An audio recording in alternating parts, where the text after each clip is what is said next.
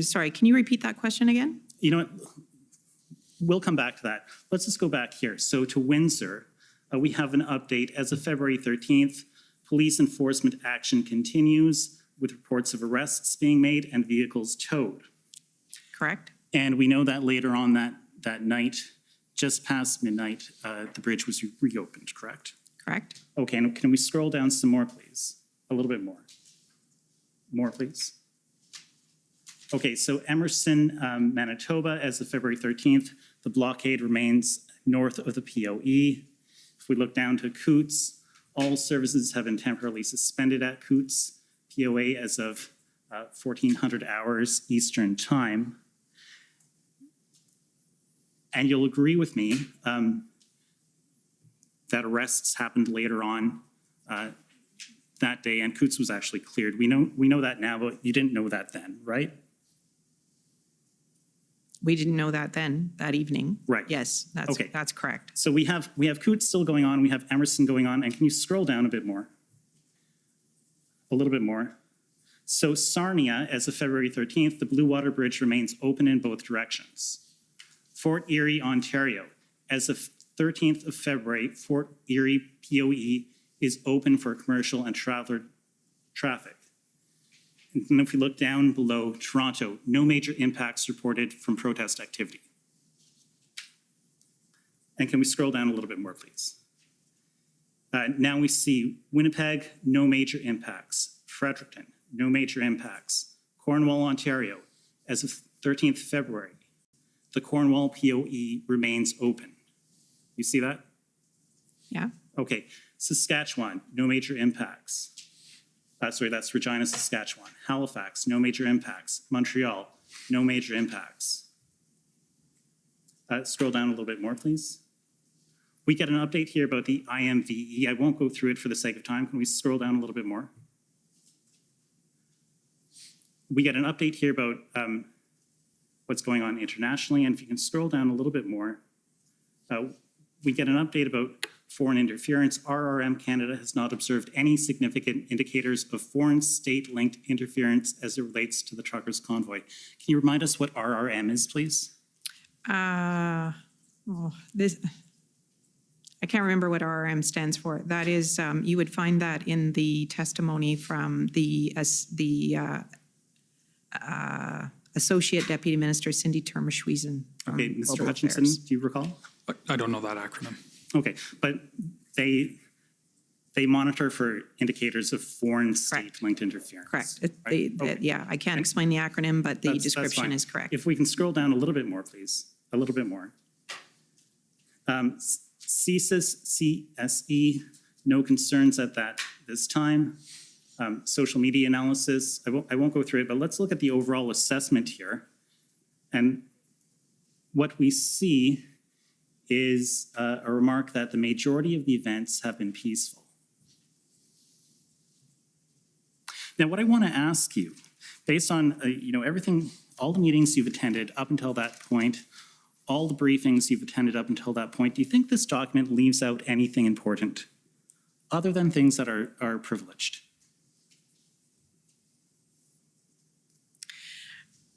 Does it leave out anything important? Anything important that the government would want to know when deciding whether or not to invoke the Emergencies Act? Does this sort of show a totality of the circumstances across the country? So I guess, first off, I need to say I'm not the author of the document. Fair enough. There is a team that pulls this information together to support the National Security and Intelligence Advisor when she would be relying on these talking points. I'm just asking you about what you would know based on all the briefings you've attended up until that time. So, not being able to go through each kind of individual situation, I think I remember where I was on that Sunday night and what I was worried about and the situation that we were seeing. So you referred early in the document to the situation in Windsor at the Ambassador Bridge was being resolved. That is true, and the point of it, the port of entry was being opened. But I think at that point in time, we were also concerned about keeping it open and what it would require in order to keep that border point open, given what the country had been through for the last 7 days, right? That situation had existed for almost a full week. So you had no fidelity over whether that situation and the need to keep that open. That weekend, like the weekend that we're talking about here, we continued to have other instances of things that were happening across the country. So for example, and I can't remember this, and you're scrolling down, the situation at the Pacific Highway. There were large demonstrations in BC at the Pacific Highway. There was a circumstance where, for example, 4 individuals were charged. Well, let me just stop you for a second. Can we scroll up to where it's going to mention Vancouver here? Just maybe a little bit right there. Okay, so as of February 13th, no delays reported at the Pacific POE by the CBSA. Yep. Okay. So here, okay, that is there. No delays, okay. But we did have an instance, right, where the RCMP has charged 4 individuals who have broken through an RCMP barricade there. I'm sorry, I made you hit your time. No, yes, you did. But it's important because what we're seeing in BC and what we're seeing in Alberta is instances of where law enforcement is, there are an increasing kind of threats. And I think that was something that we were concerned about. So that's there and that's reflected. Okay, and let me just ask you one last question just to follow up on what you said. You mentioned the situation in BC, and was that the situation with the truck, which apparently broke through the blockades? Yeah, it was a military style. That's my recollection. It was a military style vehicle that had tried to break through the blockade. And I believe that made it into the Section 58 explanation that there was a military style vehicle that broke through the blockades. That may be, you could verify that. And you are aware that by military style vehicle, they meant a vehicle that was painted in camouflage? Yeah, that may be. Thank you very much. Those are my questions. Okay. Thank you. And next, the convoy organizers, please.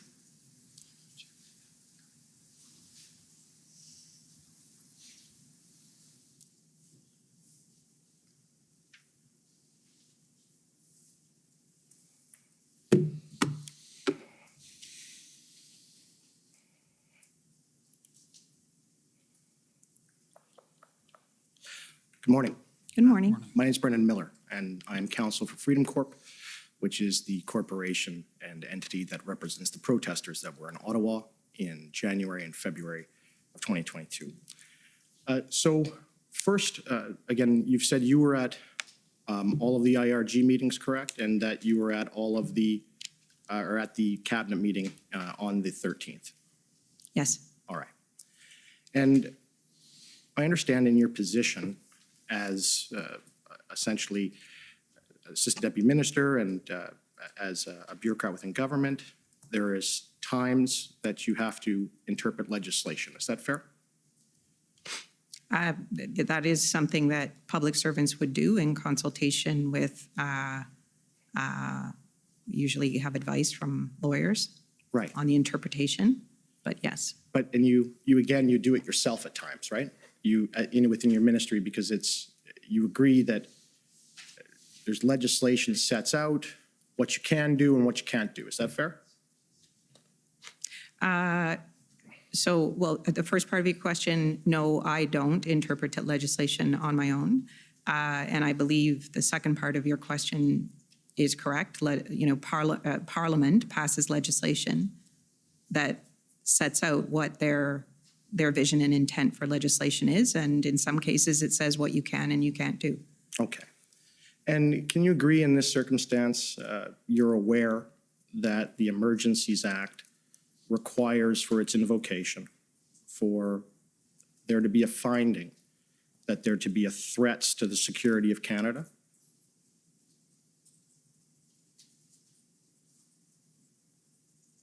I'm aware of that, yes. Okay. And can you agree with me that a threat to the security of Canada in the Emergencies Act, from your understanding, has the same meaning as it does in Section 2 of the CSIS Act? I'm going to decline to answer this. this question. I'm sorry. I don't feel that in my current responsibilities and my knowledge and understanding that I can answer that question for you. Okay. Can I please think- bring up document COM 00000739, please? It's just one of the commission documents, actually.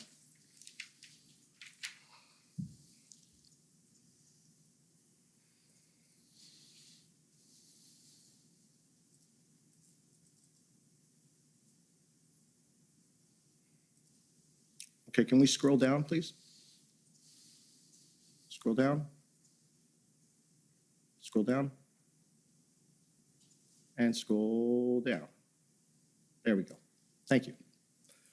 Okay, this is one of the commission documents, and I just want to know if this is your understanding and was your understanding at the time, okay? This is something that the commissioners wrote.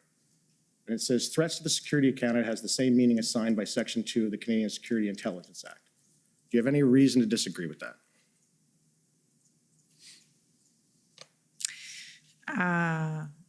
Again, I don't feel expert enough to be able to answer that question. Were you ever advised that that was the case prior to the invocation of the Emergencies Act?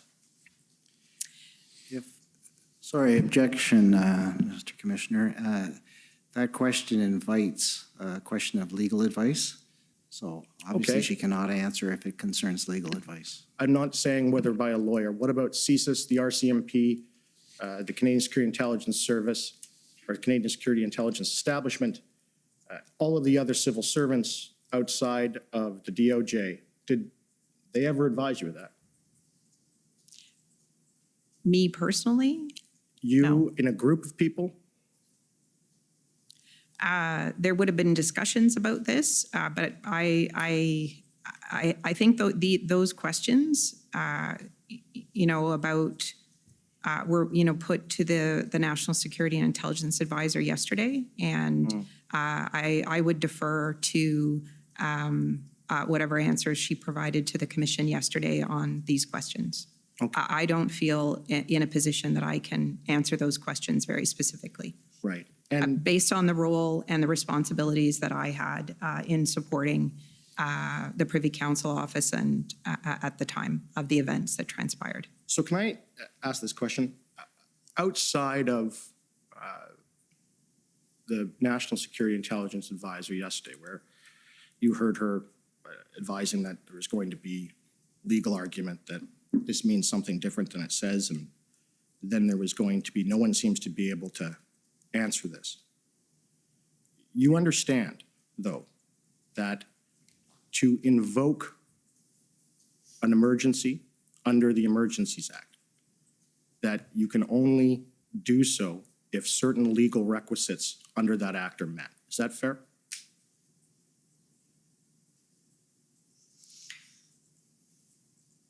I think I'm going to decline to answer this question. Thank you. Okay.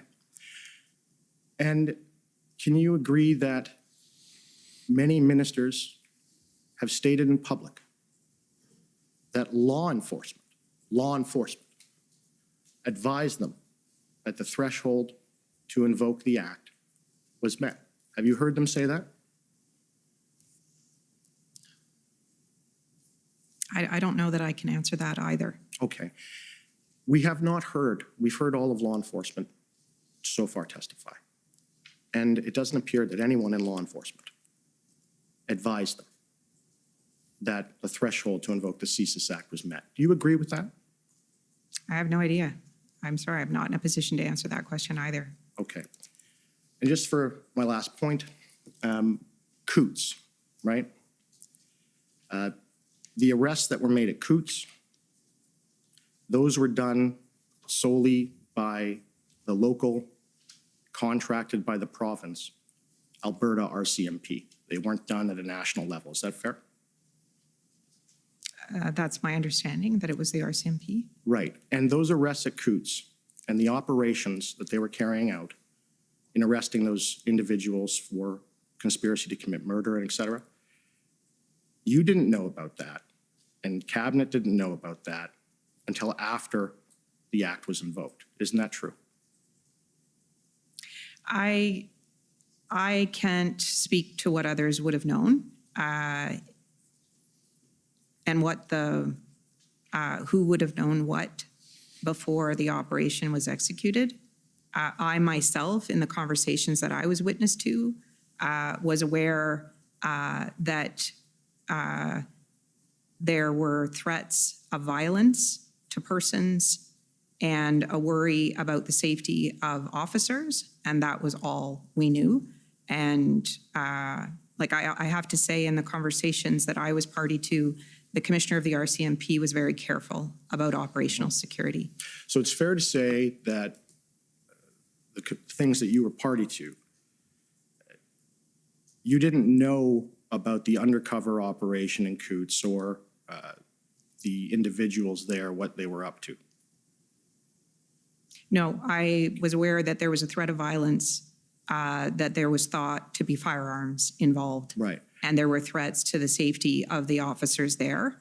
Right. And they were proceeding cautiously, and that's the extent of what I would have known about that situation. But no one advised you that it was such a threat as to be serious violence or terrorism or violent extremism that would meet the threshold in the CSIS Act. Is that fair? So I think I've already clarified what I knew. I can't speak to what others knew about the situation. So I think I need to leave it there.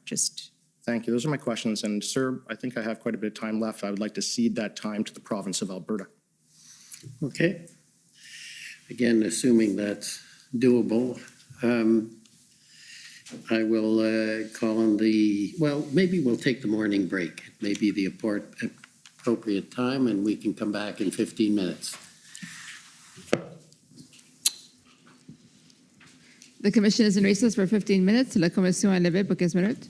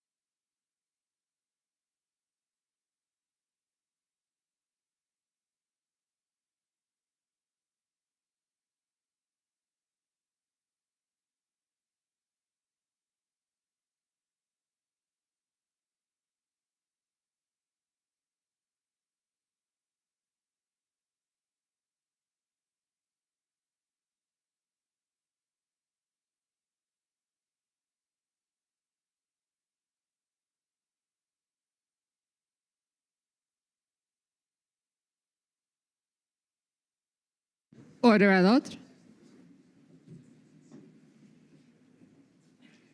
The commission is reconvened. La commission reprend.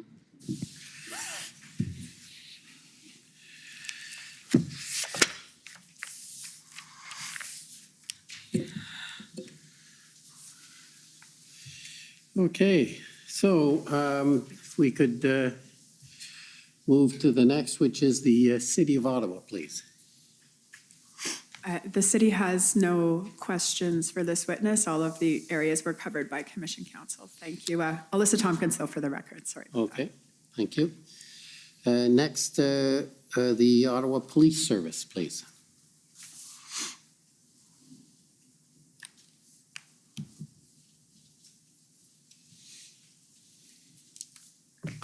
Good morning, Ms. Bogdan, Mr. Hutchinson. My name is David Michikowski. I'm a lawyer for the Ottawa Police Service.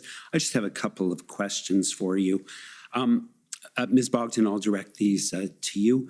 You were taken to a document on February 9th dealing with the assessment of the request from the City of Ottawa to the governments of Ontario and Quebec for the 1800 resources. Do you recall that?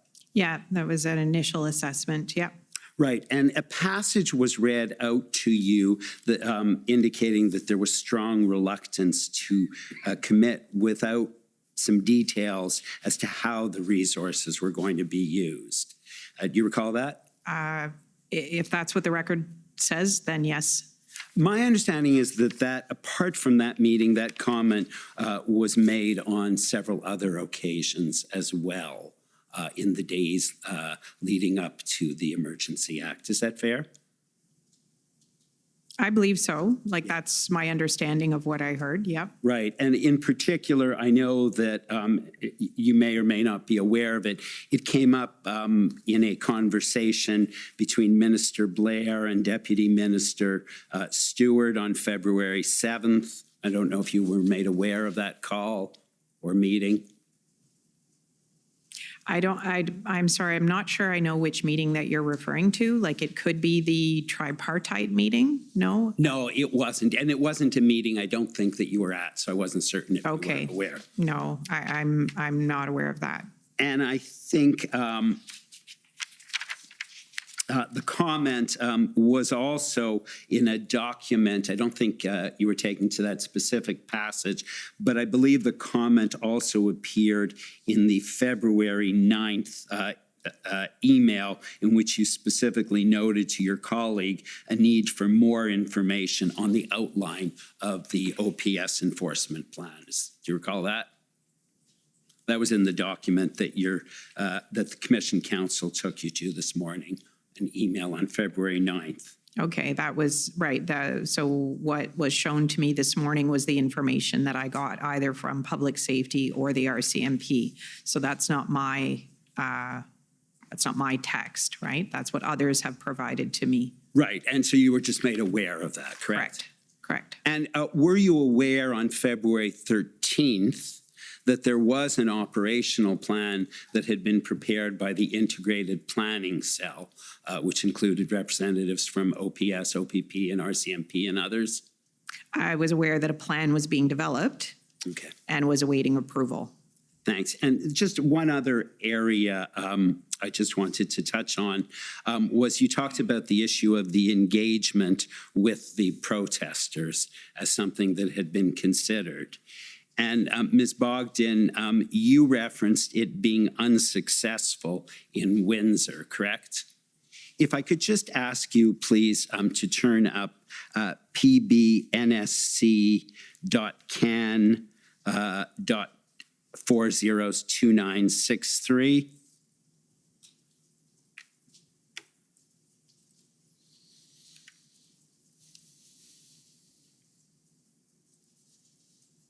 And if you just look at the first bullet in that email, Ontario sent a letter to the OPP commissioner last night, which was physically shared with protesters.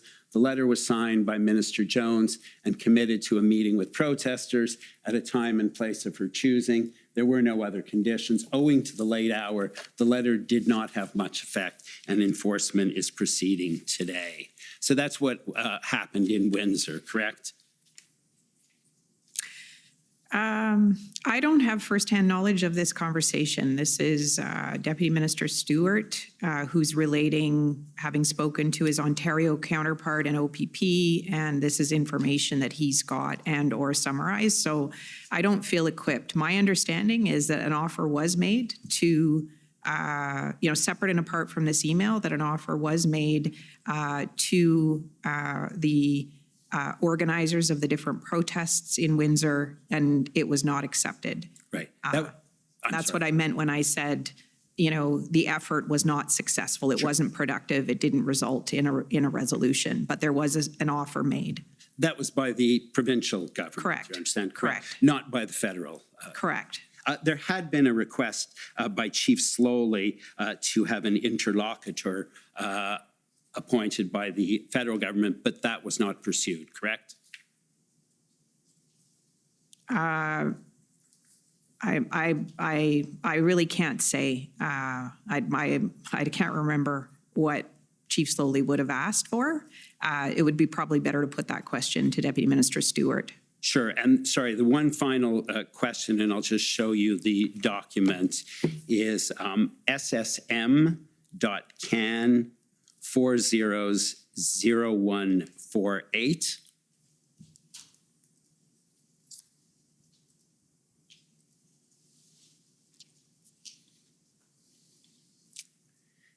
Is a, and so it starts on January 14th. It's a timeline, and you'll see there's a column, significant developments, federal decisions, then meetings.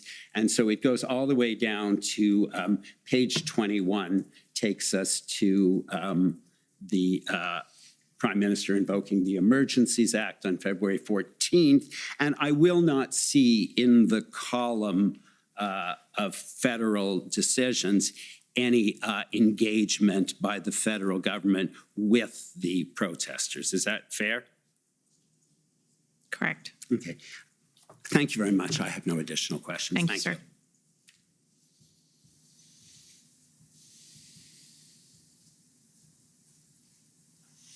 Okay, the next is the OPP, please. Good morning, Commissioner. I have no questions. It's Janine Cabersi for the OPP. Thanks. Okay, next is counsel for former Chief Slowly. Thank you, Mr. Commissioner. Nicholas DeStefano for former Chief Slowly. We have no questions. Okay, next is the City of Windsor.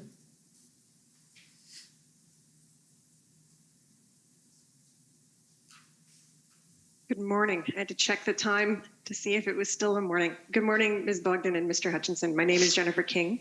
I'm legal counsel to the City of Windsor. I may take a little bit more than 5 minutes, but I understand that Windsor Police Service has provided their time to the city, and it might not take the full 10 minutes, but we'll see. So I thank my friend and Commissioner, is that, are you content with that? No problem. Okay. Yes, Tom McRae for Windsor Police Service. We will have no questions, and we ask that all our time go to Ms. King for the City of Windsor. Thank you. Thank you. All right. So, Mr. Hutchinson, at page 12 of your witness summary, you stated that even when the blockade was cleared in Windsor, police resources were required to hold it open, or something to that effect. Do you recall that? Yes, that sounds right. Okay. And were you aware at the time that there were police plans to harden the route to the bridge, and those plans were in place on February the 13th at the same time as the bridge was being cleared? I don't recall that specifically. Okay. And you've discussed today that there's a risk that the protesters would reassert a presence on the roadways. Yes, this was a pattern that we had observed across the country, that when a demonstration started, we could never take it off the list. You might have a demonstration in downtown Toronto on one day, and then you might have nothing for a few days, and then you might have it again. We monitored a lot of locations, and we also noted from time to time the need for police resources to not only clear but hold. Now, that's information that I received, obviously second or third hand. That was my understanding. In fact, I tried never to use the words resolved or cleared because it didn't seem to describe the situation very accurately. Right. So I'd ask Mr. Clerk to please pull up WIN 50932. Mr. Hutchinson, you are aware that the injunction respecting the Ambassador Bridge that was granted by the Chief Justice of the Superior Court on February the 11th was continued on February 18th. I'll take your word for it. Okay. I'll note that there is a note of this in IRG meeting minutes from February the 18th. I won't bring it up, but I'll just note that for you if that assists your recollection. Okay, so these are the Chief Justice's reasons. And Mr. Clerk, if you could go to page 8, please. Paragraph 47. And you'll see here that the Chief Justice heard evidence and made findings with respect to the efforts to hold the bridge open and the risk that the blockade would be reestablished. And I do wanted to take some time to take a look at the Chief Justice's findings here.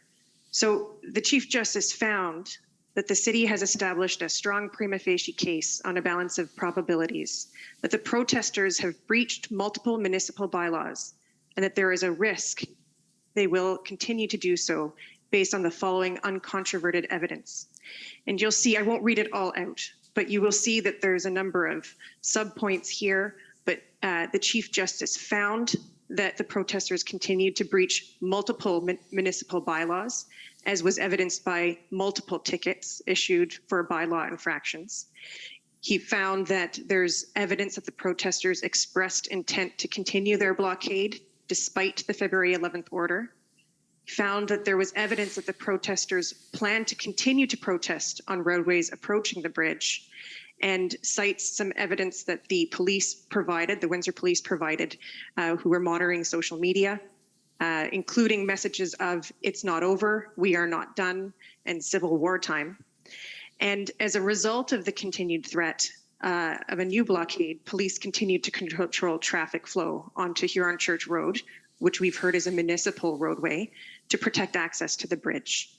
So the Chief Justice made these findings and found that the evidence clearly established that the protesters chose to ignore the order and continue to impede and obstruct access to the bridge after the order was granted. So were you aware of these findings at the time? I think I would have been aware of the injunction, but I didn't read the order at the time, nor do I recall being in any discussion of the specifics per se. Okay. Well, I wanted to show that the Chief Justice of the Superior Court of Ontario made these findings on February 18th when he decided to continue the injunction permanently in Windsor.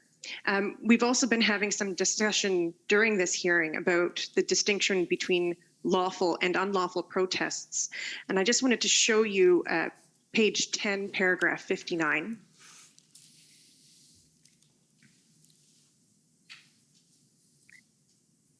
And you'll see here the Chief Justice refers to the rule of law and states that the rule of law requires that everyone obey the law. Significant, organized, deliberate, and persistent defiance of the law and court orders is a serious threat to the rule of law, which is one of the foundations of a functioning democracy. The protesters are obliged, as is every Canadian citizen, to follow the law and not breach municipal bylaws or court orders that prohibit unlawful conduct. So, I wanted to, I'm not sure if you have any comments on that, or if you were asked any questions about the distinction between lawful and unlawful protests. But again, the Chief Justice did make findings that the protests were unlawful in Windsor. Nothing that you've raised contradicts the information that I was privy to at the time. Thank you. So I do have some questions. At the end of your witness summary, you do make some recommendations, or you point out gaps in the legislation and recommend that critical infrastructure protection legislation will require collaboration across federal, provincial, municipal, and private sectors.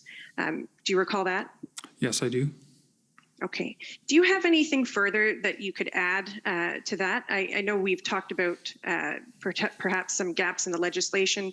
We've been asking some questions about the need for emergency management and planning. Is that something that you would also recommend? Some changes or updates to emergency planning? So in the PCO Secretariat, we get involved, as Ms. Bogdan said, in all types of different hazards and discussions about all types of different hazards. And our perception of emergency legislation is as much about what are the tools to help and what enables help, as that's kind of our focus more than anything else. I was pretty struck during the summer when the UK could declare a national emergency over heat and take steps to protect their citizens under national legislation. And to my knowledge, and I'm learning on the job, as Deputy Stewart referred to the other day, to my knowledge, we don't have that kind of a framework. We have a little bit more of a patchwork. Now, you can say that that's due to confederation versus a unitary order of government, system of government. But I do think that there's room. And I think that I would take it one step further and say that if we could strengthen the tools and the frameworks around protecting critical infrastructure, we could actually, by doing that, we'd be protecting the space for legal and safe demonstration in our democracy. Because the rules would be clear and the protection of what impacts people the most would be well protected. Thank you for that. I think, as representing the city of Windsor, I think we've seen, and if you'll agree with me, that these protests in January and February have also emphasized the need for collaboration with the local authorities and the first responders who are responding to these on the ground. And as you're aware, municipalities respond to the vast majority of emergencies in Canada. Would you agree with me that it's important to have the local level engaged in this planning and any discussion around updating legislation and frameworks around emergency planning? Yes, so taking the comment in a very general sense, like not commenting on this situation specifically, we're well aware from all of the situations that we manage that municipalities tend to be, and communities tend to be the first responders. And we have to have the systems of support in place. Not that I'm suggesting in any way, shape, or form that the federal government should be out of its lane. That's not what I'm suggesting. But the lines of support, the lines of communication, the shared planning where necessary, the collaborative planning, those would all support each level or order of government being able to fulfill its function to the fullest. Thank you. Those are my questions. Thank you. Thank you. Next, I'd like to call on the NPF, National Police Federation. Thank you. Lauren Pierce for the National Police Federation. We have no further questions for these witnesses. Thank you. Okay, next for the Government of Saskatchewan, please.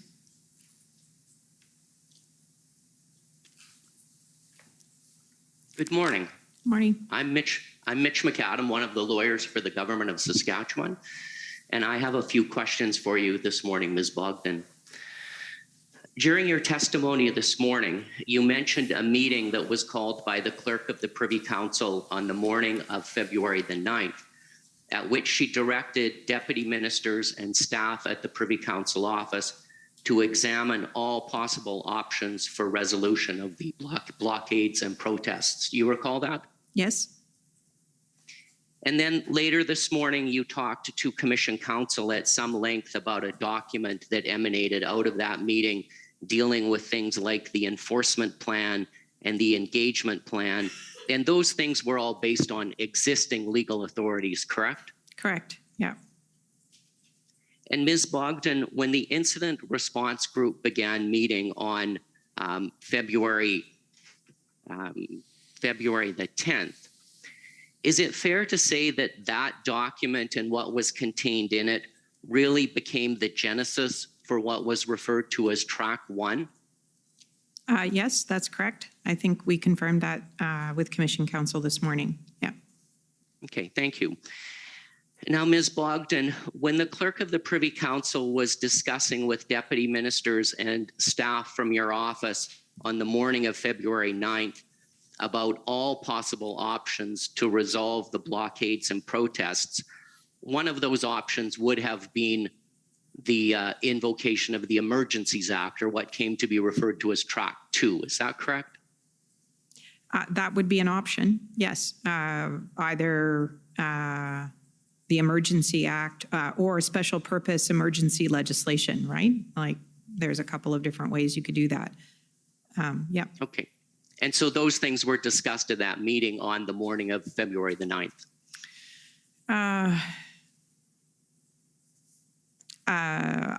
Yeah, to a certain extent, yeah. Okay. And then they were certainly on the table when the incident response group met on February 10th. Isn't that correct?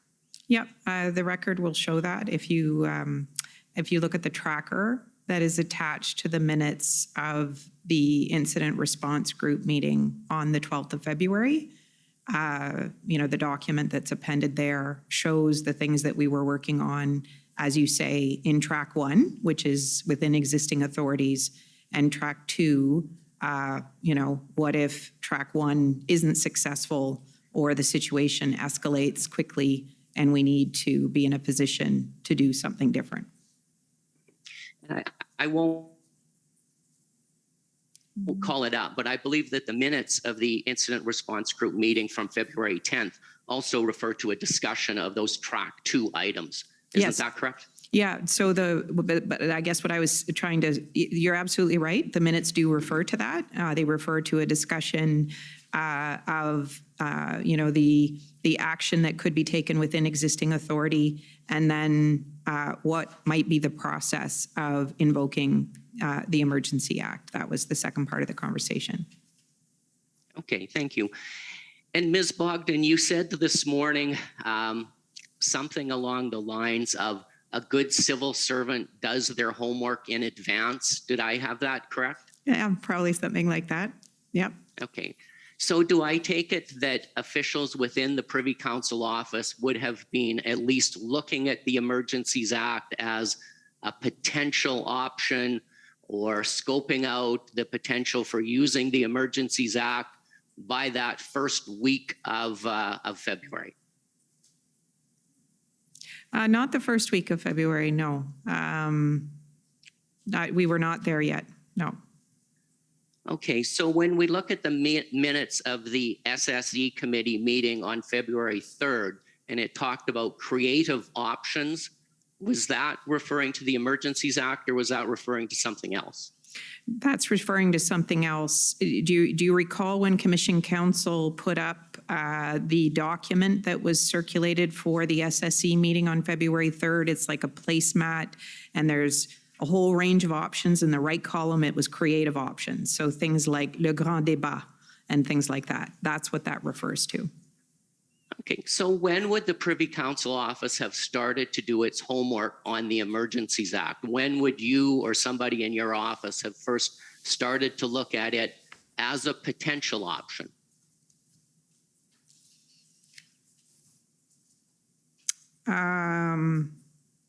It would have probably been on or around the 9th. Okay, so it would have been only a day before the first meeting of the incident response group when it was being discussed there. Yep, I think and that's right. No work was done on the Emergencies Act before that. So I can't say that definitively. Work would have been being done by a lot of different people on an anticipatory basis that, making sure, as I said, that we've done our homework and we would be in a position to answer questions, right? Like if the government turned to the public servants and said, what's involved with invocation of the act? You need to be able to answer all kinds of first order questions, right? Everything from the threshold that's to be met to what's the parliamentary process, what kinds of considerations do you want to be thinking about? So I can't say definitively who was working on what. I wasn't directing that work. So I'm not being evasive. I'm just trying to understand it was all hands on deck at that point, and I can't speak to every part of the public service. Do you know if that work was being done within the Privy Council, or was it in within the Privy Council office, or was it in a different department? I can't say definitively. I know there was work being done in the Privy Council office. As to how other departments would have been implicated, I can't speak to that. Okay, thank you very much. Those are all of my questions. Okay, thank you. Okay, thank you. Next, if I can call on the Government of Alberta, please. Good morning. My name is Stephanie Bose. I'm counsel for the province of Alberta. Just a couple of quick questions about the RFA process. Whose responsibility is it generally to send a formal response to an RFA received from a province? Sure. The normal process would be for the response to be sent from public safety, and we usually speak about the official side or the political side, or MINO, which is an acronym for Minister's Office. Normally, the signed letter from the minister would be sent by officials in public safety. Okay, thank you. Are you aware that a response was drafted and approved by Minister Blair to Alberta's RFA, but does not appear to have been sent to Alberta prior to the invocation of the Emergencies Act? That's my understanding. Okay, do you know why it was not sent? I can't answer that question definitively. What I can tell you is that I have been personally involved in trying to determine where the letter ended up, and I have all indications to me at this point are that it didn't get sent simply due to human error. There was a belief on the public service side that this was being done exceptionally from the minister's office, but the minister's office had no reason to believe it wasn't being done through the usual process on the public service side. So there were people who had the letter, signed letter, but to my knowledge, I can't find any record of it having been sent. All right, thank you very much. Those are my only questions today. Okay, thank you. I guess nobody's taken up the offer. This is, okay, so we're finishing a lot sooner so far. Government of Canada, please.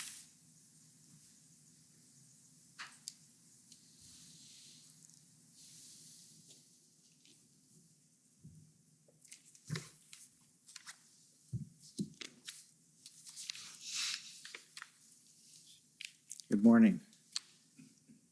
The document I'd first like to take you to is Could you one. just, for the record, identify yourself, please? Sorry, Robert McKinnon, Government of Canada.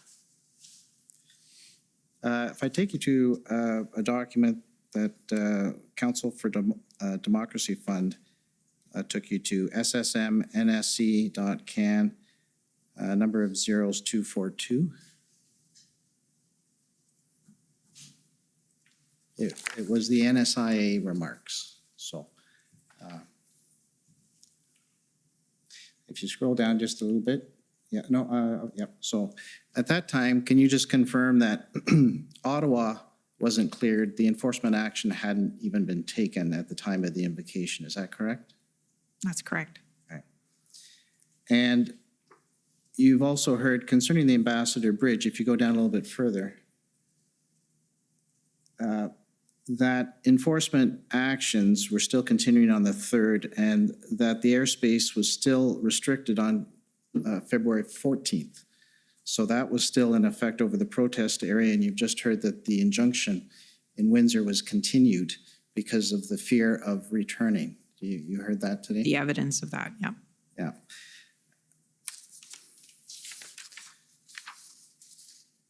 So in your mind, or those with whom you're consulting, was there a fear that the protesters would return to the Windsor site? Yeah, that was definitely something that we were alive to, that possibility that you would continue to need resources to keep that open. If you keep scrolling down under page 5, or top of page 5, that's it, yeah. So it also mentions policing issues of note. In the remarks, RCMP is assisting in various impacted areas across the country and is focused on areas where enforcement or the risk of escalation is most acute. Do you see that? Yes, that's So correct. So is it true to say that by no means had the escalation events subsided to a calm? Correct. How would you describe, either of you, your perspective as of February 14th, when the invocation happened, concerning the events? Well, I mean, I think I would describe the situation as highly concerning, unpredictable, still a lot of uncertainty, no clarity on what the plan was for resolution in Ottawa, concerns about, the border point at Ambassador Bridge. I had referred in my earlier testimony to the escalation of violence towards law enforcement that we saw in BC, and I think towards RCMP officers in Coots. The prospect that, this situation could continue to get worse if left unintended and if nothing was done to change the trajectory of the situation. And Mr. Hutchison, do you have any comment on? I concur with that description. As I said earlier, my perspective was very much that that a momentary pause in a demonstration had not, up to that point or after, frankly, proven to be an end of a demonstration. So my view that weekend was that there continued to be a national crisis, that it was impacting communities in almost every province, that we continued to see injunctions, emergency legislation being used, sort of extraordinary actions, and evidence throughout this inquiry has talked about how unique this situation was. But then the conversation has tended, with all due respect, has tended to be about specific locations. I think on the 12th or 13th, stepping back and looking at it nationally, it continued to be a unique situation with a lot of tools in play, but not a sense of resolution to the threat that continued, particularly, to my way of thinking, particularly around the economic threat, which I understand would be a threat to property. So if you scroll down a little bit further where it has Ottawa on page 5,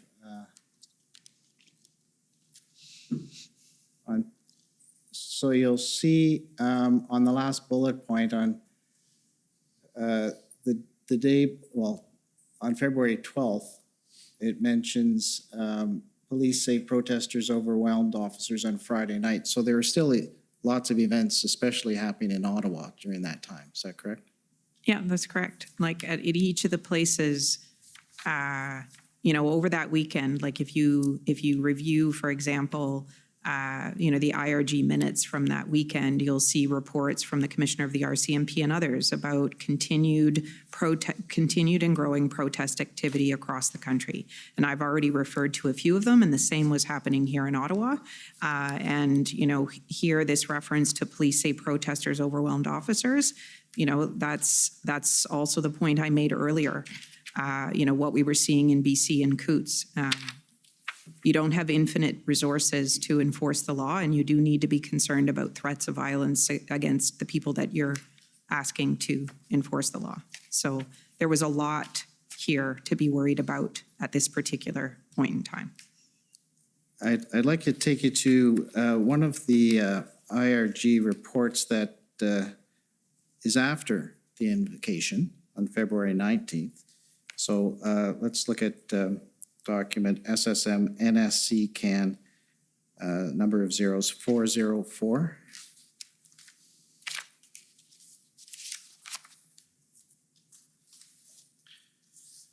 So this is a day after enforcement action had begun in Ottawa. This is February 19th. And if you could go to page 5.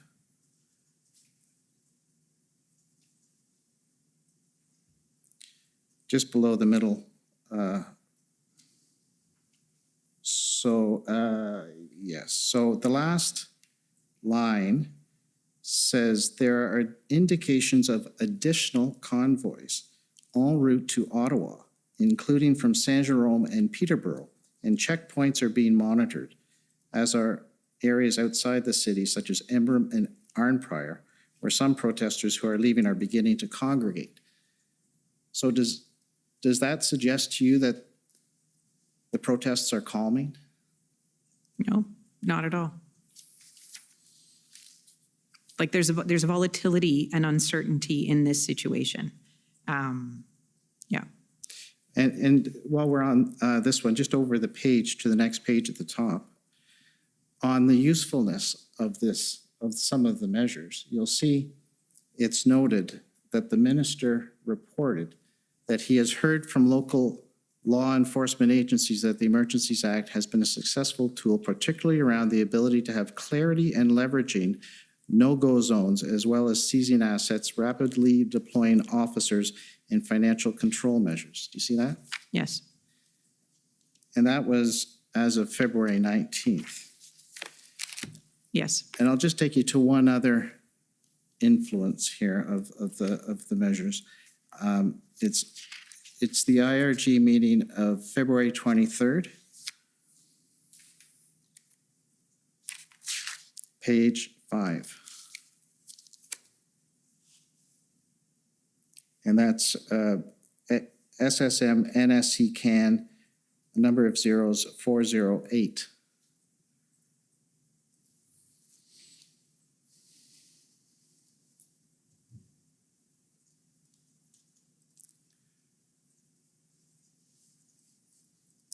Oh, okay, there you go. So it's about the middle paragraph, across the country. Yes. So across the country yesterday evening, and this is February 23rd, the day it's revoked, Winnipeg Police issued a notice to protesters gathered near the provincial legislature, advising them that I had 24 hours to leave and providing a pamphlet outlining potential consequences of not doing so. The pamphlet mentioned enforcement under the Federal Emergencies Act as one of the possible measures that police would use if protesters did not vacate the premise by a certain time there. You see that? Yep. This is using it as a deterrence and, yep. Okay. So I'll take you back to another document, that has been referred to concerning the engagement strategy, just to make sure we understand the evolution of it. So SSM.can. Number of zeros 8757.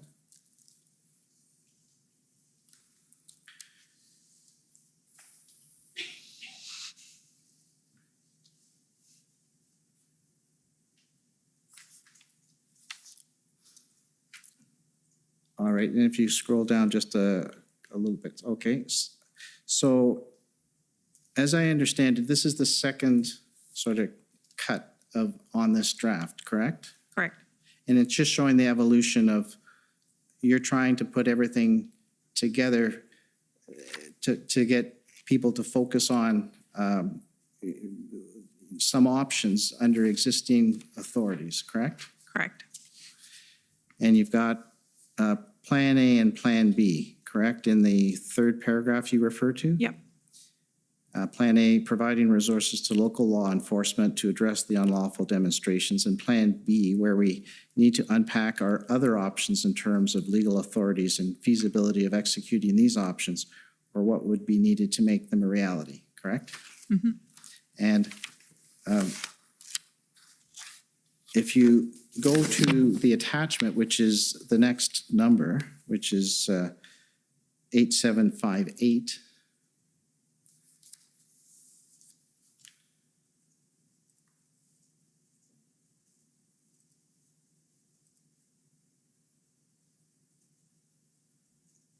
so if you scroll down a little bit, then you have Plan A and Plan B for different cities, and you'll see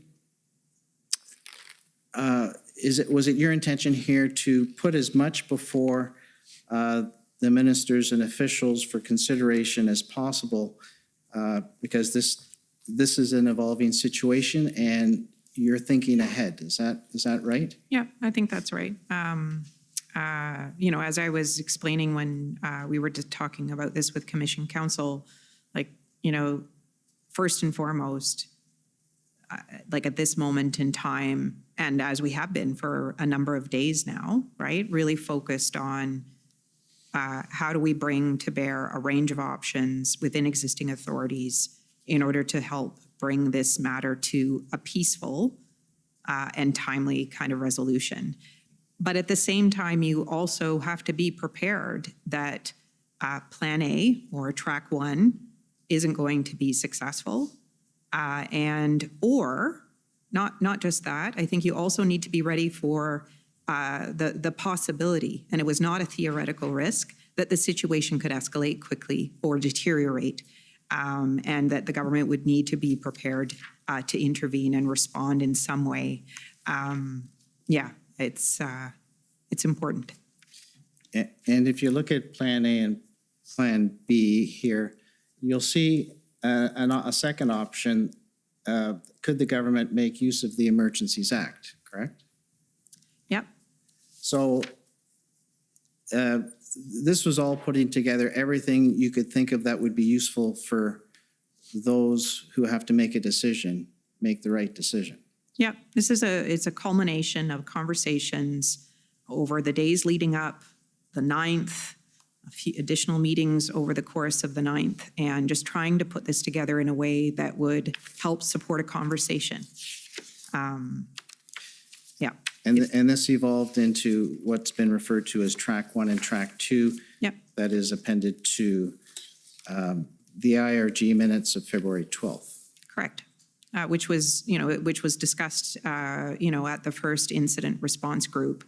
What you find in the minutes of the meeting of the 12th is actually a reflection of what was discussed on the 10th, which is, So just so I can make sure, I'm not going to go over your testimony from before, but just to confirm that your role in your position is to ask the questions, what if, and figure out scenarios looking ahead. Is that correct? Yeah, is to encourage that. It's a collective responsibility, right? That PCO would have, and actually departments would have in this instance, is to make sure, as I said, that we're ready to advise the government in a range of different scenarios that might materialize. Like remembering where we are. We're in an unprecedented situation that is vacillating day by day, hour by hour, with new information, imperfect information, and so we need to be ready.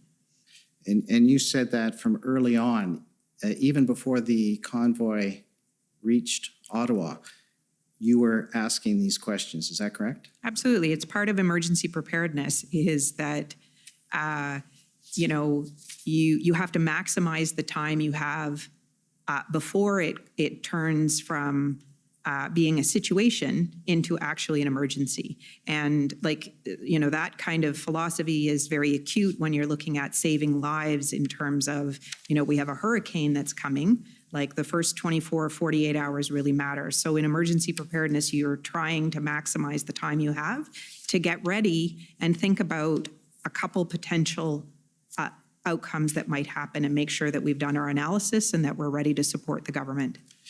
And is it your responsibility and others at PCO to make sure to convene the right committees or groups in order to deal with these situations? Correct. And so you mentioned that you've first started with these questions that you asked after the first weekend, and you got together with, there were certain ministers, you mentioned 4? Yes. Right? Ministers to discuss on a daily basis, is that right? We were organizing situational updates on the situation, so they had the latest information, because of course ministers are having their own discussion with provincial colleagues. They need the latest information and talking about actions that are being taken. And then that moved into another phase of the SSE meetings, is that right? Correct, where we're convening a larger group of ministers. And it moved there because of what reason? Like I think as I said in my testimony earlier, when we convened the first cabinet committee meeting on safety, security, and emergencies, we're midway through the next week after the weekend in Ottawa. We have a situation, a blockade in Coutts and an occupation in Ottawa, and we have no fidelity over how this situation is going to get resolved. So, there's a need to support ministers in coming together and having a conversation about that and what, are the range of things that the government might want to do or to think about to help bring the situation to a resolution. All right, so it went from late January, from looking ahead with scenarios to meetings with 4 ministers, to February 3rd, to the 8th with SSE meetings. Correct. And then what was the reason to move from the SSE meetings to the IRG meetings on the 10th, 12th, and 13th? Well, I think there we are in the middle of the second week. If I like the 9th, the 10th, we're in the middle of the second week. The situation has gotten worse. There's uncertainty about how it will be resolved, and need to begin engaging and providing advice to the Prime Minister and others about the range of options that the government could consider at that point in time. I'll just take you to one last document, and that's the IRG meeting of February 12th, and your tracker is attached to that. So that's SSMNSC.can, a number of zeros, 214.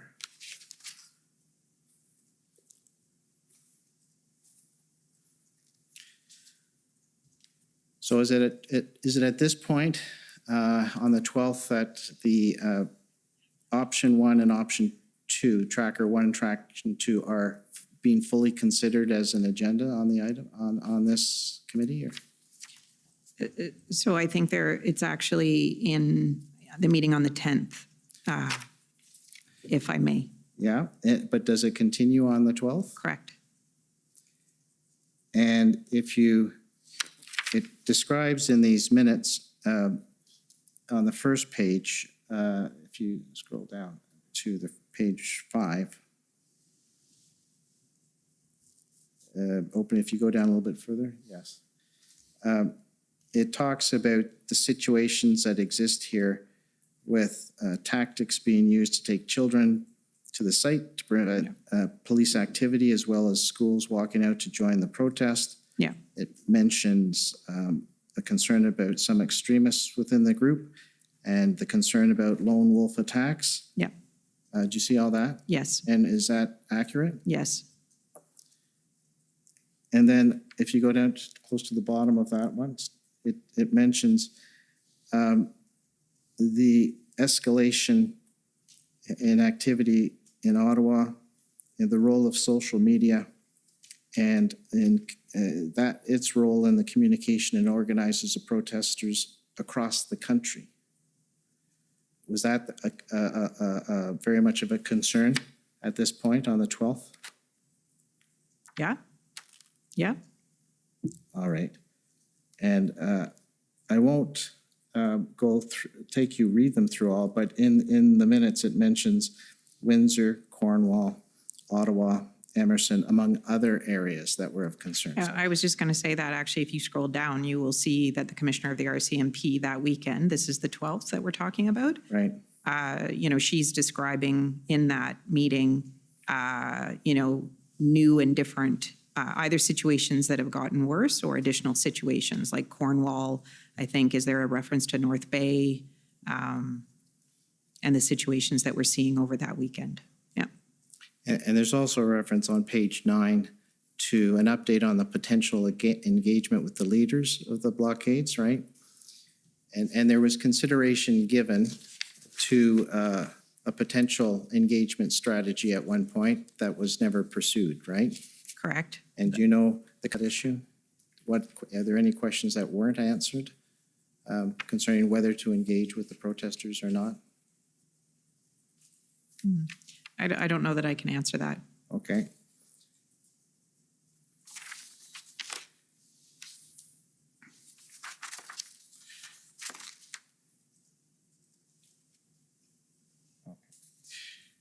All right, those are all my questions. Thank you. Thank you. Okay, any re-examination? No re-examination. Okay, I just have one question, and it goes back to towards the beginning of your evidence, and this is before the. I can't remember the exact date, but it would be before the first weekend. Yes. And you said that you were preparing for what you knew and what you didn't know. Correct. But you said you were preparing for what if it doesn't go well. Yeah. And I just wonder, what did you do to prepare for what would happen if it did not go well? Right. So I sort of described kind of the ways in which it could not go well, right? We had this large group of people in that. And so what were the kinds of things we did? So, we are, for example, preparing to be able to bring ministers together very quickly and organize an ad hoc cabinet committee meeting, whether that would have been safety, security, and emergencies, or the incident response group, right? So there's some very practical things that you're doing to make sure that you have the ability to reach ministers in short order and bring that group together, if there's a need to do something. So you're kind of thinking along those lines. But at that point, I think the scenario that I was most worried about was the potential for, violence or, a clash with law enforcement, and that somebody might get hurt or a loss of life. And in that case, that's a public order situation, and law enforcement would deal with the first line of response to that. But it's happening in the nation's capital. There might be a need for, a government or several government ministers to say something about that. And so just thinking about, if that situation materializes, who's on first, who's on second, is everybody clear about roles and responsibilities? How would we get ministers together? Now, there's a theoretical risk that it could be worse than that, but we just need to know what the machinery is and what we would do, and, kind of what happens in the first 4 hours, first 12 hours. And that's the kinds of things that you're thinking about. So to try and summarize, it's to be able to kick in the decision-making process. Correct. But it isn't something concrete such as No, there's nothing to preparing do. physically. Right. So this kind of situation could arise at any time, right? And so we do have existing structures that kick in, but, it is COVID. People are working remotely. Ministers are not all necessarily located in Ottawa. Do we know where everybody is? Can we get the ministers, prime ministers together quickly if that need arises? Okay, thank you. So thank you very much for coming and providing your testimony. It's very helpful and appreciated. So you're free to go. Thank you, sir. Thank you, sir.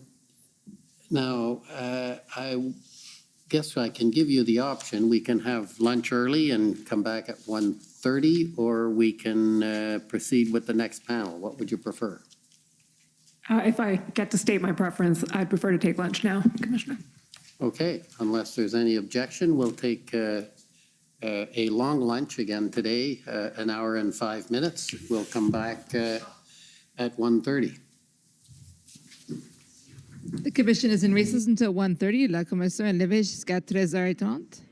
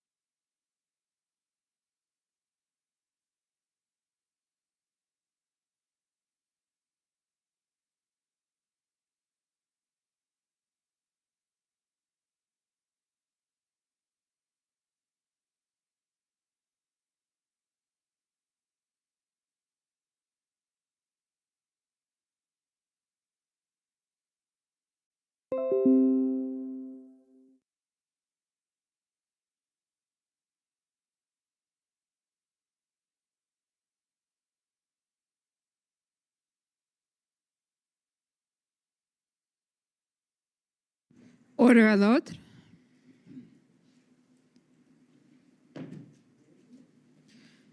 The commission is reconvened. La commission reprend. Okay, good afternoon, bon après-midi. So we have a panel of witnesses. Okay, Commission Counsel, please.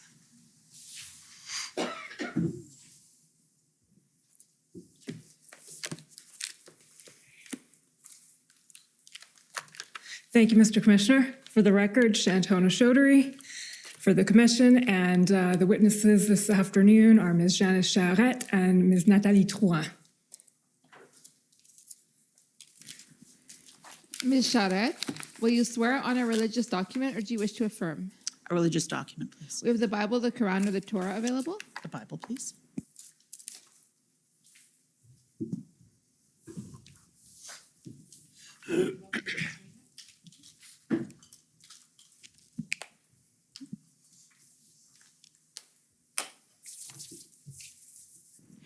For the record, please state your full name and spell it out. My name is Janice Charette, Janicecharette. Do you swear that the evidence to be given by you to this commission shall be the truth, the whole truth, and nothing but the truth? So help you God. I do. Thank you. Ms. Drouin, will you swear on a religious document or do you wish to affirm? Je vais faire une affirmation solennelle, s'il vous plaît. Par affirmation? Yes, an oath, an oath. For the purposes of the public record, will you give us your name? Nathalie Drouin, Nathalie Drouin.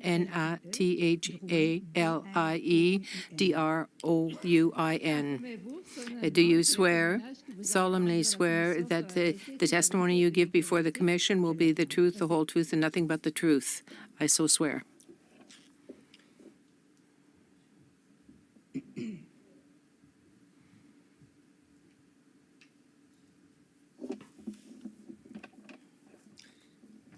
Good afternoon, Ms. Charette, Ms. Drouin. Thank you for being here. We'll just start with some housekeeping, introducing your witness summary. So you'll recall having sat for an interview with Commission Counsel on September 29th, 2022? I do. Okay. Ms. Drouin? I do. Okay. And after that interview, Commission Counsel prepared a summary of that interview, which you have reviewed. Can you confirm that that summary was accurate? I can. I confirm. Okay. And for the record, that is, Mr. Clerk, WTS.6074, but no need to pull it up right now. Okay. Ms. Charette, I understand that you are the clerk of the Privy Council. I am. How long have you held that role? I was named as the interim clerk of the Privy Council in March of 2021. So that is about 18 months or so ago. And I was confirmed in the role as the clerk of the Privy Council in May of 2022. Okay. And what was your background before that? I've been a senior public servant I think I've been a deputy minister for almost 20 years. Before being named as the interim clerk of the Privy Council, I was the High Commissioner for Canada to the United Kingdom of Great Britain and Northern Ireland. And previous to that, I was actually serving as the clerk of the Privy Council. I've held roles as the Associate Clerk of the Privy Council, Deputy Minister of Intergovernmental, the Deputy Minister of then Human Resources and Skills Development, of Immigration, Refugees, Citizenship, Associate Deputy Minister of Health, and as you can tell, a number of roles over my career. It's a long list. Okay. And Ms. Drouin, you were the Deputy Clerk of the Privy Council. Exactement. And how long have you held that role? J'ai été nommée sous-greffière. I was appointed in August 2021, and before that, I was Deputy Minister of Justice Canada, and 2016, I was Minister of Justice in Quebec. Are you wishing to testify in French, or I'm going to do the same thing. Sometimes I will answer in English, sometimes I will answer in French. So question, perfect. Question. The role of the clerk of the Privy Council. It's well understood by you, but maybe not by everyone here. And if I can just pipe in, you have a tendency to speak very quickly, Yes, which I'm okay. sure comes handy when you're delivering messages to the government, but if for Slow. here, it's useful to slow down. I for actually wrote the translation. word slow down, just so that I would try to remember that. Thank you, Commissioner. The Clerk of the Privy Council and Secretary to the Cabinet is the full title of the position. And I would say that that basically encompasses three roles. The Privy Council Office is the department of the Prime Minister. And so I serve as the Deputy Minister of the Privy Council Office and the Deputy Minister, therefore, to the Prime Minister. I am the most senior public service advisor to the Prime Minister and to his office. I'm responsible for the overall management of the Privy Council Office and the discharge of all of our functions and responsibilities, and making sure that, so it's kind of the administration side, but I'm also the advisor on all matters that would be before the Prime Minister for his consideration and decision. Second part of the role is the Secretary to the Cabinet.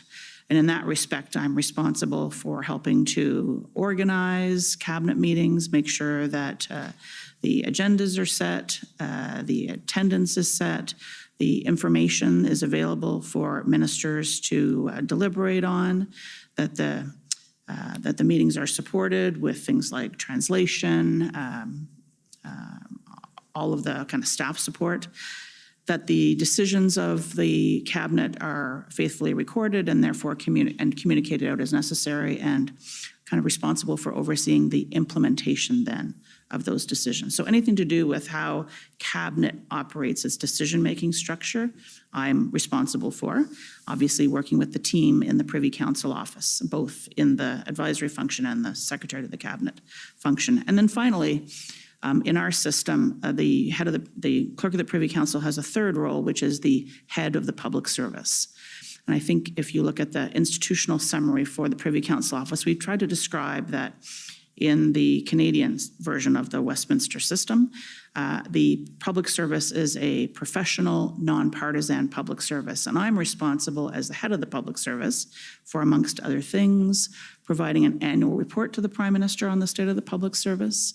In this respect, I also provide advice to the Prime Minister on the appointment and performance of deputy ministers and other senior officials, and basically for making sure that the public service is ready to be able to serve the needs of the government and of the country today, and also a stewardship role into the future.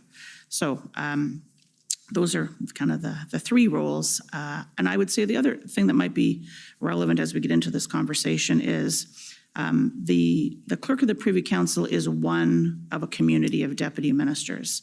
I think in the expression would be primus inter pares. You are one amongst others, and I very much work with the community of deputies in order to be able to discharge those functions.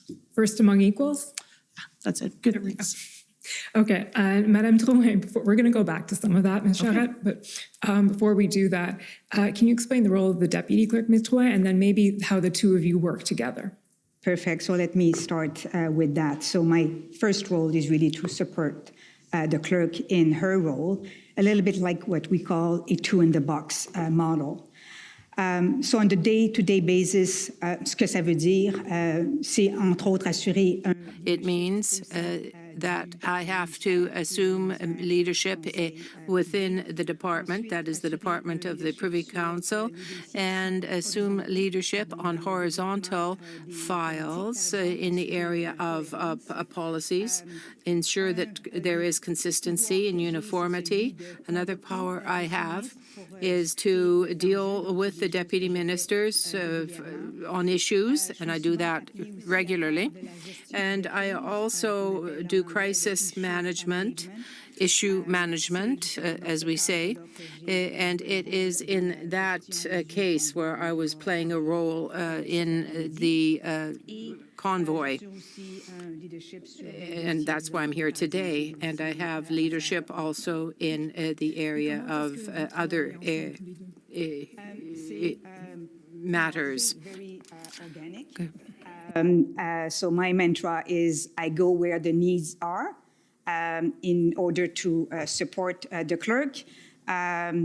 more instinctively. I go where I have strength, competencies, and capacities to support her in her main role, advising the Prime Minister and the Cabinet. So this is, how we work. On a weekly basis, we will reassign, where I should put my attention and efforts, and what file I should keep under my radar. Can I just add a little bit to that, if that's all right? Of course. So perhaps I'll just add two things. I think one of the operating styles that Madame Dedoyen and I've tried to follow is that if I'm not there, Natalie is briefed up enough to be able to handle it, to be able to deal with any issue, and vice versa, so that we are not completely interchangeable, but that there is leadership at any point in time, because people have holidays or whatever else to do. And secondly, I don't think either one of us mentioned that we also have a number of ministers within the Privy Council office portfolio. And I might forget one here, but I'll try not to. So the Minister of Intergovernmental Affairs, who are supported by the PCO. And that's Minister LeBlanc? Minister LeBlanc, that's right. The Government House Leader, that's Minister Holland. The Quebec Lieutenant, which is an intergovernmental type of function, that's Minister Rodriguez. The Minister of Emergency Preparedness, that's Minister Blair, and I have now forgotten. And the DPM. And of course, the Deputy Prime Minister, that's right. In her role as the Deputy Prime Minister, she also gets support, of course, from the Department of Finance, but in her role as the DPM, we do provide her some support as well. Okay, so as the senior advisor, as you said, within the public service to the Prime Minister, can you explain a little bit the interaction between PCO and PMO, and just explain how those lines of communication work, how the Prime Minister is briefed, how you communicate with him, those general things? Sure. I think the term that Madame Dedoyen used of organic maybe applies here. There are many, many routes in terms of the flow of information and advice between myself and team in the Privy Council office and the Prime Minister's office and the team that support him there. When it comes to the Prime Minister himself, it gets more structured, and I'll come back to that in a moment. There would be daily conversations going on between PMO and PCO staff, whether it's around information exchange, trying to think about how to manage an issue, surface a problem we're trying to solve, exchange information. Any number of things in the course of a day would take place. In terms of the advice to the Prime Minister, when it comes to the exchange of information with the Prime Minister, in some cases you will see, I think even in evidence of documents that have been submitted to the Commission, that if it's for the purposes of just sheer information, you would see a briefing note perhaps prepared by one of the Deputy Secretaries to the Cabinet. But if it contains advice, it contains a recommendation, if we write to the Prime Minister for the purpose of decision, that would come through me. In some cases, some of those briefing notes may also go through Madame Dedoyen. And if I'm not around, Madame Dedoyen can sign off on briefing notes, decision notes for my over my signature. So would it be correct to say that all formal advice to the Prime Minister from the Privy Council office goes through one of you? I think that would be fair to say, yes. As well, we have a number of opportunities to provide oral information, oral briefings to the Prime Minister as well. I have a regular bilateral meeting with him every week, which is joined by the Chief of Staff to the Prime Minister. That is Katie Telford. And sometimes other members of the Prime Minister's staff will join us. And that's a session where sometimes the Prime Minister has items, I might have items, the Prime Minister's office may have items, but it's kind of a regular once a week touch base. Traffic management, advisory, decision, kind of whatever is on the issue of a plate of the day. Every second week, the Deputy Prime Minister will be joining into that meeting as well. So that's a regular structure. We may have issue-based meetings or briefings with the Prime Minister. We've done for a very long time. We were doing frequent 3 times a week briefings of the Prime Minister and his office, sometimes with ministers on the COVID situation, for example. That might involve senior officials from other departments, Dr. Teresa Tam, the Chief Public Health Officer, officials from the Public Health Agency and Health, and so on and so on. You get the picture. When there is a cabinet meeting that the Prime Minister is involved in, we almost always have a pre-brief session with the Prime Minister where we'll go over the agenda, the kind of the run of show, who's going to say what, the key issues to be deliberated. So he has a focus on, in addition to the written briefing material we would have provided, kind of what are the key issues he's trying to adjudicate at the session, what are some of the perspectives he may want to be listening for, where's the area or the zone for a possible decision. And we would be doing that before our cabinet meeting, for instance. And certainly, I think, which will be relevant to the work of the commission before an incident response group. Thank you. That's helpful. We're now going to move to the sort of, I'll say the meat, but the early days of the convoy, the Freedom Convoy, the events that the inquiry is concerned with. But just picking up on the last point you made in terms of the communication lines and briefings, could you set the stage for us in terms of what was going on in government at the time at a very practical level as well as a sort of ideas level? So were things happening virtually? Where were people working? Where were you? Where was the Prime Minister? That scene. Right. Cast your mind back, we were in January of 2022. The country, like many other countries around the world, was dealing with the Omicron variant of COVID. We actually had, I believe in mid-January, record levels of hospitalizations, even higher than previous peaks of the COVID outbreak. And so the vast majority of the public service was working remotely, although there were some people by dint of their function who had the need to come into the office to access secure materials or so on. But it was a kind of the public health advice was to be working remote by default, and that's where the bulk of the public service was. The same thing for, I think it's fair to say, for the Prime Minister, ministers, and political staff. So we were all working remotely. I remember this well because there was a cabinet retreat that was held in the week of, I have a little calendar here to try and remind me of dates, the week of January the 24th. That would have been the first cabinet retreat that had taken place since the government was formed after the 2021 election. And I think everybody was hoping that that was going to be an opportunity for a face-to-face, and unfortunately ended up being a virtual. We are very fortunate to have secure video communication so we can actually have cabinet meetings held virtually, and so we were able to do that in the week. There was a lot of other issues that were before the government. I think you would have heard from other witnesses as well that we were monitoring the potential for an emerging situation in Ukraine. And trying to prepare for what possibly could happen at that point in time. And so as we came out of the cabinet retreat, I believe was 2 or 3 days, and that's when we started to hear the early signals that there might be a protest or a series of protests happening in Ottawa and potentially other locations. Now, I should say that as of January the 15th, there was a change in the public health measures related to COVID that affected truckers in the country. It affected cross-border traffic. And that change was for truckers that were unvaccinated coming back into the country. They had been previously exempt, and they were now going to be subject to public health measures. And so we were monitoring very closely both the implementation of that measure as well as talking to the Trucking Association and monitoring, because it was clear that at that point in time, despite the very serious record levels of COVID we were facing, that Canadians were kind of getting a bit fed up at that point in time with the restrictions and the measures and what they were having to deal with. So that was very much on our minds. We were getting ready for the return of the House of Commons. They had been on a parliamentary break coming out of the holiday season, and the House was due to resume on the 31st of January.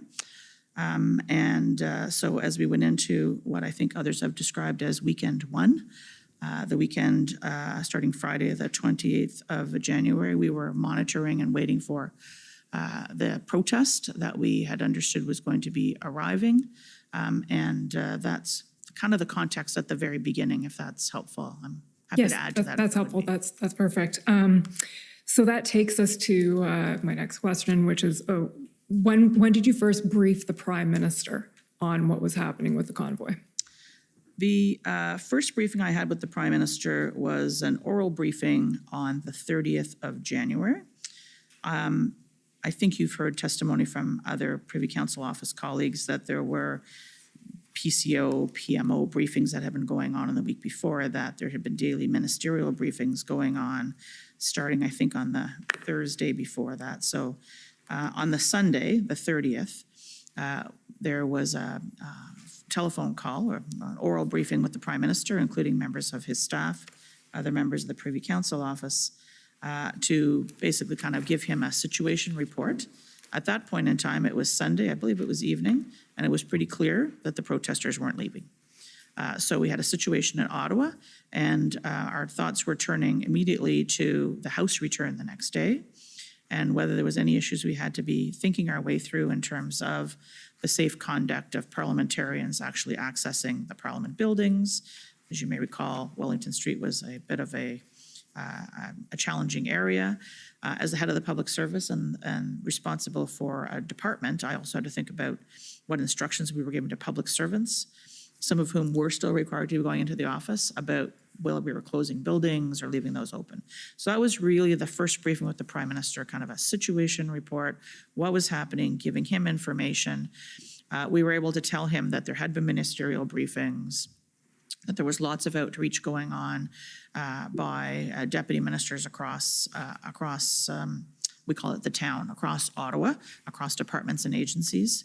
And so that was, I wouldn't say that we sought any decisions from him at that point in time, other than to have a conversation about, were we well connected, for example? Were the right people talking to parliamentary officials, to the Sergeant at Arms, the Parliamentary Protective Service? Were they connected up to law enforcement and security agencies to make sure that, Parliament, the epicenter of our democracy, could function well starting the next day? Okay.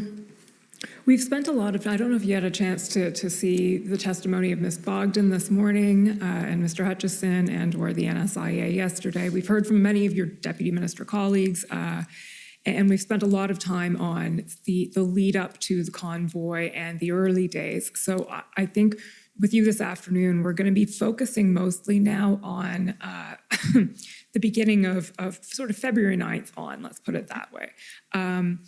So I'm going to... Can I just take you back? Yes, you can. I thought that might happen. When you referred to other deputy minister colleagues, I know that yesterday as well you heard from colleagues from the Department of Finance. And so another big preoccupation as we were kind of starting up our work at the end of January was we were in the beginnings of budget preparation for budget 2022. So the Prime Minister, the Deputy Prime Minister, myself, the Deputy Minister of Finance, and our teams, both the political teams and the public service teams, were thinking our way through what was going to be the economic strategy for the country at a time when, we had hoped to be through the worst of the economic impacts of COVID, and frankly, we weren't, as a result of the fact that we were kind of facing another wave. So that was also kind of a contextual factor that I think might be helpful and relevant as we get later on into the discussion. Yeah, that's fair enough. I think that will probably arise. So I'll just set paraphrasing very briefly, the kinds of evidence that we've heard from your colleagues over the first week or two, let's put it that way, after the convoy arrived. So the convoy arrived. It was not expected to stay as long as it did. It did stay. At that point, the federal government was meeting to try and understand what was going on. There were regular DMOCs happening. And I'll just ask then, actually, were either of you in attendance at the DMOCs that were happening? Starting on the 9th, yes. Starting on the 9th there, okay, which is why we're soon going to be skipping to the 9th. I don't know that I attended every DMOC. I attended some of them. So Deputy Minister Operational Committee for the acronyms. I know you've been through them all now. You're an expert, actually, I've heard.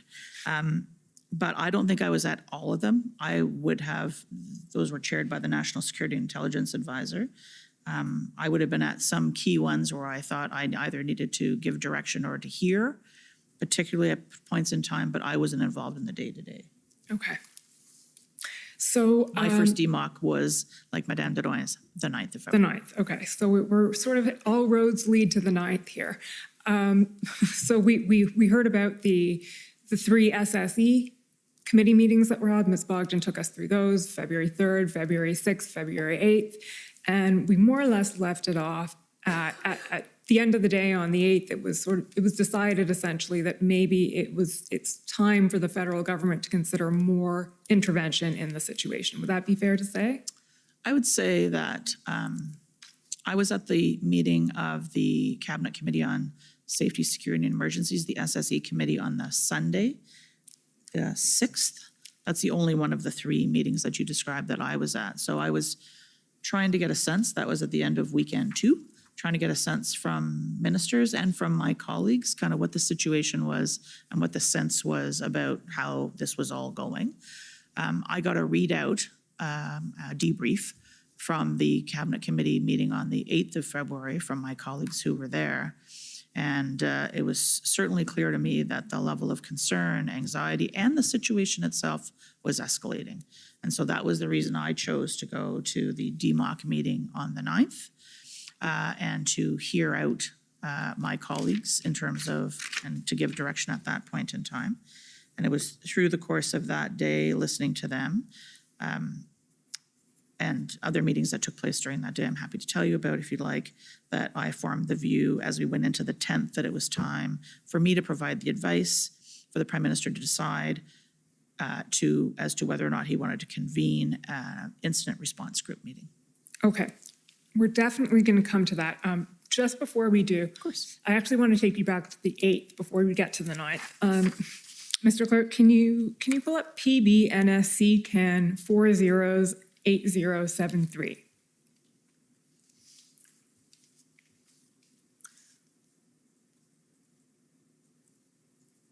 This is a document you may not have seen before, so I'll just explain to you what it is. These are the notes of Deputy Commissioner Mike Duhaime. Mm-hmm. And if we scroll down, Mr. Clerk, to page 41,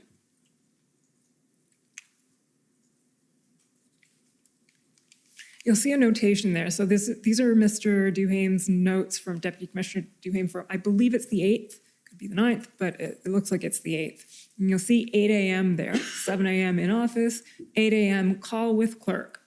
Flush out the financial, financial compensation, I'm not sure what that says, employee business maybe. Then public safety feels organized, Ambassador Bridge stretches OPP, incremental success OPS, working in incremental way, small, okay, and then we just scroll down a little bit more to what I'm actually looking for. Clerk, we need to take this over. Do they know what this means? So I understand that during this time you were having regular calls with various colleagues within the federal government. Can you explain to us, do you recall this conversation? So I don't know whether Michel Duhaime himself was at the DMOC meeting. I was not speaking to RCMP colleagues or a broad selection of colleagues working in the national security and intelligence public safety space on the 8th. That really started on the morning of the 9th for me after I heard the readout. So I think maybe the date, if I'm not wrong. Maybe it's the 9th? I think it might be the 9th. Okay. I certainly was at a meeting at 8 o'clock in the morning on the 9th, which was a DMOC. So it's not unreasonable to think that the commissioner of the RCMP, either she was there and brought Mr. Duhaime with her, or he was attending for her. Either one of those two things is possible. So these are probably Mr. Duhaime's notes from the DMOC call. I never had a one-on-one call with Mr. Duhaime. Okay. So it would have been sense. in the context of a broader meeting. And it looks like from what you have read that if PS is in fact the public safety, that there was others there as well. Let's talk about what the meeting was about. So having heard the readout from the SSE meeting on the 8th, I should add as well, there was a debate in the House of Commons on the 7th of February, if I'm not wrong, on the convoy situation. Parliamentarians, members of Parliament can trigger a debate if they wish, and I gather the Speaker assented to that, and so there was a debate. So there was rising levels of concern, that was obvious, and we heard this from the SSE committee as well, and so I went to the DMOC meeting, which was taking place at 8 o'clock in the morning on the 9th, and my purpose there was really to do a couple of things. I was there to make sure that I was hearing firsthand from deputy ministers and agency heads who have responsibilities in this area, who had been meeting with the National Security Intelligence Advisor through the days previous to that on their assessment of the situation. And I wanted to provide my direction to them as the senior public servants that, in my view, this was a very serious situation, that we had rising levels of questions from federal ministers who were asking, how is this going to end? What can we do? And so my commentary at the meeting, I think I was at 2 DMOCs on this day, as a matter of fact. Certainly at the first meeting in the morning, my objective, my intention was to try to say to my deputy minister colleagues, we have to leave no stone unturned. We have to make sure that we are looking at every power, duty, every authority we have, every resource we have, to make sure we are bringing the full power of the federal government and its resources to try to help those who are frontline responsible to manage this situation. I'm not an expert in any of these domains. I would be conveying, like, we've got to get on this, and we've got to use, like, this. I think you heard the expression this morning, you know, this is an all hands on deck. I don't know why we use naval references, but all hands on deck situation. And I would have been saying all hands on deck, no idea too crazy. Let's look at absolutely everything. Let's look at every law we have, every resource we have, and including in that, what would it mean? You know, how does law enforcement actually, like, how do the structures work? Who's responsible for what? You know, if it gets beyond the capability of one particular, like a local police force like the Ottawa Police Service, or the RCMP acting in its local capacity, say in Coots, you know, what happens then? Where does it go from there? Who takes over from that? How does that all work? How does the jurisdiction work? Where do the responsibilities work? So this was not my direction to the extent that there was any direction was to let's get on this work. We need to get this work done. And I think you heard a lot from Ms. Bogdan this morning about then what she was doing the whole day long to try and collect up this information. But that would have been my intention. I didn't tell people what to do. I was asking, we've got to get this work done. Okay, so if I understand correctly, when you say what Mr. Duhame writes down here is we need to take this over, do they know what this means? You're talking in a general sense about it's time for some federal intervention in this. Let's talk about what that might look like or what the options are. I'm not sure I had reached the conclusion it was time for some federal action. It was certainly the case. It was time to consider, to be ready to respond. I think the other thing is, if you cast your mind back to kind of the public environment at that point in time, this was all happening in Ottawa, a lot of it on Wellington Street. If you're looking at the coverage in the media, you were seeing the Parliament buildings behind it. So there was a lot of questions being asked of federal ministers. What are you doing? What are you doing? What are you doing? And so certainly we had the sense coming out of the meeting on the 8th, they were impatient to know what they could do. And that was my direction to the town at this meeting, is go and figure this out. What can we do? Be as creative as you can. Really think outside the box. Okay, and we saw this morning, Mr. Clerk, you can take those notes down. Thank you. We saw this morning that Ms. Bogdan put together sort of a list of the pretty much wrapped up a lot of the discussions that had been had over the previous 2 weeks about strategic enforcement strategies, financial options, et cetera, et cetera. That's something she sent off a draft of some point on the 9th, and then I think at 3 o'clock in the morning on the 10th. So we've looked at that, and you mentioned, I'm just going to take you back to your conclusion before, that at some point in all of this, you formed the conclusion or gave the advice to the Prime Minister that it was time to convene an incident response group. So perhaps I can say, in addition to that meeting with deputies, so there was another meeting with deputies later in the day, I think if you'll hear from the Prime Minister, excuse me, and ministers next week.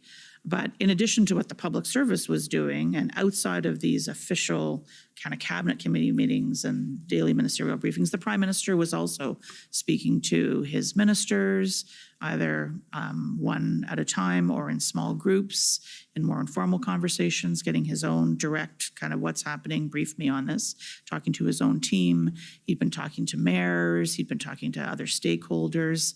And through the day on the 9th, as he was talking to his ministers, a number of which of those interactions I was party to. I'm not always, but a number of those certainly conversations with the Minister of Public Safety, Minister Mendicino, and the Minister of Emergency Management. Preparedness Management? I can never remember. Minister Blair, thank you. You could feel that, we were moving to it felt to me like we were moving to a place that we had to be ready in case ministers and the Prime Minister actually wanted to look at what our options are to be able to act. And so as the day turned over from 9 to 10, I certainly formed the view that I believed it was time for the Prime Minister to convene the incident response group. There was another informal call amongst Prime Minister and ministers that morning, and after that, I gave my advice, and the Prime Minister accepted it and chose to have a meeting, an in-person meeting, which was unusual at the time because, of course, we were still working remotely. But given the stakes of what we were talking about and the nature of the situation we were dealing with, my advice was I thought it would be important to have an in-person meeting, and we did that at an off-site. Okay, maybe I should have asked you this, or to put it this way to begin with, but to the extent you can you walk us through the chronology then of what happened on the 9th and how we got to the 10th? I guess I can try. Certainly what I saw, the parts that I would be part of, I was part of a deputies ministers meeting in the morning. I would have had various conversations, either individually or with in small groups with Privy Council office officials or other deputy ministers and senior officials through the course of the day. I may have spoken to, I can't remember exactly, the Prime Minister's office. I certainly was part of a meeting that the Prime Minister had, as I said, with Ministers Mendicino and Blair, as well as other members of the PCO and the Prime Minister's office, and I believe their staff. I don't know whether there were any other senior officials from outside of PCO in attendance. There was a second meeting of the Deputy Minister's Operational Committee on the 9th. When I came to work or got up for work on the 10th, I was one of the first things I had was a email from Ms. Bogdan with the results of her overnight work, not a practice we like to encourage in the PCO, but very dedicated, and came up with, kind of pulled together everything that basically I had, all the product of the work that I had tasked on the 9th, and we were in the morning of the 10th. There was another informal conversation, and then there was an IRG in the afternoon. Okay. And can you tell us, so the Prime Minister accepted your advice to convene the IRG and then did so. Can you tell us about that first IRG meeting? And I'll just, sorry, was there something to, Madame Drouin, si jamais vous voulez ajouter quelque chose? Did you want to add something, Madame Drouin? Well, maybe I think the clerk can talk about that. I think also the Prime Minister had a call with Premier Ford on the 9th. I can't remember whether it was the 9th or the 10th. I'm sorry. That's I will defer to Madame Drouin's memory on this one. So maybe to check that. And maybe just to go back to the takeover conversation. I think the clerk talked a little bit about the fact that, a lot of images from, the Parliament, but it was also an international bridge. It was also port of entries. It was also the federal vaccine mandate. So all the indicators were towards, it is, the federal government is owning the situation. And yet on the ground, our CMP, for example, didn't have jurisdiction on Wellington Street. We don't have jurisdiction on routes that brings you to the bridge. So it feels that we owned it publicly, but we didn't have jurisdiction to address the situation. So asking ourselves, what can we do to have jurisdiction and really to support? On top of, supporting municipalities, supporting provinces, but that was also the type of questions we were asking ourselves. We knew that there had been a lot of conversations going on between our colleagues in other departments, transport, public safety, RCMP, CBSA, with their provincial territorial counterparts, in some cases with local and municipal counterparts. There had been meetings going on with the city officials in Ottawa, all around to try and understand the situation. There was this, what could we do? That was I think as we were going into now the third weekend, we were really feeling kind of a crescendo escalation, although the situation changed from day to day and the sites changed from day to day. Okay, that's fair. And yet we've heard a lot of evidence this week about exactly that, sort of what the conversations that have been going on between counterparts in various levels of government, et cetera. So we're pretty well caught up on that. And that then takes us to the February 10th IRG. And we've heard that from Ms. Bogdan, what started off on her February 19th plan or email as Plan A and Plan B, existing authorities or new authorities of some sort, then evolved into Track 1 and Track 2 in the IRG tracker. So can you just take us through that a little bit? What was discussed to the extent it's you can say, at the February 10th IRG, how that evolved into the IRG tracker that we then see in the February 12th IRG, and at that point we'll ask the clerk to bring that up so you can take us through it. Okay. Would it be helpful for me to just, I don't know whether you talked about what the incident response group is with Ms. Bogdan this morning. Always helpful to have a reminder. Okay, I'm happy to do that. So the incident response group is a committee of cabinet. It is usually chaired by the Prime Minister, although it can happen without the Prime Minister. These ones did not. They were all chaired by the Prime Minister. They include a collection of ministers that are necessary to deal with either a national crisis, an emergency that could happen in Canada, it could happen outside of Canada, but affect either Canadian interests or Canadians. And so I think you did hear testimony this morning, perhaps from Mr. Hutchison, that the IRGs have been used, for example, with wildfires in British Columbia, for dealing with Hurricane Fiona in Atlantic Canada.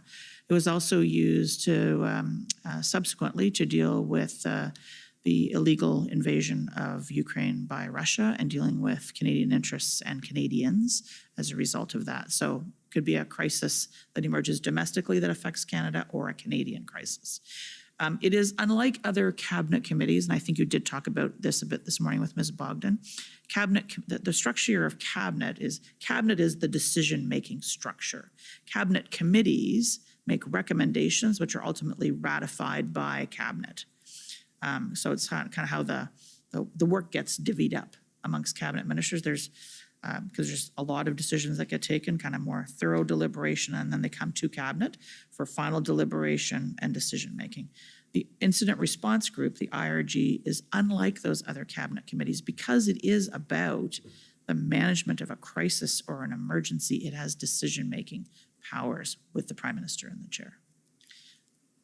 Okay, that's helpful. So it was such a long explanation. Now I've forgotten your question. So have I. No, that's helpful.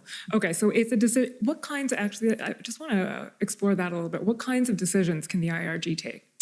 The IRG can make decisions like, okay, we think we need to ask a minister to do something, to make a telephone call, to go on a visit. It could be we need to make sure that these resources are actually being allocated to a particular situation. It could be tasking further work, like going away and looking at whether there's a regulatory authority that needs to be triggered. So it's anything to do with federal jurisdiction, to use a good term, anything that's in federal jurisdiction, but an existing power, an authority, a resource that could be deployed either to help to resolve a situation or to deal with a Canadian in need. But the IRG wouldn't have had the power, for instance, to invoke the Emergencies Act. The only ability to invoke the Emergencies Act, the decision maker there is the governor and council. So that's the prime minister and cabinet with the approval of the governor general. And then, of course, there's an approval process requiring a vote by parliament, and I'm sure we'll get into that. Yeah, we will. Okay, I just wanted to clarify that right now.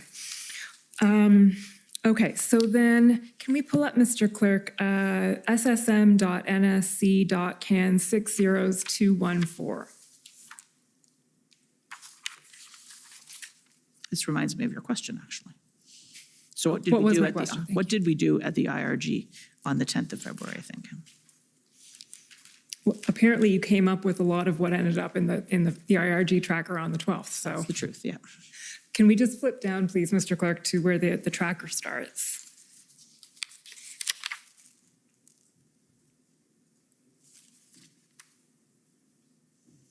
There we go. Okay, so Ms. Charette or Ms. Rollin, can I ask you to explain sort of what is going on under track 1 and then track 2 of the IRG tracker? So I'll start perhaps, and then you can add if you want, Madame. So this goes back to the kind of track 1, track 2, goes back to the conclusions of the IRG meeting on the 10th of February, where the Prime Minister heard from a variety of senior officials on what the situation was, their kind of overview of the situation, the threat and risk assessment from the NSIA, from agency heads. Then he turned to his ministers for their view of the situation, who they'd been speaking to, what was happening, what they thought needed to be done. And coming out of the meeting on the 10th, in the way the conclusions of the meeting and the tasking coming out of that meeting was, there was 2 tracks of work to be done. Track 1 was everything that could be done within existing authorities, existing jurisdiction, although it may take new resources to do those things. What's everything that we could do within the existing set of powers, duties, and functions under the law? And then track 2 was, are there new instruments that we might need? Are there new legal authorities that we might need? So this looks to me like what we would have tabled, I think this is true, this is what we would have tabled as a supporting document, an input to the deliberations of the IRG as the results of the work that had been done since the meeting on the 10th.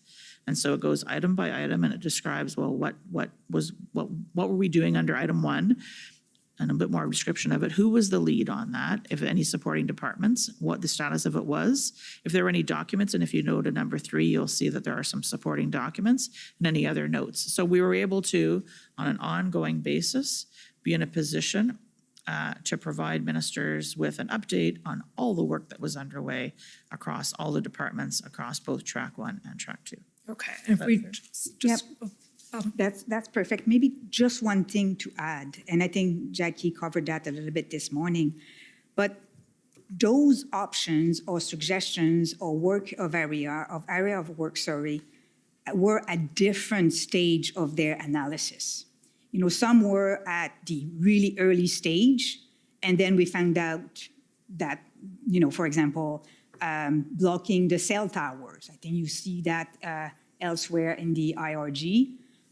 That was something that we look at, was just not feasible. We stopped that initiative.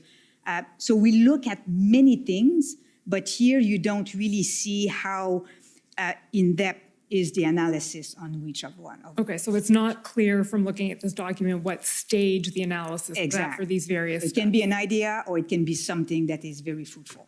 Yeah, and they're all of different sizes. I mean, establish a leadership table. That's a relatively simple thing to do. And you see daily DMOC schedules. Some of the others are a lot more complex, complicated, and involve a lot more parties to do. Mr. Clerk, if we can just scroll down a little bit, see what else is on this. Okay, we see the famous action. The tow truck strategy. We've heard a lot about tow trucks. We've heard a lot about tow trucks, more about tow trucks than we ever thought we'd know. We also see there, and I'll just get you to comment on this briefly because we did canvass it with Ms. Thomas, but item number 4 there says identify immediate measures to close the intelligence gap.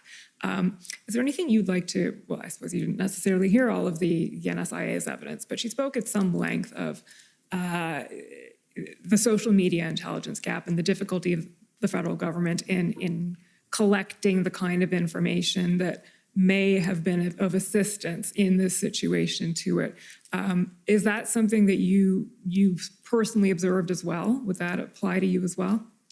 I would say that, again, context matters here. We were the 12th of February, and as this tracker was being put together, we had a situation that was moving very quickly. There was a lot of inputs of information.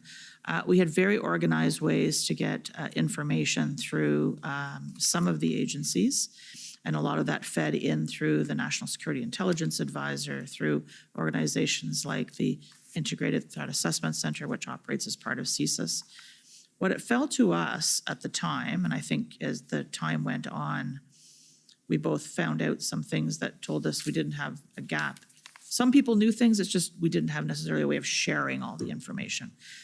So I would say, as you read here, the intelligence gap, and it goes on to specify open source, non-criminal, non-terrorist. So we thought we knew law enforcement was collecting up intelligence, wasn't necessarily sharing it with us, nor necessarily should they have, because it was operational information. Terrorists, that would have been specific agencies that were collecting that. But it fell to us when it came to open source, and that there were things happening, particularly in the online space and through earned media, that perhaps we didn't really have a full 360-degree view on. And I would comment here that one of my observations is that on the public service side, we don't tend to be as skilled and as literate. I'm making a huge generalization here, but stick with me. We don't tend to be as skilled or as literate in the use of social media as the team that supports ministers and the Prime Minister on the political side. That's very much kind of in their wheelhouse, and we don't tend to do as much of that. And so even going back before convoys and back to kind of through the election and afterwards, I would find myself on occasion hearing the Prime Minister's office staff, Ms. Telford and others, talking about things that they were seeing on social media that I wasn't seeing and I wasn't necessarily hearing or picking up. Those wouldn't have been the same places I would get information. They wouldn't be the normal kind of inputs that I would receive.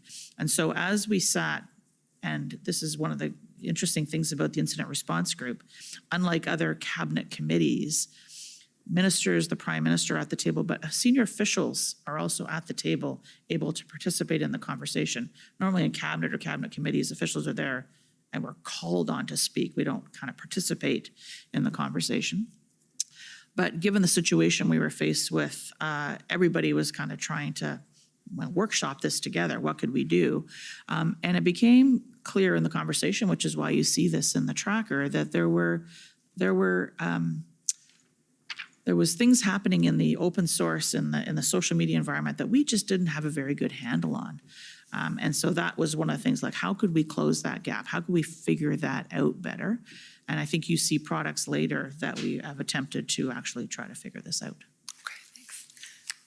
That's helpful. Now, if we can just scroll down, Mr. Clerk, to track 2. I think we can sort of put track 1 away. We've heard quite a bit about what was going on under track 1. Track 2. You'll see that the first sort of item there is assess utility of other tools that do not require invoking the Emergencies Act, e.g. the National Defense Act. Now, I appreciate that the rest of that is solicitor-client privilege redacted, but is it fair to say that there were options other than the Emergencies Act being considered in some ways? Yes, we were looking at standalone legislation. We were looking at authorities under other legislation, standalone legislation that could have been done in the financial area. I think, for example, you may have heard some of that yesterday from the Department of Finance, Mr. Sabia, and the Department of Finance colleagues, or the Emergency Act, which is really a legislation of last resort. So were there other things that could be done, other legislative steps that could have been taken? But I'd say that we were trying to do this, not so much inventing legislation, but trying to understand the nature of the gaps and therefore what would be the solutions to try to fill those gaps, as opposed to kind of think up, new legislative solutions on the spot. Okay, so the gaps drove the solution. Yeah, exactly. Okay. Right. I can give you maybe another example. I'm sure you have seen in our documents that at some point we were looking at the definition of trade corridor. Yes. So that's one of the things we were looking at. Do we have regulation powers somewhere where we can come and define what is a trading corridor and then have jurisdiction in trying to do something? So those were the type of things we were looking at under this rubric. And I think it was found that there was nothing available, is that right? That could allow sort of the designation of a trade corridor? In Windsor, you know, we had Bridges and Tunnels Act allowed us to actually control or had jurisdiction over the bridge, but the plaza, the roads going into it, well, that's a bit more complex of a story. So was there a way to look at that piece of critical infrastructure and say, okay, this whole trade corridor, the roads leading into it, the plaza, is there a way for us to get jurisdiction over that so that we could manage? It wasn't just the blockade, as you recall. The film footage on this is fabulous in a not very good way, but it shows you just like, it wasn't just the bridge, right? There was 10 kilometers, of trucks backed way up. So the problem wasn't just what was happening on the bridge, it was the entire trade corridor. And the Ambassador Bridge is a pretty important piece of our trade infrastructure. Okay.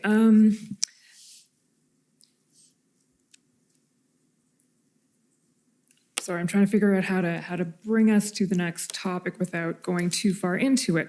At the end of the February 12th IRG, so we'll put away this document for now. That sort of brings us to what is a critical time in the chronology of all of what was transpiring, February 13th. Yep. And what I'd like you to do, if you can, is walk us through. I understand that was a very packed day. DMOC, IRG, cabinet, maybe another DMOC somewhere in there. How did you get from, well, just walk us through the day. But before we go there, slight parenthesis, which is the Emergencies Act appears on the IRG tracker, and it sort of appears out of nowhere when you look at the documents. But I understand from our interview that the Emergencies Act was something that had sort of been in the background of the consciousness of the federal government since the COVID-19 pandemic started in March 2020. So I wonder if you could give us a little bit of that background before we get into the chronology of what happened on February 13th. So maybe we'll do this as a tag team because Madame Drouin was there in March of 2020 and I wasn't. And then when I could kind of pick it back up in February 2022. Is that right? Okay.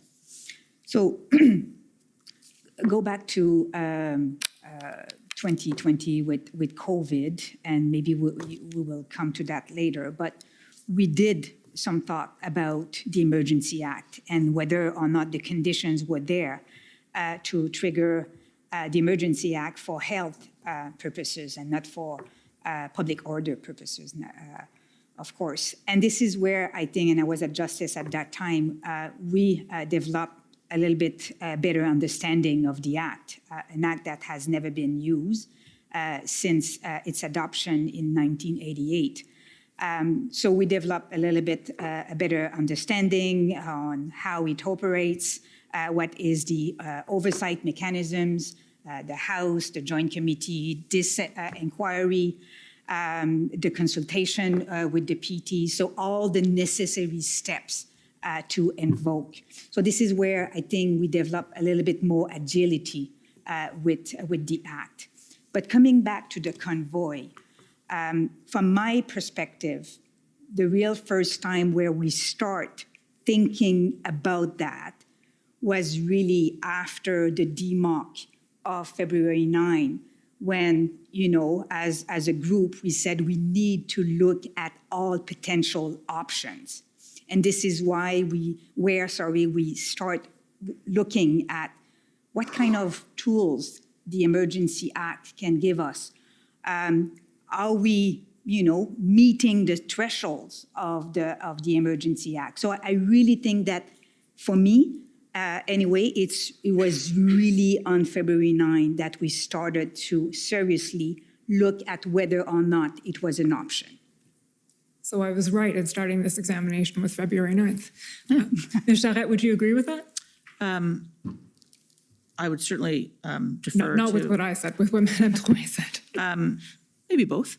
I would defer to Madame Drouin on the early stages of the public health, but certainly as it came to be February the 9th and we were looking at what could we do, the potential of the Emergency Act, which I'll underline had not been used since 1988, also contributed to when I thought about my advice to the Prime Minister, if ministers were actually going to consider options put before them by officials, including the possibility of triggering the Emergency Act that required an incident response group. You know, I think you've been hearing in the testimony, you know, this is kind of a careful buildup of all the deliberations, but when we're starting to talk about this as one of the potentials, I thought that the Prime Minister and ministers needed to be sitting in a structured incident response group to understand, to be briefed on and to deliberate on that serious a matter. Thank you, that's helpful. So now I'll just ask you again to walk us through the chronology of the 13th of February. Okay, the chronology of the 13th. So there was a lot going. It was a Sunday. It was a Sunday, that's right.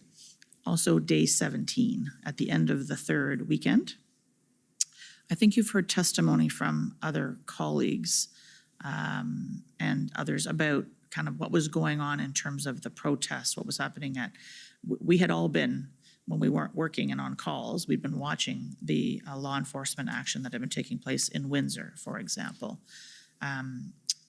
We were watching what was happening in Ottawa on our television screens, but there were calls and meetings that took place that day, which are the focus, I believe, of your question. I don't recall myself participating in a DMOC that day. I may have, I just can't remember, to be honest with you. My focus was really on getting ready for the IRG meeting. At that point, just given the escalation that had taken place, the fact that we were in the third, we were coming to the end of the third weekend. I think the IRG was in the afternoon on the 13th, if I recall correctly. So we were getting ready for that, making sure the materials were ready and so on, collecting up all of the latest inputs. We were at the end of the third weekend. Ottawa was still a significant site of what I think was generally considered at that point to be an illegal protest. Make no mistake, there were people who were there for a lawful protest, but at that point, the totality of the situation in Ottawa was an illegal protest, an illegal blockade. And what was going on in Windsor, and we saw the size of the effort that was required to bring Windsor under control and the duration of the effort that was required. That took days to de-escalate and to eliminate, to get to a point where that situation was settled and the port of entry was able to open, but we didn't know how long that was going to be sustained. So all to say, it was a serious set of circumstances. Other ports of entry were kind of on and off. The situation was quite volatile. So at any point in time, there were lots of different inputs. We went into the incident response group in the afternoon of the 13th of February, and through conversations that we had internally, the proposed agenda for the IRG was a bit different than it was on the 10th or the 12th. And if you look carefully at it, you'll see that we have switched the order of items. The first item is not what you would normally expect as a situational overview and update. Ministers and the Prime Minister had been meeting on the 12th, they'd been meeting on the 10th, they'd been getting this constant feed of information. So the advice to the Prime Minister was to turn at that point immediately to, given we were at the end of the third weekend, we still had a very challenging and I believe the conclusions we had were a dangerous situation, complex, volatile situation. What were the options? What were the decisions available to ministers? And then after a long series of deliberations, then there was is there anything new to add?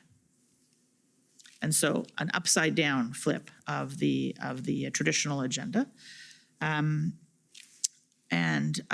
The conclusion coming out of that incident response group was the Prime Minister was convening the cabinet on the evening of the 13th of February, a virtual cabinet call. Luckily, we had that secure video capacity to do that, to consult with his cabinet on the overall response. And at that point, I think I'm allowed to say, of course, including the invocation of the Emergency Act as one of the decisions, the potential decisions to be considered by Cabinet. Okay, so the outcome of the IRG in the afternoon was it's time to convene Cabinet to consider options, including potentially invoking the Emergencies Act. That's correct. Okay, and then that evening is when that Cabinet meeting took place. That's correct. There's a few questions we want to ask you about what information Cabinet had at hand in that, at the end of that day, if I can put it that way. So there's some specific questions, and we'll go through them one at a time. They're items that have come up in the last 2 weeks of hearings, or the last maybe more than 2 weeks of hearings. Mr. Clerk, can you pull up OPS 3014566?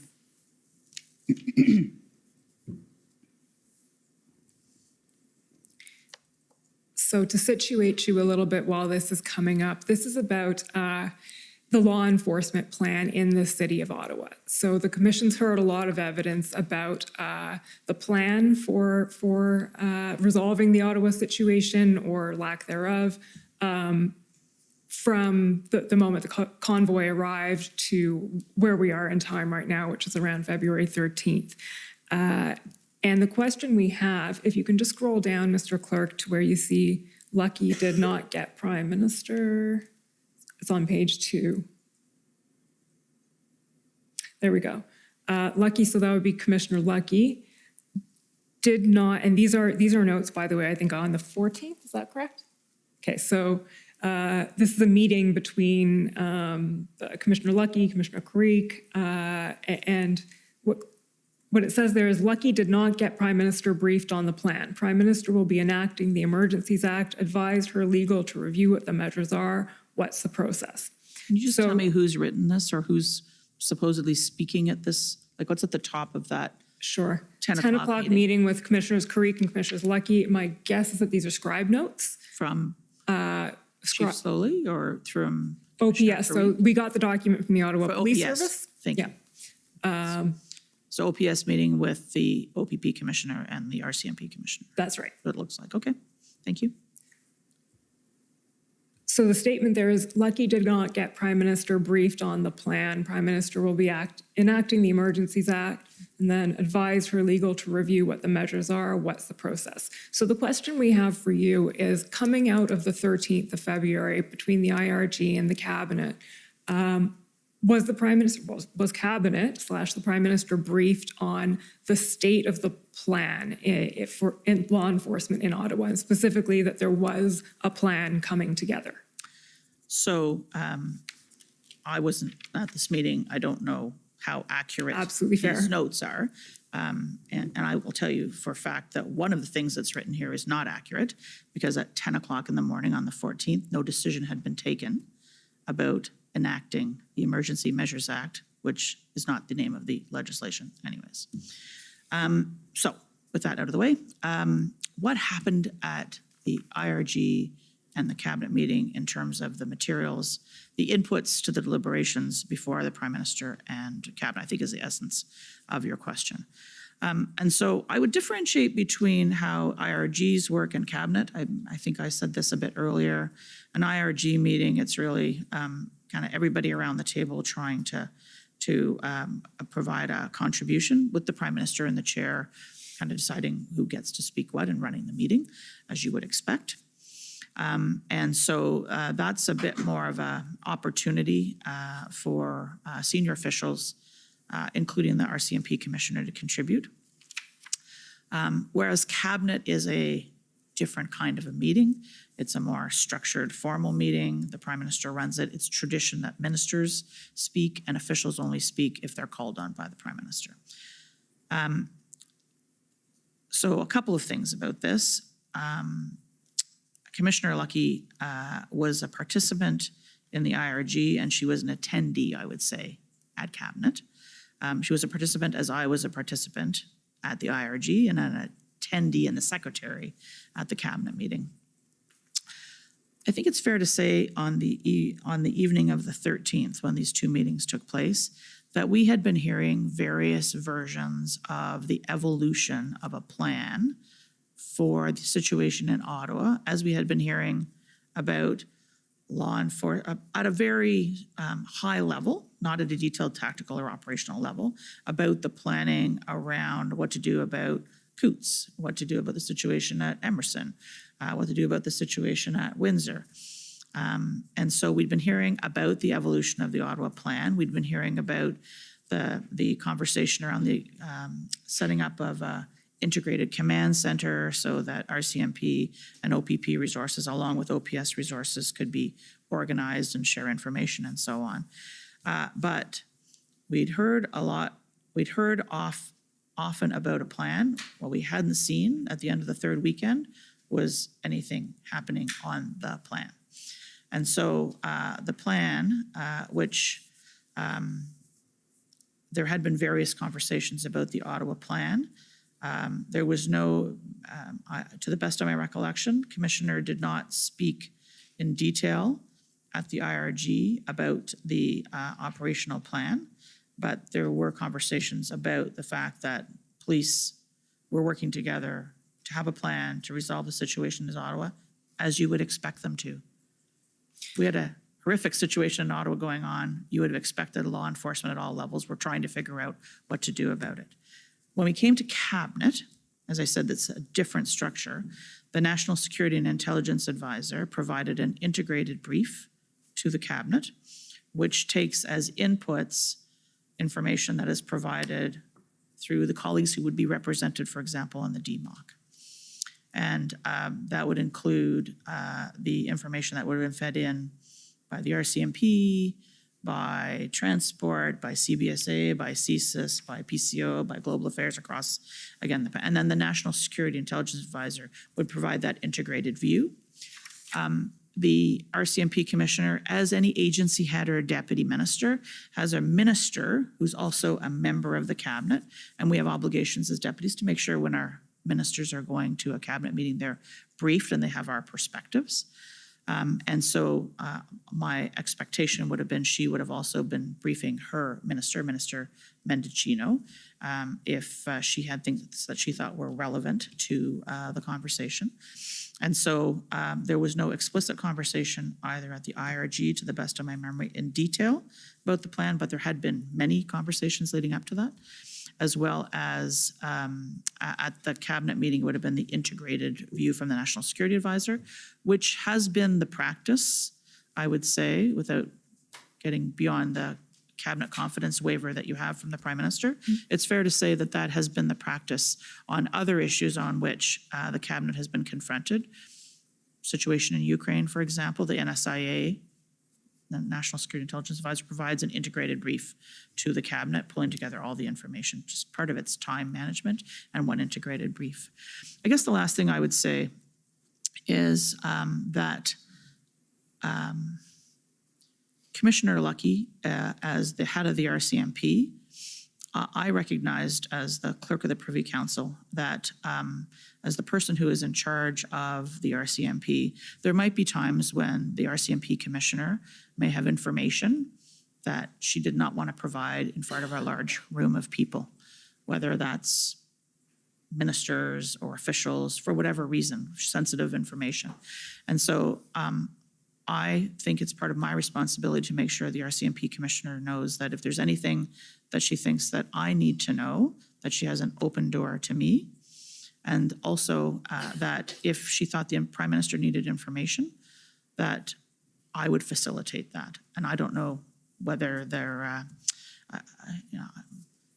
I don't think there's any case in which the RCMP commissioner has reached out to me to provide information that I have not had a chance to have that engagement with her. So we'll come to the conversation about what would have changed, if anything, if we'd known about it. In my view, just to give you the kind of the Cole's Notes version of where we're going, it was one factor, one site, one moment in a complex situation. Okay, that's helpful. So if I can, and just sort of résumé, summarize Cabinet's state of knowledge as to what was going on in Ottawa, it would have been at the end of the day on the 13th, there is some sort of plan being developed, but nothing particularly earth-shattering about what stage that plan was at. I'm not sure I would say earth-shattering, but that there had been evolutions of the plan with law enforcement, with OPP and the RCMP working together with the OPS, but I didn't have a detailed level of, Cabinet was not provided with any detailed level of knowledge about the contents of that plan, how it was going to work, when it was going to work. Okay, so no detailed knowledge about the timing of it or the intention at that point? Or how, or what the plan exactly was. Okay. So the second question I want to ask about is also to do with the RCMP. pb.nsc.can 403256, please, Mr. Clerk.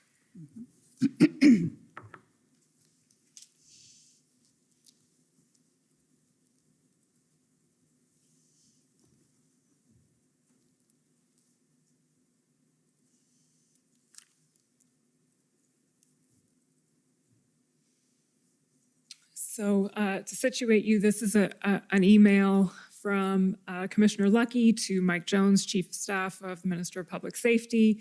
The timestamp on it is it's the Greenwich Mean Time thing, so it's midnight minus 5 hours. Okay. So 7:47, shortly before the cabinet meeting that took place, I think, at 8 o'clock or 8:30 on the evening of the 13th, 8:30, I believe.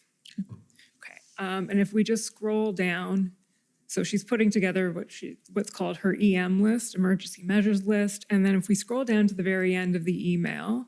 Can you back up for just one moment, please? Yeah, of course. Sorry, just to remember, I want to remember something. Okay, thank you. Okay, we scroll down to the very end of it. Sorry, just there, Mr. Clerk. This said, I am of the view that we have not yet exhausted all available tools that are already available through the existing legislation. And then she says there are instances where charges could be laid under existing authorities, and then the Ontario Provincial Emergencies Act just enacted. I think that had been enacted on the 11th. Yeah. That's right. Will also help in providing additional deterrent tools to our existing toolbox. So my question for you is, was that something that was conveyed at either the IRG or more importantly, the cabinet meeting that evening, that the RCMP had flagged that there, in their view, in Commissioner Lucky's view, there were still available tools? I think in the conversation around the management of the situation, including the invocation of the Emergency Act, it's fair to say that Cabinet was briefed that there were tools and authorities in many organizations that had not been fully deployed, including in the RCMP. Think about the situation facing law enforcement on this third weekend. You know, they'd just been through the situation in the RCMP, along with OPP and Windsor Police Service, managing a significant situation in Windsor. They had this very difficult situation in front of them in Ottawa. RCMP was managing Coots. There was a lot on the plate of law enforcement. Very difficult job at the best of times, and these were not the best of times and very difficult conditions. And so that our police said that there were existing authorities. We knew that there were existing authorities that hadn't been fully used. There were trucks parked on Wellington Street. You don't get to park on Wellington Street. So there were authorities that had not been fully deployed. They're from municipal all the way through to criminal code, as the commissioner indicates here.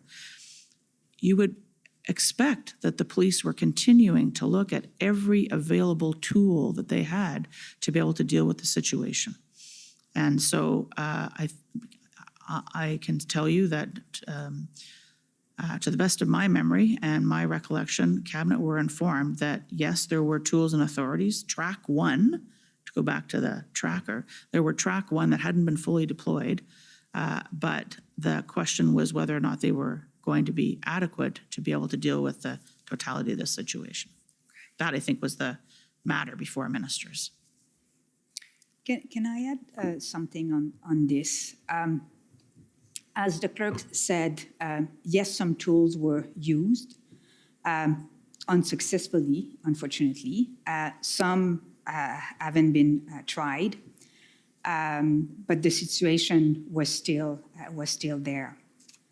At the same time, I think it's in a way reassuring that a commissioner, head of the biggest law enforcement agency, is still wanting to use her tools. You still have confidence in her teams to do something. Can you imagine if we have waited for the commissioner to say, I'm overwhelmed, it's over, I can't do that? So we wouldn't have been in a situation of threat. We would have been in a situation where the threat would have materialized. That's helpful, and that I think that will come up a little bit later on when we discuss the eventual decision that was made. So, Ms. Charette, you pointed out that at the end of the 13th, no decision had been made, you said, to invoke the Emergencies Act. That is correct. The decision was for the Prime Minister to convene First Ministers' meetings to consult the provinces, the leaders of the provinces and territories on the situation, to brief them and to discuss with them the possible invocation of the Emergency Act. Okay. There are actually two more bits of information that I want to ask you about briefly, but I think they will go pretty quickly, and there may be others who take up these points as well. But the first one is, I don't think I need a reference for this one, but was Cabinet aware that CSIS had assessed that there was no threat to the security of Canada under Section 2 of the CSIS Act coming out of the protests?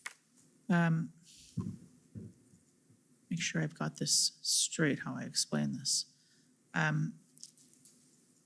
Cabinet was aware that CSIS had not assessed a threat to the security of Canada necessary to trigger their authorities under the CSIS Act.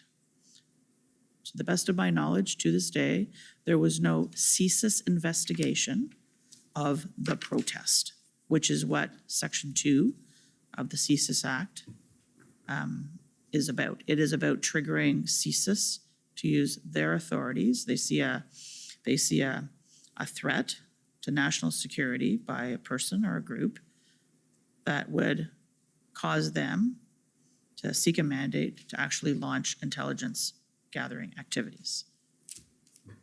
Okay, that was not the case. Okay, and we'll come back to that in some detail. Again, I just wanted to make sure that the fact that David Vigneault had expressed that view that you just articulated was before Cabinet. The CSIS assessment. The CSIS assessment and that legal assessment was before Cabinet. Okay. And then maybe just to add, the CSIS assessment in order to trigger powers under the CSIS Act.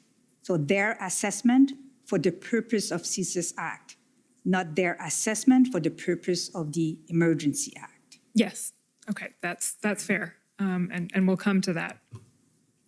And then the last piece of information is we'd heard from some of the deputy ministers that, and CSIS, I believe, and the RCMP, that there were concerns being expressed that invoking the Emergencies Act could make things worse, not better, in the sense that it could inflame tensions. I believe one of the lines used by Deputy Minister Keenan was it could backfire. It was either Deputy Minister Stewart or Deputy Minister Keenan.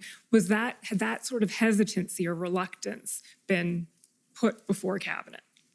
I can tell you absolutely that was put before Cabinet. Okay. And that was discussed. In all of these matters, it was a balance. When was the right time to act? What was the right thing to do? Was it too early? Was it too late? Was it too little? Was it too much? And so one of the things that Cabinet had to debate was, amongst all of the actions to be taken, what was the possibility that there was going to be a reaction on the part of those who were engaged in the protest activity, who were not there for legal purposes, who were not there for peaceful protest, who had other motives. So Cabinet very much had to be briefed, and they were briefed by, and they had access to the information from CSIS on this. Okay, so that brings us to the end of the meeting, and as you say, a decision was made to convene a First Minister's meeting the following day. How was that convened? So I believe there may have been other conversations that happened that night between the Prime Minister and his parliamentary caucus, but Public Service is not part of that. So there we go. Sometime between the evening of the 6th and the morning of the 7th, my colleagues in the Intergovernmental Affairs team and the Privy Council office, which is led by Deputy Minister Michael Vandergrift, would have sent a message out to the offices of provincial and territorial leaders that the Prime Minister was convening a teleconference of provincial and territorial leaders. I think it was taking place at 10 o'clock in the morning, which is a little bit early if you're in British Columbia, I suspect. But the objective was, I'm not even sure that the subject matter was communicated. I think it was an FPT conference call. I don't actually remember whether that happened late in the night of the 13th or whether that happened in the morning of the 14th, but sometime between those things. As well, I have come to understand as a result of reading the institutional report of the Prime Minister's office, there was other conversations going on between the Prime Minister's office and the office of other premiers across the country. So it could have been that they got a heads up earlier. I don't know the answer to that. But the official communication around convening this call happened sometime between when Cabinet concluded on the 13th and 10 o'clock the next morning. I don't think it was a lot of notice, it's fair to say. Okay, and I saw, Madame Drouin, you were shaking your head at, so the subject matter was not conveyed to the premiers that evening, is that correct? That's correct. So the First Minister's meeting was called, but the premiers weren't advised that this is about potentially invoking the Federal Emergencies Act. So that was not mentioned in the invite. It's fair to say there had been a lot of FPT leaders meetings, First Minister's meetings going on through COVID, an unprecedented, I would argue, number of FMM meetings that have been going on since the beginning of COVID, but this was not of the same ilk. Okay, and you mentioned that there may have been some conversations happening at the political level that evening that we may get into next week when we hear from the ministers, may or may not. We also did hear some evidence from Deputy Minister Stewart that he had a call with Deputy Solicitor General Di Tommaso the evening of the 13th, and it was mentioned on that call that the Emergencies Act was being considered. To your knowledge, was there any other communication at the officials level? So to my knowledge, no. I've checked that with Deputy Minister Michael Vandergrift, and to our knowledge, no. What I can add, though, is if you look at that Sunday, Minister Blair did a lot of media relation where he said everything was on the table, including the Emergency Act. The reality is that provinces, when we started the conversation on the 14th, they were not surprised that the conversation was about consultation under the Emergency Act. Okay, so that takes us right to the events of the 14th. So the First Minister's meeting is convened at what time do you recall when it took place? I believe it was 10 o'clock in the morning. Okay, and we'll hear some detail when I get to the next part about what occurred at that meeting. Maybe I'll just ask you to walk us through the chronology of what happened on the 14th from your recollection. Okay, another action-packed day. My notes remind me that there was the First Minister's meeting, there was an incident response group meeting again on the 14th. The Privy Council office was busy working following the First Minister's meeting to pull together a decision note for the Prime Minister in terms of whether or not to actually proceed to invoke the Emergency Act. That all culminated kind of mid-afternoon, sometime after 3 o'clock. So collecting up inputs to be able to pull that together. Then the Prime Minister and I believe other ministers together made a public announcement that they were proceeding to invoke the Emergency Act. Meanwhile, kind of in the situation that was still evolving, that morning, we had seen the RCMP taking action in Coutts. And in Coutts, Alberta, the port of entry at the southern part of Alberta. Coutts has never been so famous.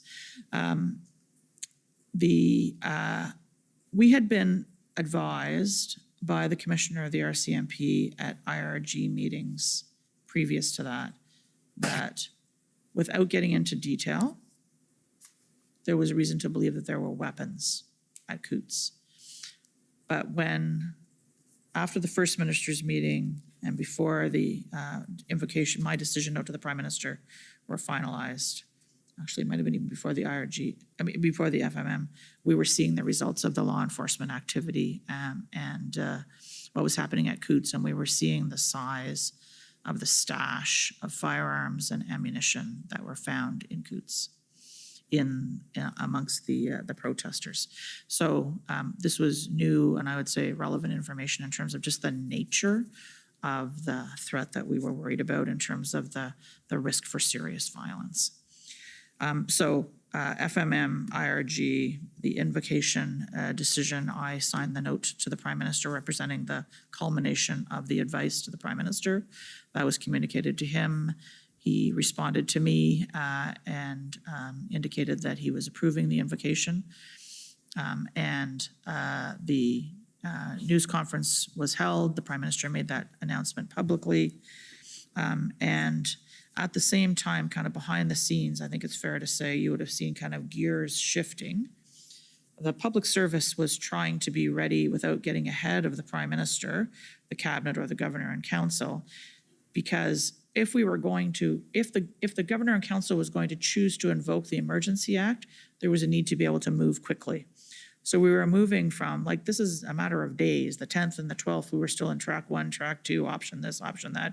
Could we find tow truck drivers in the public service? To, the evening of the 13th, we might be invoking the Governor and Council might be invoking the Emergency Act. Who's going to do what? What's it going to mean? And so we were starting to shift those gears, well, not, as I said, getting ahead of the Governor and Council, so that if the decision was taken, all of the organizations would understand, okay, what would it mean for them? And I think if you, as an example, if you look in the notes that we saw from Commissioner Lucky earlier, you will see that she was feeding into, okay, if the Emergency Act is invoked, here are some of the things that could be done as a result of that.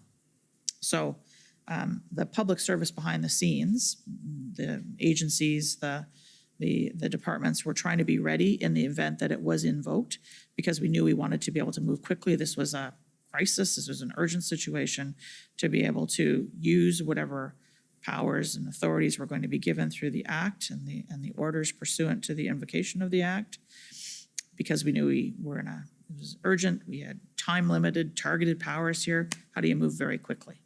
And so that was kind of going on behind the scenes. So as the Prime Minister then made the public announcement, I would say the public service shifted to, okay, so now we're in the business of invoking the Act, and here's what we have to do to make that happen.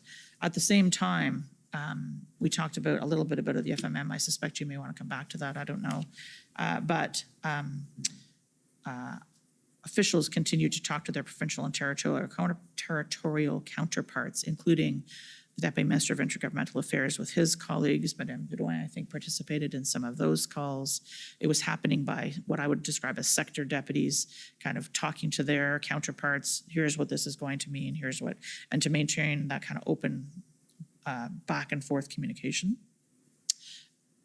As the invocation was being announced and we were moving into kind of that new phase of with the Emergency Act. Okay, so just to get the chronology straight then that day, First Minister's meeting happens. I think you said an IRG happened, but is it possible that that's misremembering? Yes, it's quite possible. Okay. Or miswriting down on my little calendar here. It may be that there's no 14th. I think we have gone from 13th pre-cabinet to the 15th. Because the 14th was decision day. That's quite possible. That's right. We know that there was an IRG, or there was a cabinet meeting on the 15th, I believe. That's correct, yes. Okay, so a regular First Minister's meeting, following the first minister's meeting, you provide advice to the prime minister. Correct. And you advise, and we're going to look at this in some detail in a moment, you advise that the time has come to invoke the emergency. Yeah, the prime minister. I'm kind of decides. fussy about that stuff, so. Okay, so can we pull up what the invocation memo, as it's known, ssm.nsc.can 403224.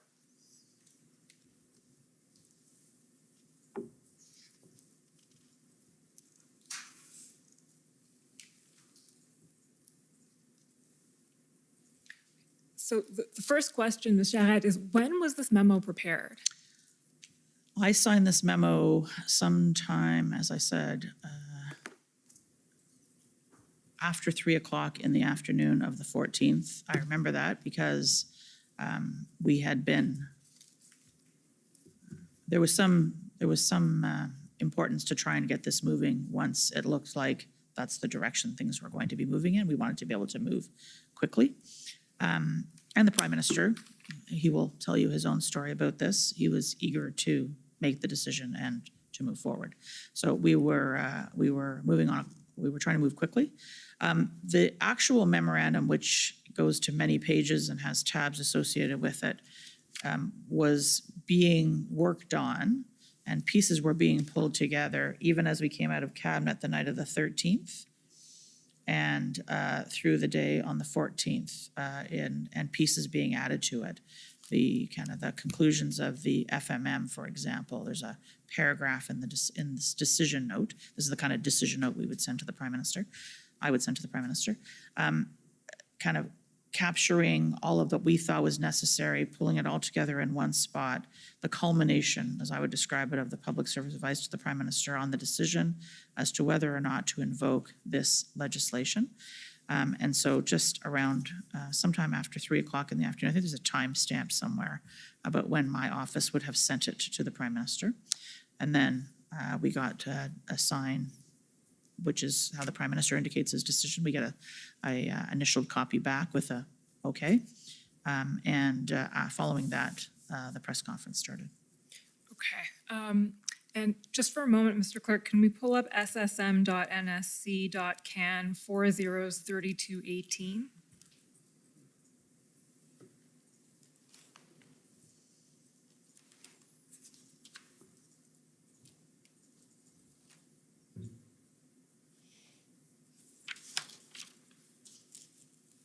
There you go. Okay, so this email is from someone at PMO, Jeremy Adler, to a host of people at PMO. Please find attached a PM note for decision on invoking the Emergencies Act. And okay, so it's the invocation memo, and the timestamp on it is 8:41 p.m. Greenwich Mean Time. So that's minus 5. So 3:41. 3:41 p.m. So Jeremy Adler was my chief of staff. The address is PCO-PMO. So Jeremy, as part of his role at the time, was responsible for when a decision note was finalized, he would transmit that to the Prime Minister's office. And then the catcher's mitt on the other side is a combination of officials in the Prime Minister's office, including I see there, the head of his executive office, somebody from the policy team, 2 members of the Office of the Chief of Staff, and the head of the policy team. Okay, so the important part, which I missed, is that it's actually from PCO. Yeah, it's from your my chief of staff. That's to correct. PMO. That's There we right. go. Okay, thank you. Mr. Clerk, you can take that down and pull up the invocation memo again, ssm.nsc.can 403224. We were operating virtually at this time. Today, there would be a paper version of that note, which I would physically sign, and then my chief of staff would transmit that. Okay. So there's a lot to unpack in the invocation memo. I see it's 3 o'clock. I may have to borrow back those 5 minutes with interest that I gave up this morning, Mr. Commissioner. There's too much trading going on. Let's see how far we can get. I think it's worthwhile spending the time, I think. I think so too. So the summary here, the overview of this memo essentially gives a wrap up of what happens next. So We call that the decision box. The decision box, thank you. The Emergencies Act came into force in 1988 and is meant to be used as a measure of last resort. And then we'll see you go through the 4 different types of emergencies, or that there are 4 different types of emergencies. Go down a little bit. All measures taken under the Act must be exercised in accordance with the Canadian Charter of Rights and Freedoms, should be carefully circumscribed. Then you go through a little bit of the history of the IRGs. Scrolling down to the next page, this summarizes a bit of what has happened and who attended. Then getting down to a slightly more pertinent part here. While the demonstrations started out relatively peaceful, they have grown more complex and expanded into multiple locations in the country. The movement is considered to be highly organized, well-financed, and is feeding a general sense of public unrest that could continue to escalate with severe risks to public security, economic stability, and international relations. The economic impact to date is estimated at approximately 0.1% of Canada's GDP per week. However, the impact on important trade corridors and the risk to the reputation of Canada as a stable, predictable, and reliable location for investment may be jeopardized if this continues. Just stopping there, so that's essentially a summary of much of the evidence that we've heard coming from the deputy ministers this week before the commission.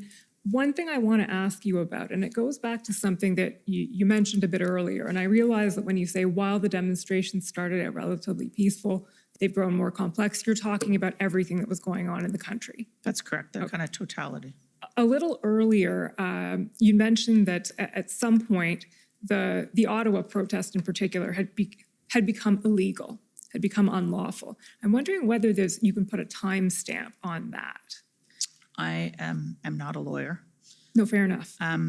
So I will give you my layman's interpretation. But Wellington Street is a main thoroughfare.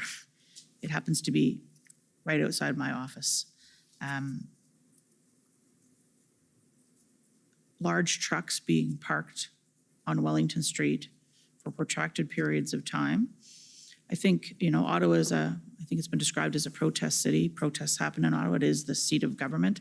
People come to Ottawa if they want to lawfully protest.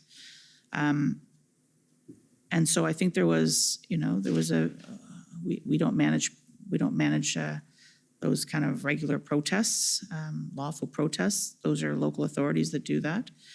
By the time we had gotten to Sunday night, and it was very clear, the RCMP commissioner gave us advice at that point in time that the best of her information, at a minimum, the protesters weren't going anywhere that week, although numbers did go up and down a little bit.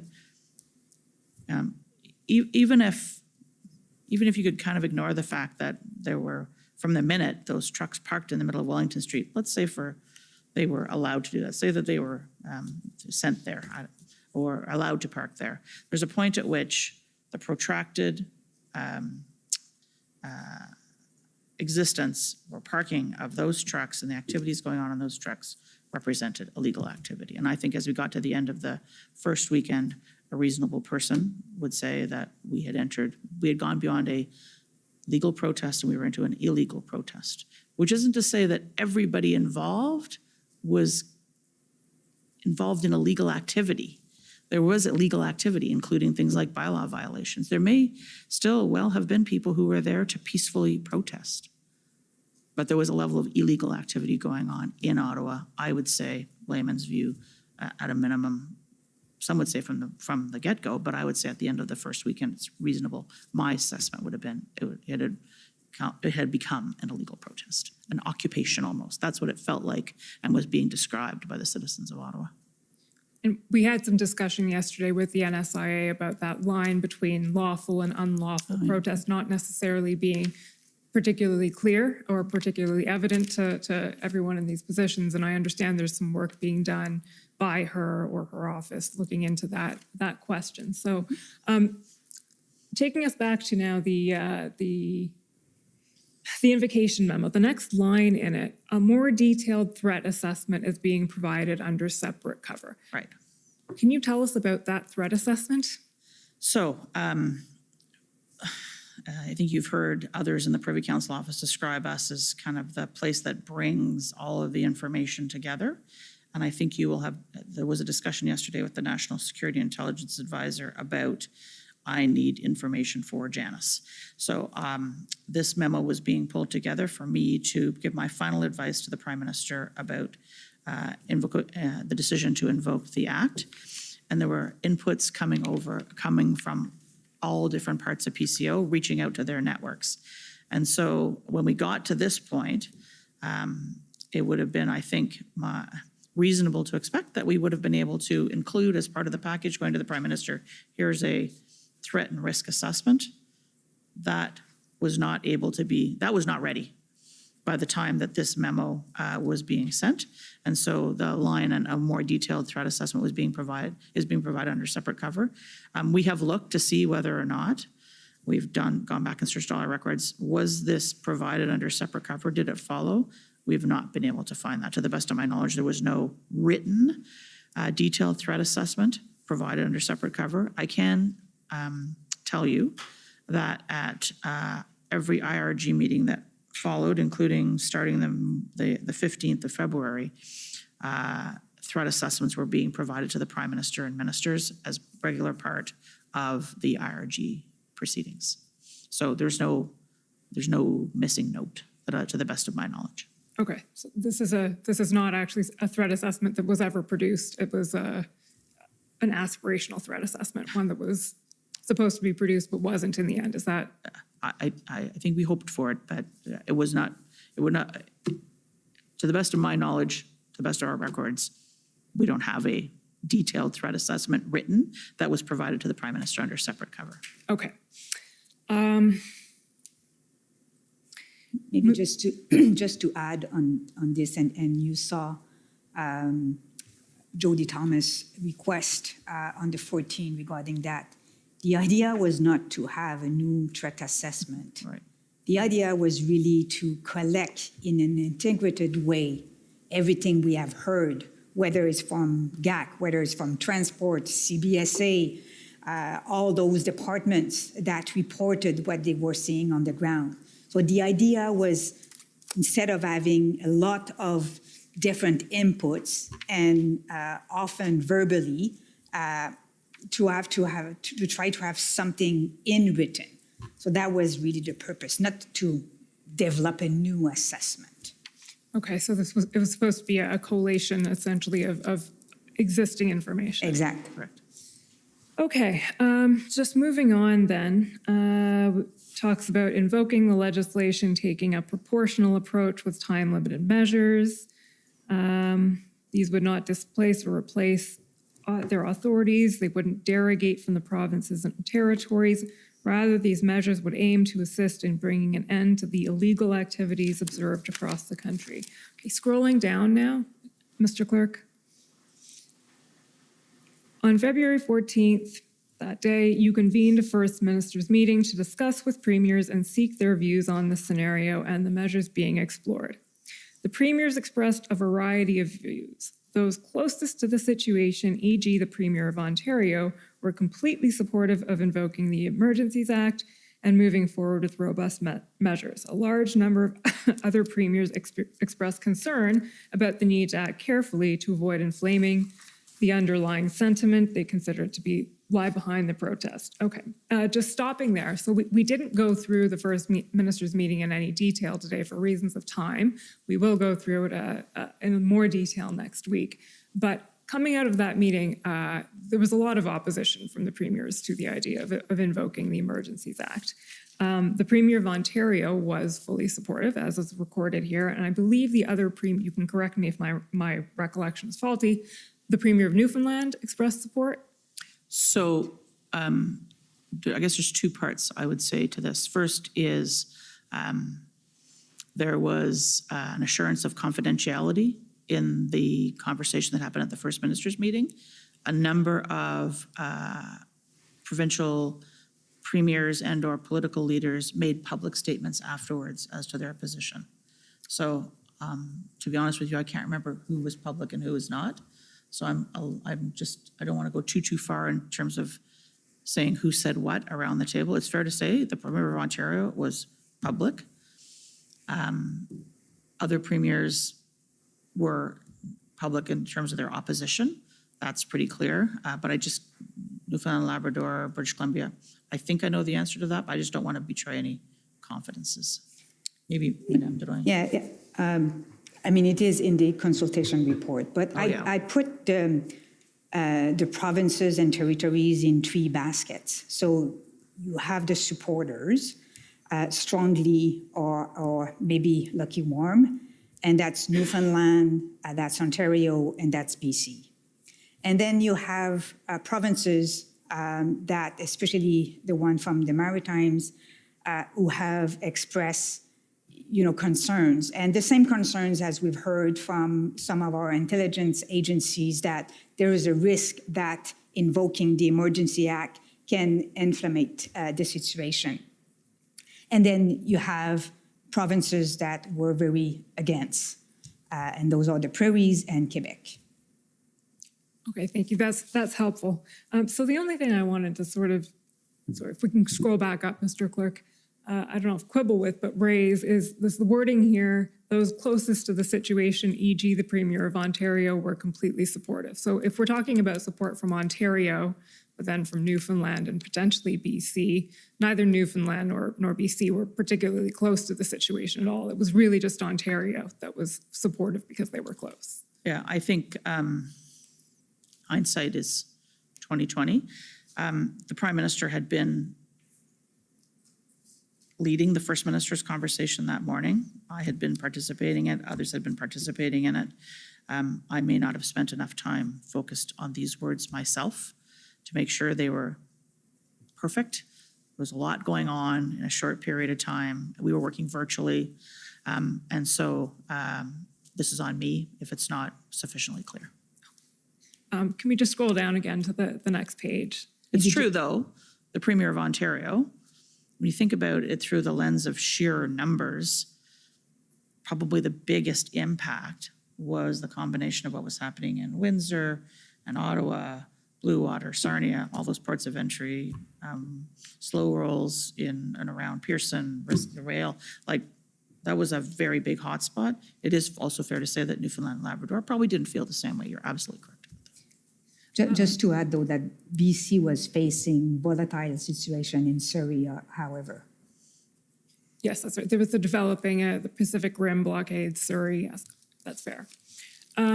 Okay, the next, the sentence I want to point out here is, after describing the First Minister's meeting, you advise, Ms. Charette, this First Minister's meeting will meet the requirements for consultation with the provinces under the Emergencies Act. How did you come to that conclusion? What was that based on? So I have looking at the Emergency Act, and I had received a range of advice in terms of the conduct of the First Minister's meeting and what the threshold was.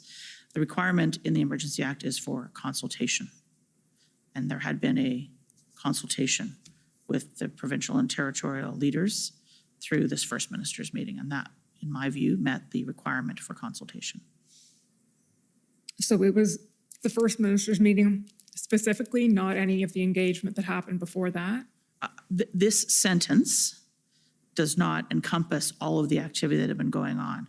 And so read on its face, my advice here was the FMM met the requirement for consultation. It does not reflect the fact that there had been a lot of consultation going on between officials, between ministers, and given to understand between political officials.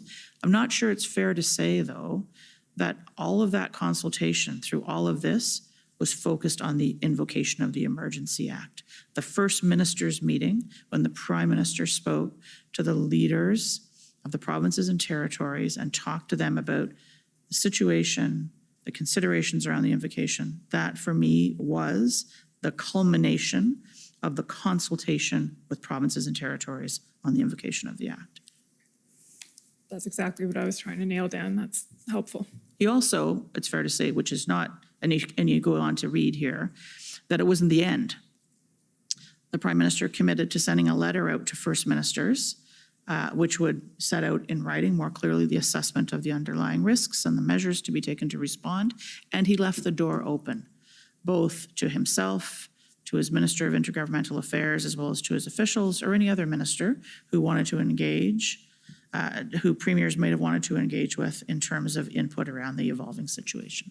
So that was further outreach being done, but that wouldn't affect the conclusion of whether or not the consultation requirement was met. That's right, but it does speak to, I think, recognizing that that culmination of the decision to move to the First Minister's meeting to consult on the invocation had only happened the night before, so nothing that happened before that really was about the invocation of the act. The call was about the invocation of the act, and therefore, if there were questions, there was not a lot of notice, the topic wasn't clear, left the door open if there were further views. So then we go to your recommendation. We see PCO recommends you approve declaring a public order emergency under the Emergencies Act. That one's self-explanatory. I think so. Okay. There's a lot to unpack in the remainder of this document, so I'm just going to pull out some of the highlights. On the following page, go down to earlier today, RCMP had made 11 arrests related to the protest at the border in Coutts, Alberta. Where are you? I'm sorry. Oh, I'm yeah, sorry, I see it now. it's sort of I see it now. mid-page Yep. there. Yep. And then the conclusion of that sentence is indicating that there are definitely elements within this movement that have intentions to engage in violence. So this brings us back to something you had raised a little bit earlier, which is that the enforcement action in Coutts had happened early that morning, and it was revealed to you then that there was this cache of weapons. And I'm just wondering if you can tell us what effect, if any, that really had on your views that day. And the second part of it is what you've put in the invocation memo is that indicates that there are definitely elements within this movement that have intentions to engage in violence. And I'm wondering if that, when you say this movement, are you looking at this as a sort of a homogenous movement across the country, as in there's a relationship between what's going on in Coutts and what's going on in Ottawa and what's going on everywhere else? So maybe I'll try and take that in pieces, and if I miss any, come back to me. So I think I mentioned earlier that IRG meetings on the, I'm getting confused on my dates, the 10th and the 12th, the RCMP commissioner had mentioned in her situational update when she touched on activities across the country, she mentioned that there was the possibility that there were weapons at Coutts. And she certainly left us with the impression, both in the IRGs, but as well in the parallel meetings that are going on with deputies, that the situation at Coutts was more complex. So why couldn't we solve Coutts? Why couldn't we solve Coutts? It looked like it was getting fixed, then it was not getting fixed. It looked like it was getting fixed, not. And so earlier in the day, we had seen in the media the RCMP having made these arrests, 11 people, and there being weapons in the protest. I can only speak for myself in terms of what my expectations were. The quantity of weapons and the ammunition that was discovered by the RCMP in conducting that law enforcement activity was more than I would have expected. So that, to me, indicated a seriousness and a scale of the illegal activity that was either contemplated at Coutts or people were ready to engage in at Coutts or ready to do at Coutts that was beyond what my prior expectations, based on not a lot of information other than there were weapons. I think the second part of your question, if I remember correctly, is related to the movement, the comment about a movement. I think that what we knew at the time, what we suspected at the time was that there was some degree of organization and coordination going on between what I would describe as kind of cells of protest activity going on across the country, but it did not look like a homogeneous, this was one central plan or anything like that. It did look like there was communication. We could see it happening even to the extent that we could follow in the social media. And then some of the open source, open media commentary that was going on, it looked like there were connections between the individuals that were involved. But I wouldn't say that this movement, beyond what's described here in terms of what was happening in Coots, was one holistic, everybody in the country all joined together in one big thing. And so that would then apply also to the next sentence, which says the movement has moved beyond a peaceful protest, and there's significant evidence of illegal activity underway. Right. So cells of sort of disparate cells as opposed to one organized movement. And there did seem to be different objectives, or maybe I could use the term motivations, maybe it's not the right word, but different objectives. Some people were coming to protest because they were opposed to the public health measures, which governments at many levels had put into place. Vaccination mandates, masking mandates, social restrictions. There were some that were coming to protest because they had more, they had different objectives. There was talk about overthrowing the government and installing a different government with a governor general, and that this new government would pass different rules in terms of public health or other rules. So there was definitely anti-public health measures. There was some people who just came because it was a protest and they wanted to join and they wanted to say they were opposed to things the government was doing. But there was this other element, and we couldn't just write it off. We had to take that seriously as well. Okay, we're going to flip through pretty quickly the next parts of the memo. So this is just summarizing municipal and provincial responses. Keep scrolling down, please, Mr. Clerk, until you see, actually keep going.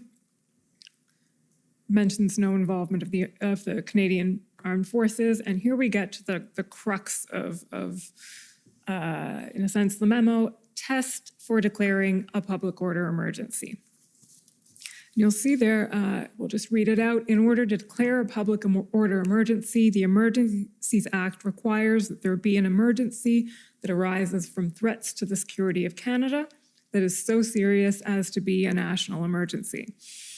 Threats to the security of Canada does not include lawful advocacy, protest, or dissent unless carried out in conjunction with any of the following activities.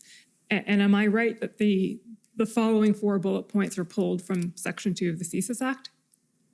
I believe that's true. Okay. And then we'll just scroll down a little bit again. So those are outlined there. Incorporated by reference from the Emergency Act, which cross-references to the CSIS Act. Those 4 bullets are, I believe, in Section 2 of the CSIS Act. That's right. So Section 16, which defines a public order emergency, refers to Section 2 of the CSIS Act. Threats to the security of Canada has the meaning in Section 2 of the CSIS Act. So the next bullet there, a national emergency is an urgent, temporary, and critical situation that seriously endangers the health and safety of Canadians, that cannot be effectively dealt with uniquely by the provinces or territories, or that seriously threatens the ability of the Government of Canada to preserve the sovereignty, security, and territorial integrity of Canada. It must be a situation that cannot be effectively dealt with by any other law of Canada. So that's essentially just language lifted from the Emergencies Act itself.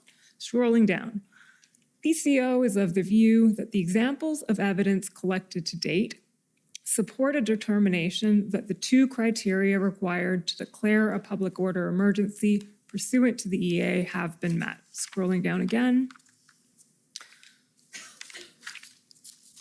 Specifically, PCO is of the view that while municipal and provincial authorities have taken decisive action in key affected areas, such as law enforcement at Ambassador Bridge, considerable effort was necessary to restore access to the site and will be required to maintain access. The situation across the country remains concerning, volatile, and unpredictable.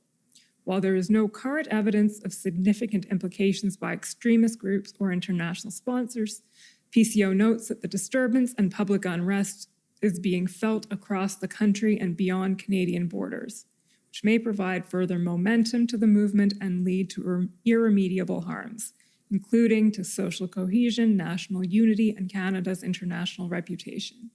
In PCO's view, this fits within the statutory parameters defining threats to the security of Canada, though this conclusion may be vulnerable to challenge. Can you explain to us what you meant by the last part of that sentence there? So you explain the threat as you see it, and then you say, in our view, this fits within the statutory parameters of the Emergencies Act, but this conclusion may be vulnerable to challenge. So the Emergency Act had not been used in the 34 years since it had been promulgated. And so we were using it for the first time in the case of a public order emergency, a situation across the country. You see the kind of deductive reasoning. I think we go on to explain a bit more of the rationale and the evidence that I relied upon to provide my advice to the Prime Minister. But the conclusion may be vulnerable to challenge, i.e. we could face legal action, judicial review, and other challenges by those who don't agree with our interpretation of the statute. And we have since seen litigation coming on exactly this matter. Okay. So it's essentially expressing some... My view was that it met the tests. Others may not share my view. Okay, so some uncertainty, let's put it that way, as to whether that would Not be by a me. universally accepted... Not by me. Not by you, but if the act had never been invoked before, there was no sort of case law saying this is what this means. That's a There's good some way to put it. uncertainty. Yeah, Is that that's a good way to a fair way to put it? Yeah. Okay. Uncertainty that others will share my view. Pardon me? There may be uncertainty that others will share that view. Okay, so your view is firm. Yep. There may be some uncertainty as to whether everyone agrees with it. Mm-hmm. Fair enough.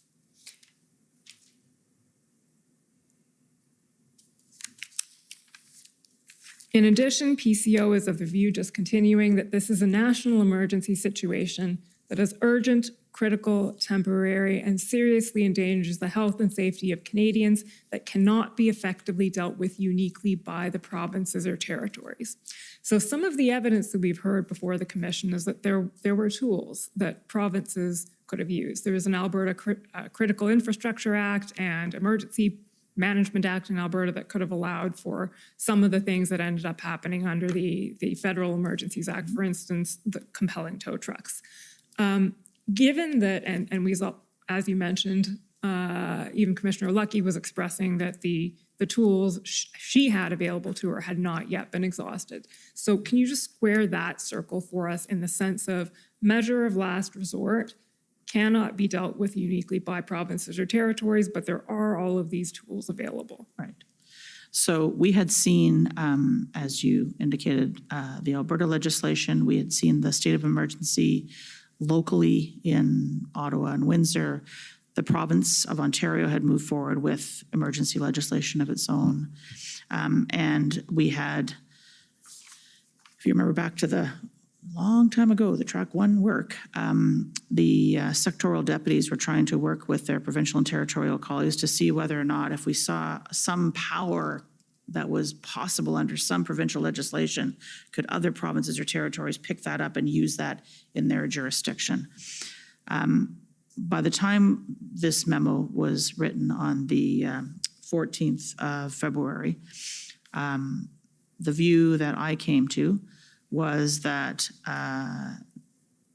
whether there were still authorities that had not been fully used, that the situation overall was a national emergency. It was urgent, it was critical. There was the threat of serious violence that put at risk the lives, the health and safety, the security of Canadians, our economic fortunes, and that taken together, that was beyond the capacity of any individual province or territory to deal with. We were seeing this on a national scale, breakouts or incidents from coast to coast to coast, including, cross-border traffic, even between, I think it was Alberta and one of the territories.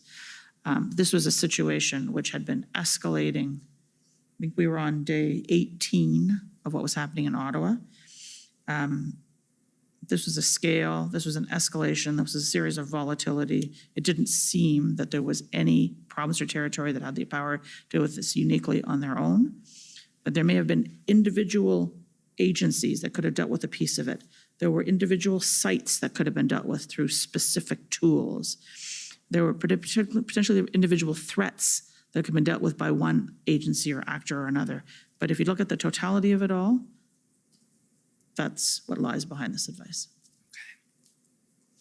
So just taking you back to the statutory parameters for a minute, Ms. Shannett, you're very firm in your view that the statutory parameters were met. I am. Okay. Are you able to articulate how they were met? In the sense that, and I'll just put it out, there's a bit of an apparent contradiction with Section 16 referring to Section 2, threat to the security of Canada.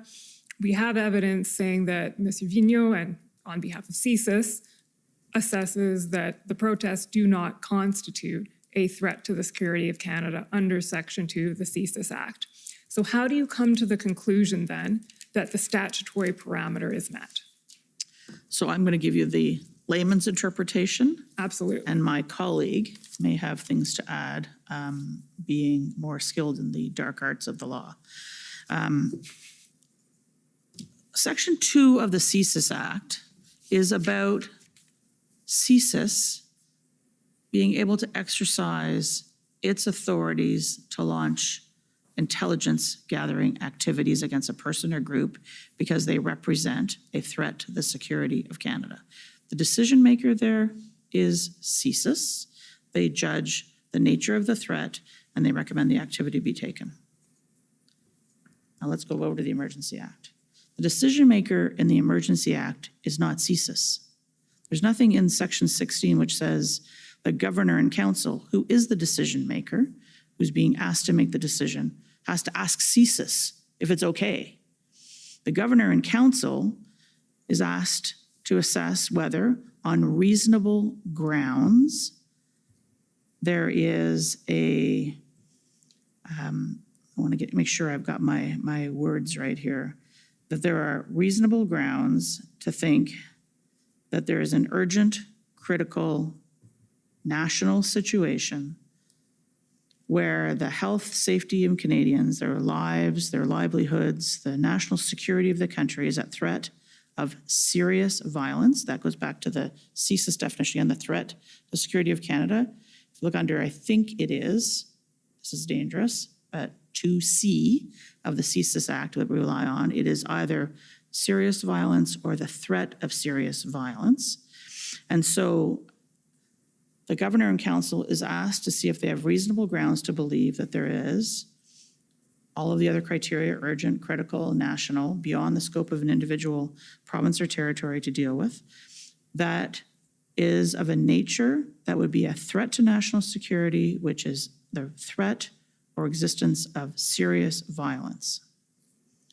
So the governor and council is asked to make that, and in my view, given the totality of the evidence that we'd seen about the fact that we had protests happening Ottawa, Windsor, Coutts, Emerson, Manitoba, we haven't really talked about, probably a dozen other ports of entry. We'd had risks of and threats of blockades of railways, of slow rolls around airports, disturbing that and other critical infrastructure.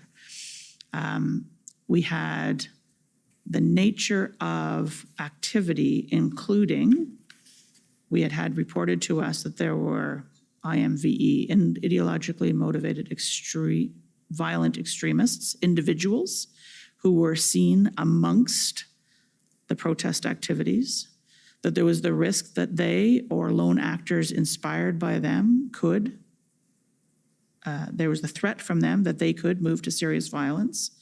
We had evidence through both what was being said and in online of incredibly violent rhetoric, of hate speech, anti-Semitic, anti-gay, transphobia, and misogynistic, death threats to elected officials, to senior officials, some of which we didn't even know at the time. We found out afterwards, or even worse than we had known at the time of this note being written. We had the threat of weapons, which we had heard about before the 14th, and then we'd seen at Coutts and the size of that cache of weapons and ammunition. We'd heard that there were kids and vulnerable people in in some of the trucks that perhaps were being used to try and keep law enforcement away. All of that, and we had a sense that this wasn't a single-headed hydra. There was a sense that there was organization, there was coordination, there was a degree of coordination, I think, amongst this set of activities that was very well financed. And so not only did we have what we had, but we had the risk of, and we'd seen this kind of, it would peter out and then it would escalate and peter out and escalate. But if you look over the trend, since the beginning of the protests, arriving on that beautiful day in Ottawa on the 28th of January, we had seen a trend of it getting worse and escalating and escalating. Taking together the culmination of all of that, it was my view that we met the test of the definition in the CSIS Act that was to be put before the Governor and Council to make a decision on reasonable grounds as to whether or not there was a national emergency that met the threat to the security of Canada involving the threat of serious violence to people's lives, to their health and safety, to their security. Madame Drouin, I don't know if you have anything to add to that from the perspective of, as your colleague put it, the dark arts of the law. I think the clerk got it very well, but just to summarize, it's not because CSIS concludes that within the convoy, however, we know that within the convoy, they had individuals of interest for them, and they have also seen some IMV that they were following. It's not because they conclude that no other individuals or groups met the trigger, that the convoy as a whole doesn't represent a serious threat to Canada. So I think we really have to make the difference. They do their assessment to determine under their act, the purpose of their act, whether or not some individual or groups represent that. We did an assessment based on what CSIS was telling us in terms of the presence and all the other examples, what GAC was telling us, what finance was telling us, what CBSA, I'm sorry for all the acronyms, but I think you got used to them. And so we made the recommendation and the government made its decision based on the cumulative effect, if I may say. Okay. So I'm going to try and articulate this, and correct me if I'm wrong as I'm attempting to wrap my mind around this, but would it be fair to say that we know that there was no specific threat of serious violence identified by CSIS, as in there was no bomb plot. There was no bomb plot to bomb Parliament Hill, or there was no specific January 6th insurrection planned. But it is the position that you're articulating essentially that there can be a threat of serious violence without a specific identified threat having been identified, essentially. The word threat here, I think, is used in many different ways. There's no specific site. There's no specific event. There's no specific actor. As you said, a bomb threat, an event like, God help us, January 6th kind of an event.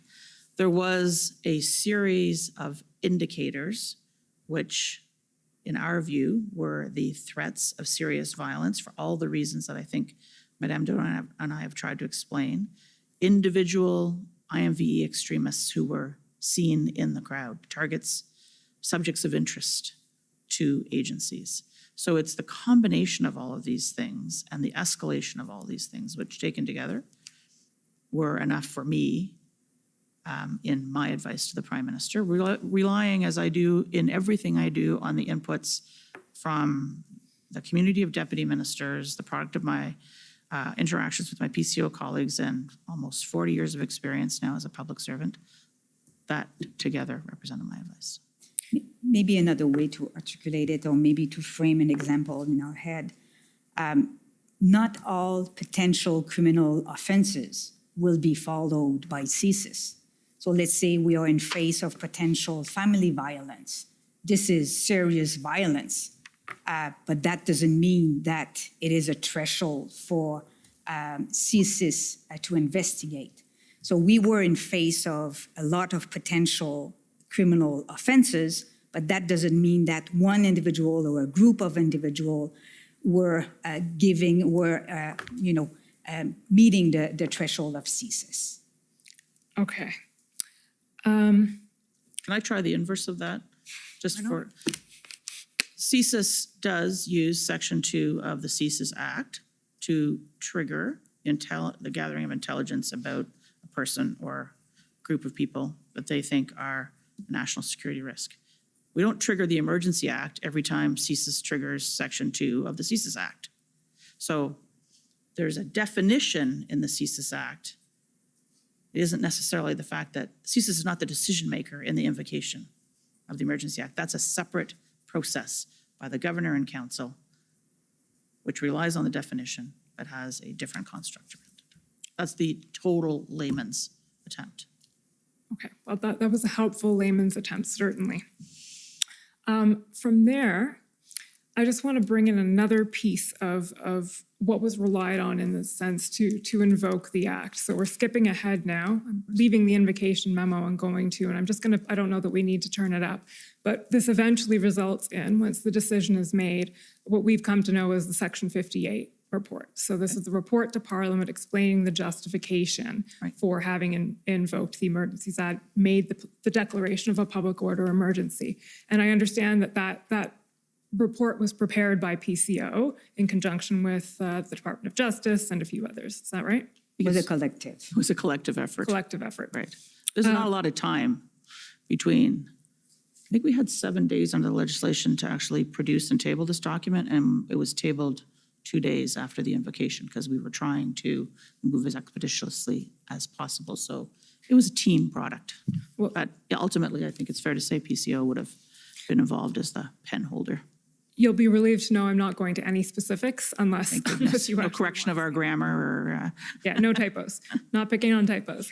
What I do want to raise is that a large part of that Section 58 explanation relies on something other than serious violence. It talks about the threat to Canada's economic security. And I think there are at least 3 or 4 points, and we can bring it up if you'd like to see it in front of you, but the talk about the threat to Canada's economic security that has arisen as a result of these various border blockades and everything that we've been talking about over the last couple of weeks, everything Mr. Sabia was discussing and his colleagues were discussing with us yesterday. So how does that factor in this sense?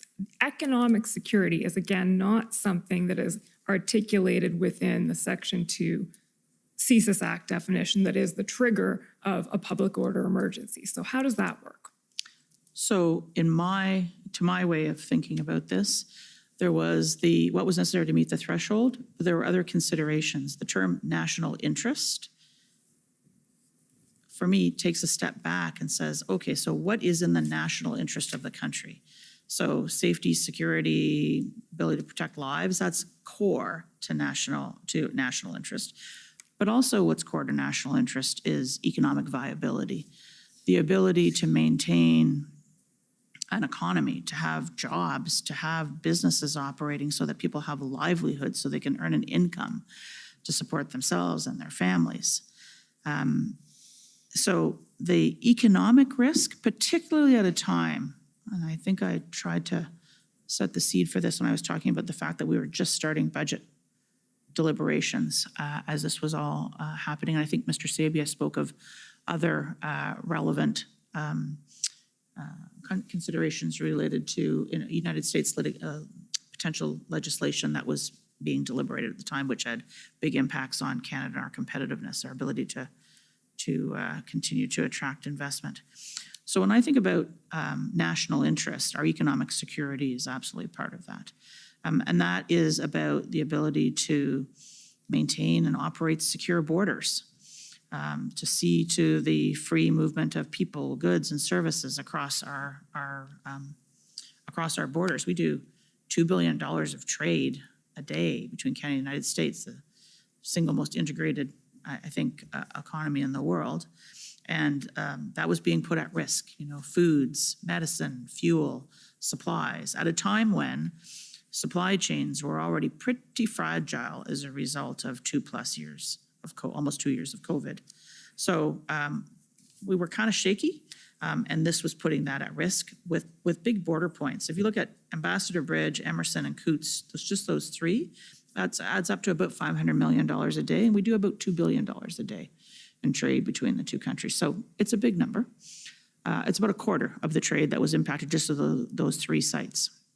So economic security in terms of being able to access those things, our ability to be a trusted trading partner. So we are Canada's an export-dependent economy, and we are in the business of trying to attract investment to be able to open new businesses, expand businesses here.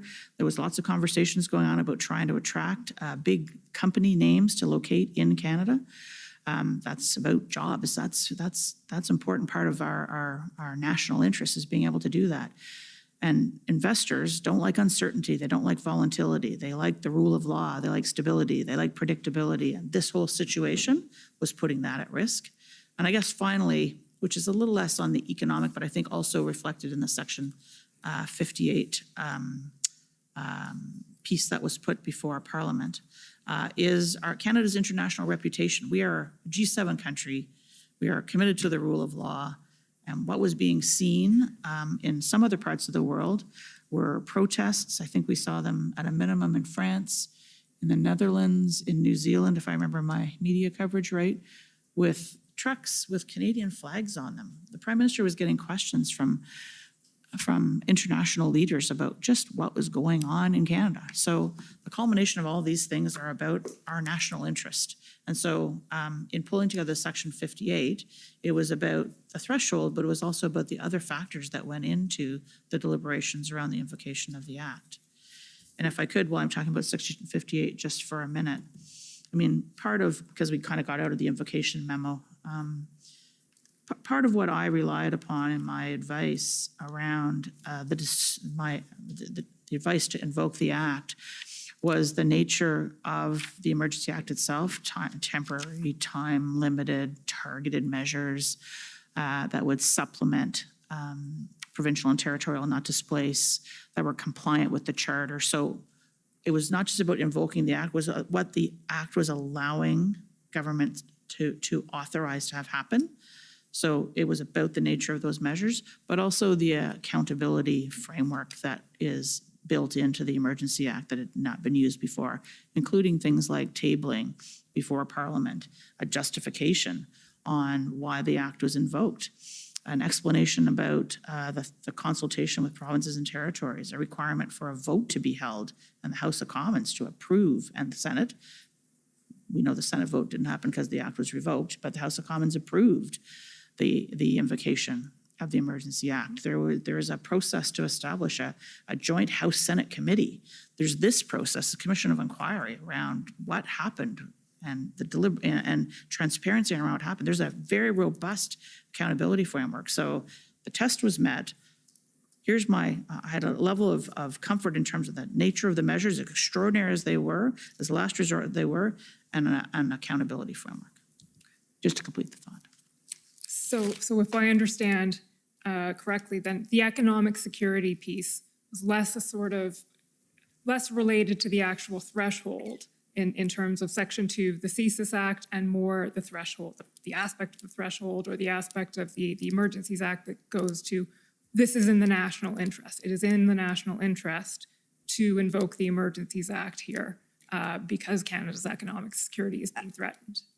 I'll say both, really. I mean, when we talk about threat to economy, like there's the way we measure economy, is one thing, but the impact is on workers, is on job, is on day-to-day lives of people.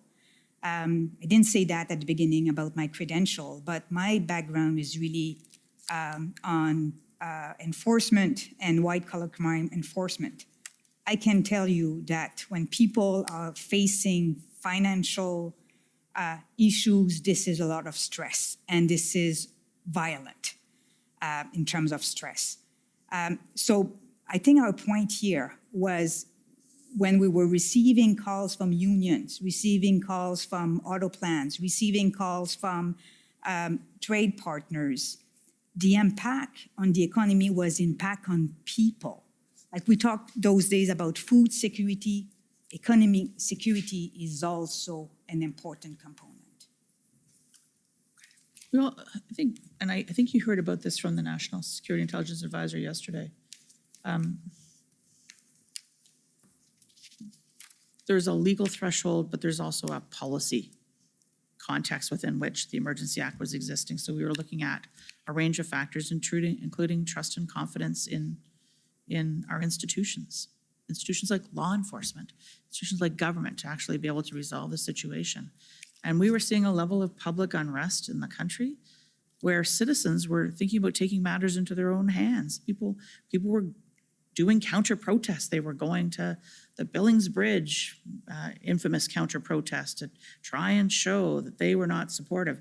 This is a volatile, risky situation. So I think there's a legal threshold with all of the additions that Madame Dodoyan made and a broader policy context around all of this. Is there anything else you'd like to add on that point? Or should we leave invocation and leave the threshold? And very, very briefly, I am way out of time. The last area that I would just ask you to address briefly, if you've nothing else to say on invocation, is revocation.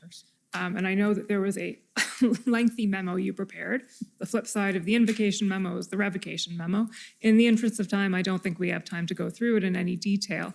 But can you explain the thinking around when the Emergencies Act was revoked, why you advised when you did that now is the time? So the discussion about when was the time to revoke the Emergency Act started relatively quickly after it had been invoked. The threshold was it necessary to deal with the situation, the totality of the situation facing us? We started to see the impact. We saw Windsor holding, Coots was holding. Now we started to see pop-ups in other parts of the country, but one of the biggest situations we were looking at was the situation in Ottawa. We were going into the fourth weekend. There were daily IRGs happening starting on the 15th. Thank you for correcting me about the 14th. Starting on the 15th, where there was a daily sense of what's happening, what measures are being used, what else? It wasn't just like the Emergency Act was invoked and then everything else went out the window. What else can and should we be doing to try to help to address and resolve the situation? And day by day, ministers and officials were looking at whether or not the situation, the sum total of the situation, still was of a size and a criticality that we needed to continue. Now, the early days, it's fair to say we were mostly focused on implementation of the act after invocation and who was doing what and what effect it was having. But I would say as we saw the law enforcement activity really starting to take hold in Ottawa on the fourth weekend, the days of the 18th, 19th, more pointy questions were coming back from the Prime Minister and from ministers. How much longer do we need the Emergency Act? It had been made, I think that the view with the invocation is no longer than necessary. And if we could move out of it as quickly as possible. And so we started to work on, okay, so what were the criteria for invocation? What are the criteria for revocation? And I believe you had some discussion with Mr. Hutchinson in particular about that earlier in the day, maybe with Ms. Bogdan as well.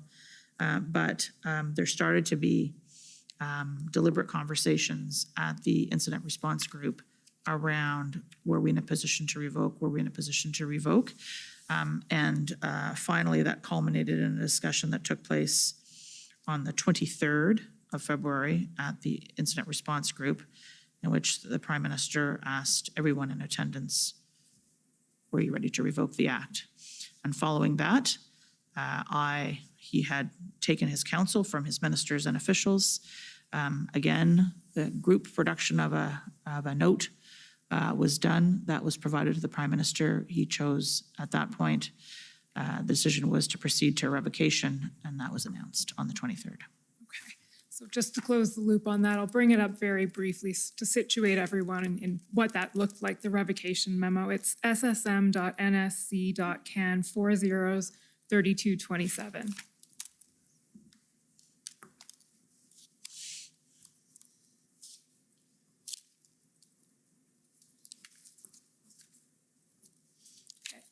So there we go. Overall, the situation has evolved significantly since February 14th, is no longer considered urgent and critical or a threat to the security of Canada.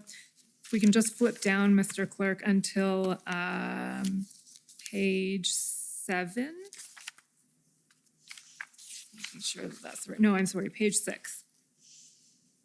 Okay, so there's a section here starting, since the EA was invoked, the regulations resulted in, and it proceeds to list a number of factors, or a number of occurrences, let's say. Rapid assembly. Indicators. Pardon me? Indicators. Indicators, okay. Rapid assembly of large police presence, signaling to protesters that trucks would no longer be treated as whatever, violations of parking bylaws, but would actually be treated as potentially serious penalties.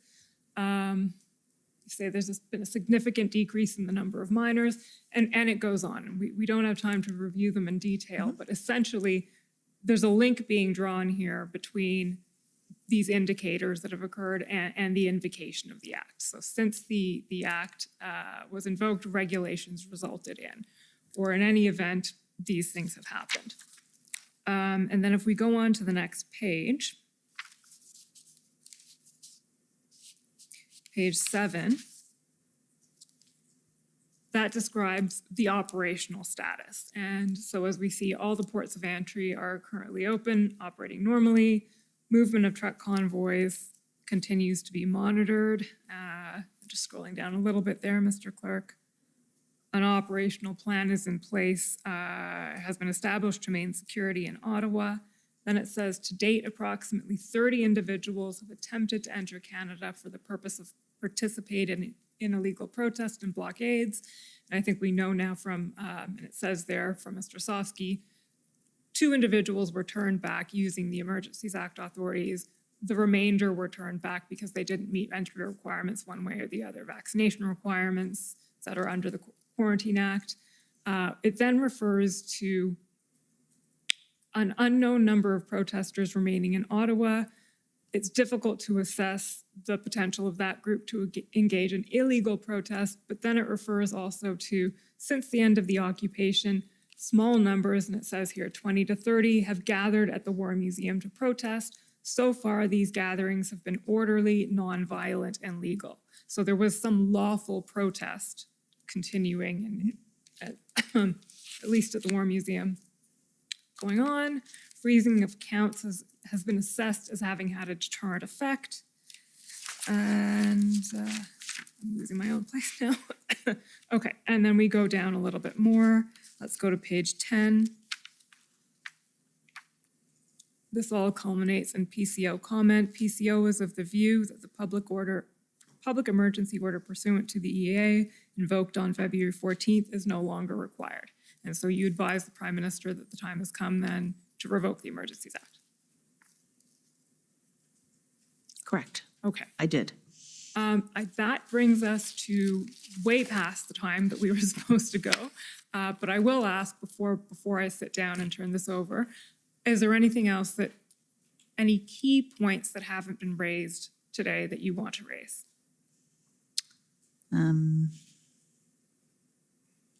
I don't think so. I just wonder if you have covered the fact that we consider trust in institution as one of our criteria as part of the threat, and what can be the consequences if, population is really losing confidence in our public institutions. So I can do it. So one of the reasons why it was an important factor. So first of all, we were seeing citizens, doing some counter-protests, asking the court for an injunction. So when you see the population trying to se rendre justice because they are not comfortable that law enforcement or government will do. That is for us like a beginning of a symptom that something worse can happen. We know what's going on in countries when the populations do not have confidence in our public institutions.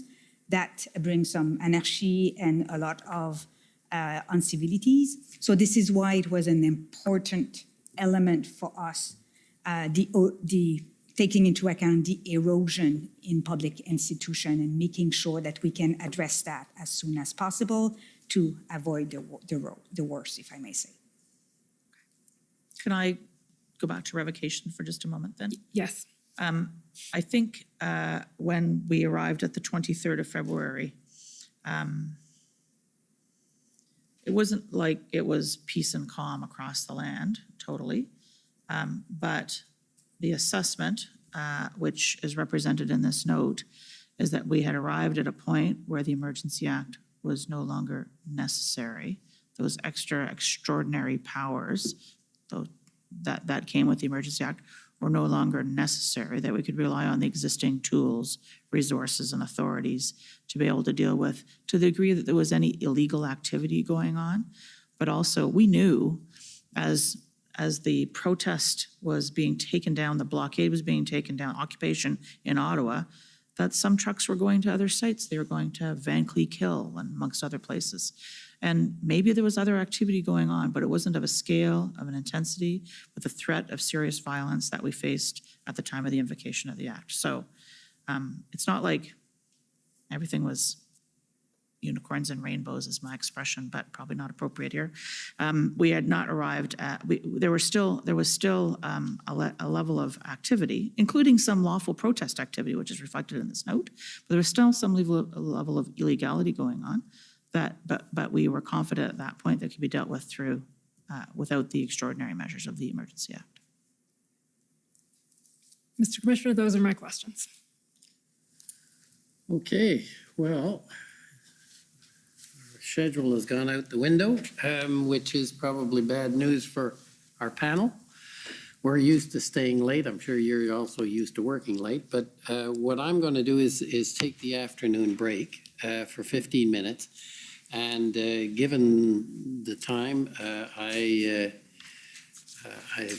will come back and I'll be a little more flexible with the questioning and cross-examination because we have a rule here. What goes in direct goes in cross. So I think we have to be fair, but I will be reasonable, only modest, not the degree requested by some. So I'm sure, sir, you're not talking about little old me. no, I wouldn't want to single anyone out. So I'll take the break for the afternoon, 15 minutes, please. The commission is in recess for 15 minutes. La commission levée pour 15 minutes.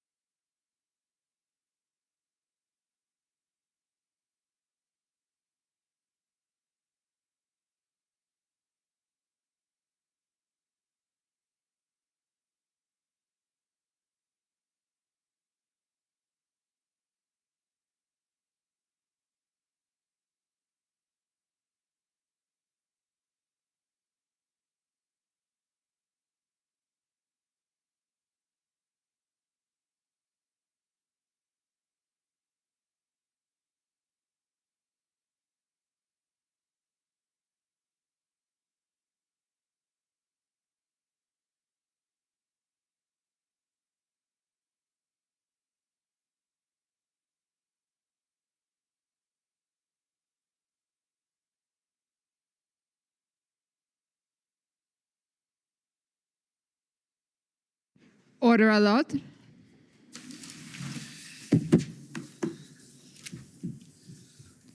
The commission is reconvened. La commission reprend. Okay, so we're ready to proceed?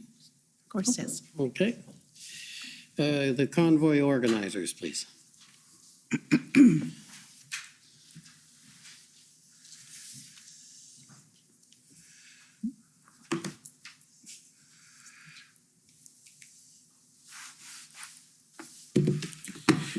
Good afternoon and soon to be good evening. My name's Brendan Miller and I am legal counsel to Freedom Corp, which is the entity that represents the protesters that were in Ottawa in January and February of 2022. I have 20 minutes to question you, so that would bring us to 4:48 when I'm done, and hopefully I don't have to ask for a little more time.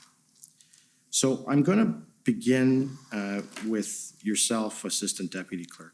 Ms. Druin, and I better, if you'd like to answer in French, I can get one of the things from my friend, but I'll ask these, and if you're going to answer in French, please let me know, and I will put on the translation equipment, because unfortunately I am sans bilingual at this time, but I'm working on it. Thank you. So, Ms. Druin, prior to becoming the Deputy Clerk of the Privy Council, you were the Deputy Minister of Justice and the Deputy Attorney General of Canada, is that correct? Correct.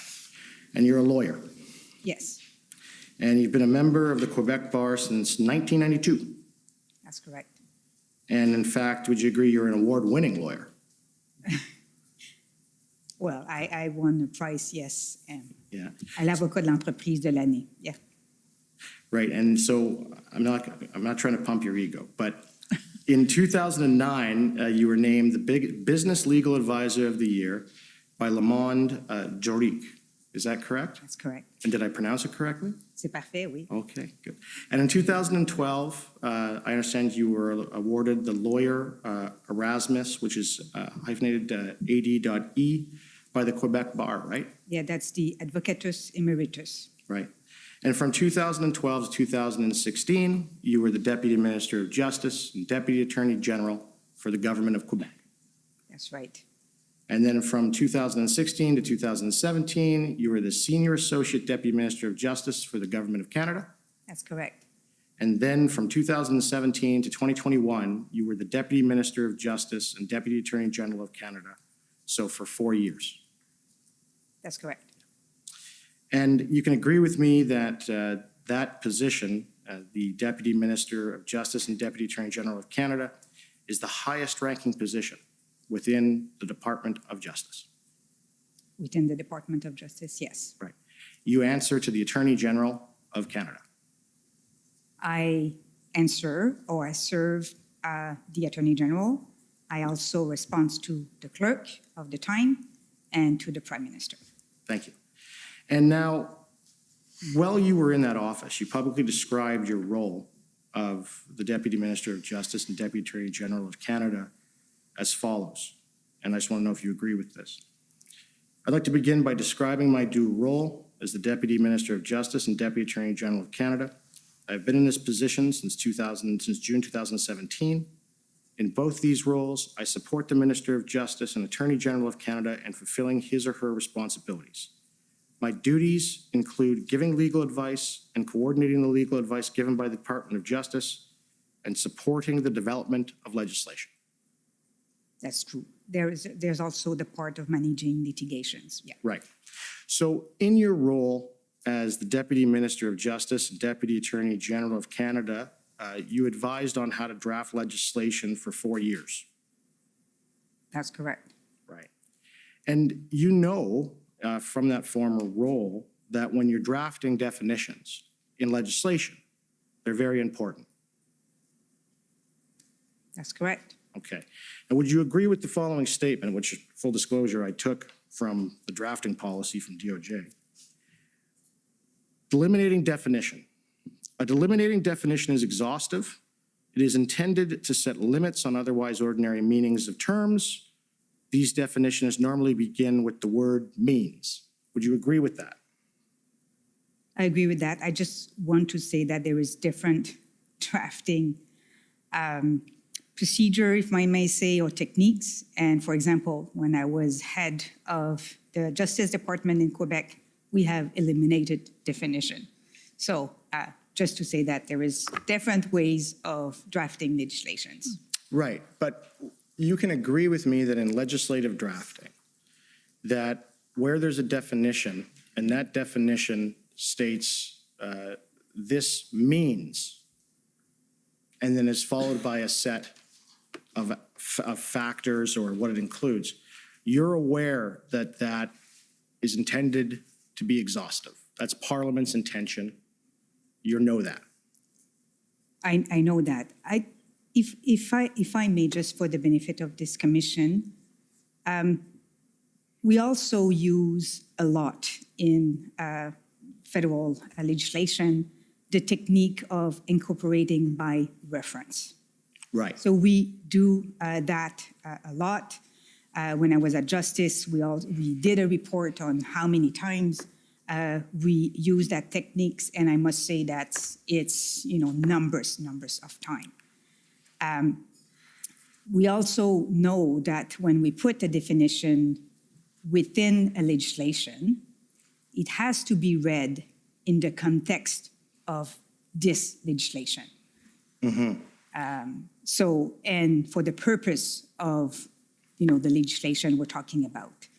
So I'm just saying that because meaning can have different meanings at the end, depending in the context in which you are looking at those words. But you know, and you can agree, that the purpose when you're drafting is to try and carry out the intent of Parliament. That's the objective of drafting, yes. Okay. And you know that Section 2 of the CSIS Act, prior to listing what constitutes a threat to the security of Canada, states threats to the security of Canada means, and is then followed by the 4 threats. Fair? You know that. Yeah. And you know that under Section 12 of the CSIS Act, that in order for CSIS to open an investigation, CSIS has to conclude reasonable grounds to suspect that a person or group is carrying out activities constituting a threat to the security of Canada as defined in Section 2. Yeah, that's how the CSIS Act operates, yeah. All right.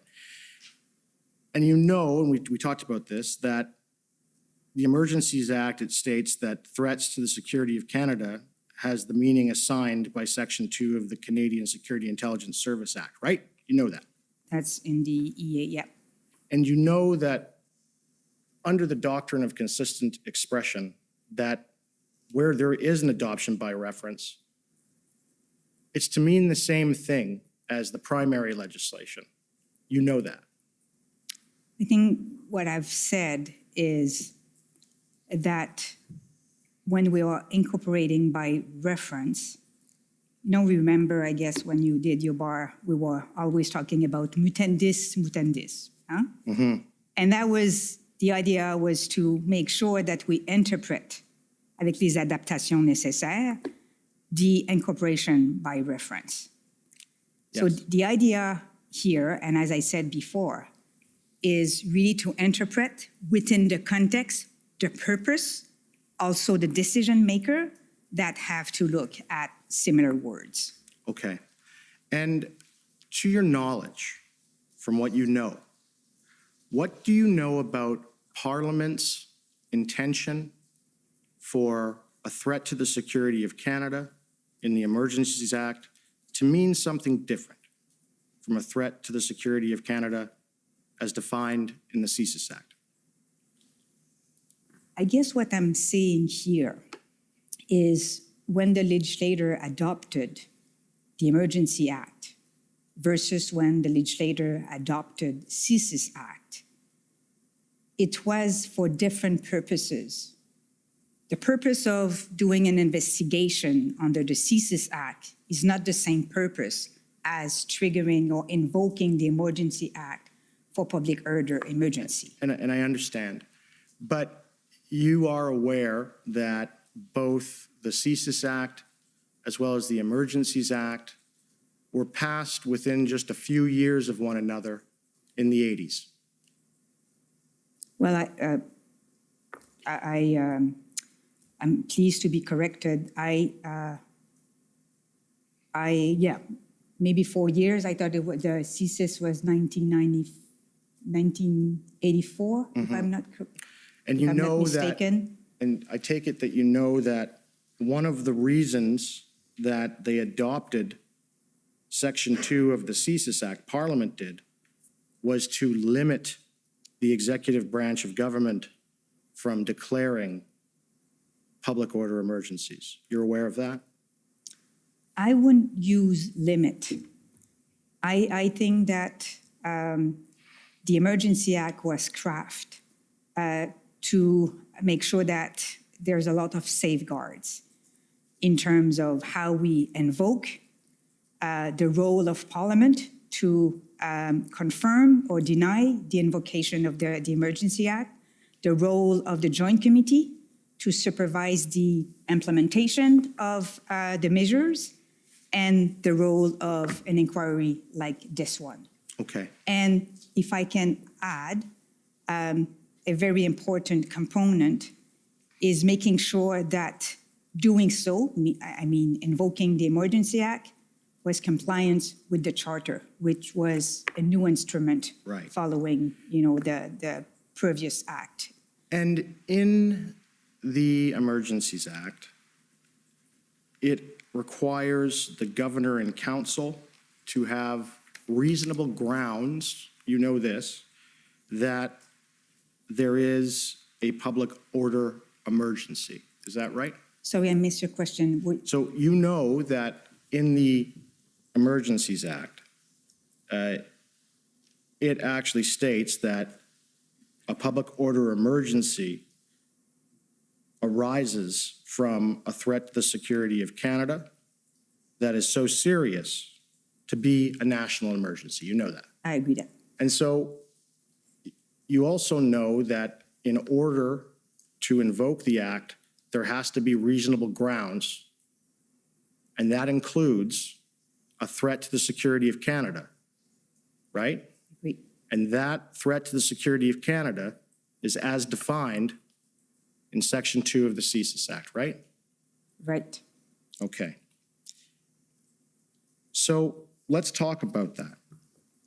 Can you agree with me that there was not reasonable grounds of a threat to the security of Canada as defined in the CSIS Act and adopted by reference? I don't agree with that. Okay, so let's go through those grounds, okay? So. I can help. I know your time is. Yes, and let me. It's really, what we use is really 2C. Right, so then we can throw out any other grounds, it's fair to say, other than 2C.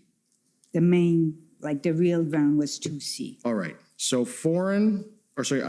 activities within or relating to Canada directed towards or in support of a threat or use of acts of serious violence against persons or property for the purpose of achieving a political, religious, and ideological objective within Canada or a foreign state. So that is the ground.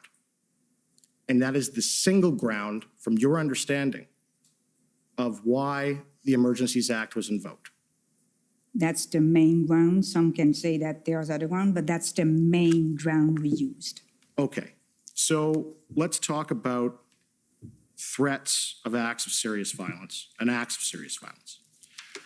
Can you summarize for me the threats of acts of serious violence that the invocation was based upon? I'll do that. I think the clerk will probably add. So if you just look at what you went through this week, who you heard. So we heard from CSIS, not CSIS, but we've heard from some players, for example, that IMV were present in some of the protests.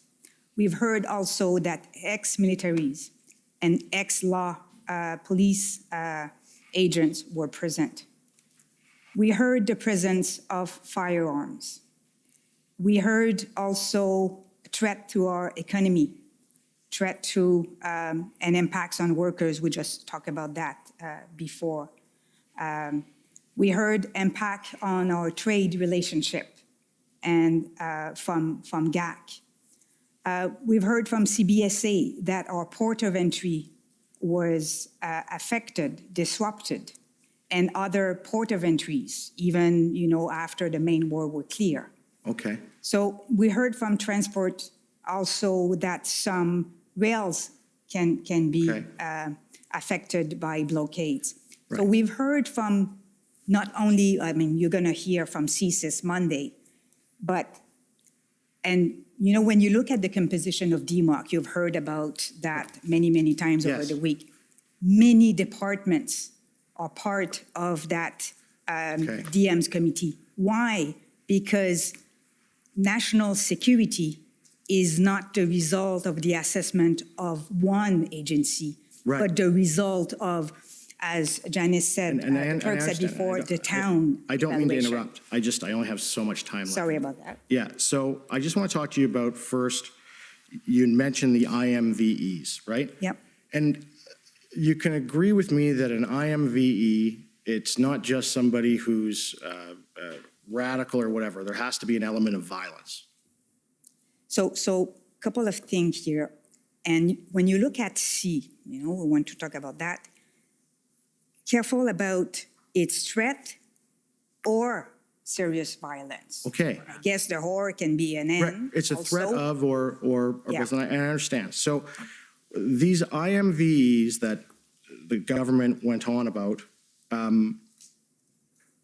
first, we've already established that the government wasn't aware of the individuals in Coots at the time of the invocation that were arrested by the local police department. I think what we were aware in Coots was, first of all, they were about to do enforcement, and then I think it was around the 10th or the 11th of February, we heard that they were slowing down enforcement because of the presence of risk of violence and guns. That's the only thing we knew at our level, because we're not privy to all the operational risk. So that's what we knew at Coots. But of course, Commissioner Lucky and her people, they were aware of what was going on. They just couldn't tell you. Exactly. Right. And you're now aware, I'm sure you've heard the evidence, that they, in fact, as of the February 9th, had 2 undercover officers embedded with these gentlemen. Are you aware of that? I was not aware at that time. When they do uncover operation, this is the, Yeah.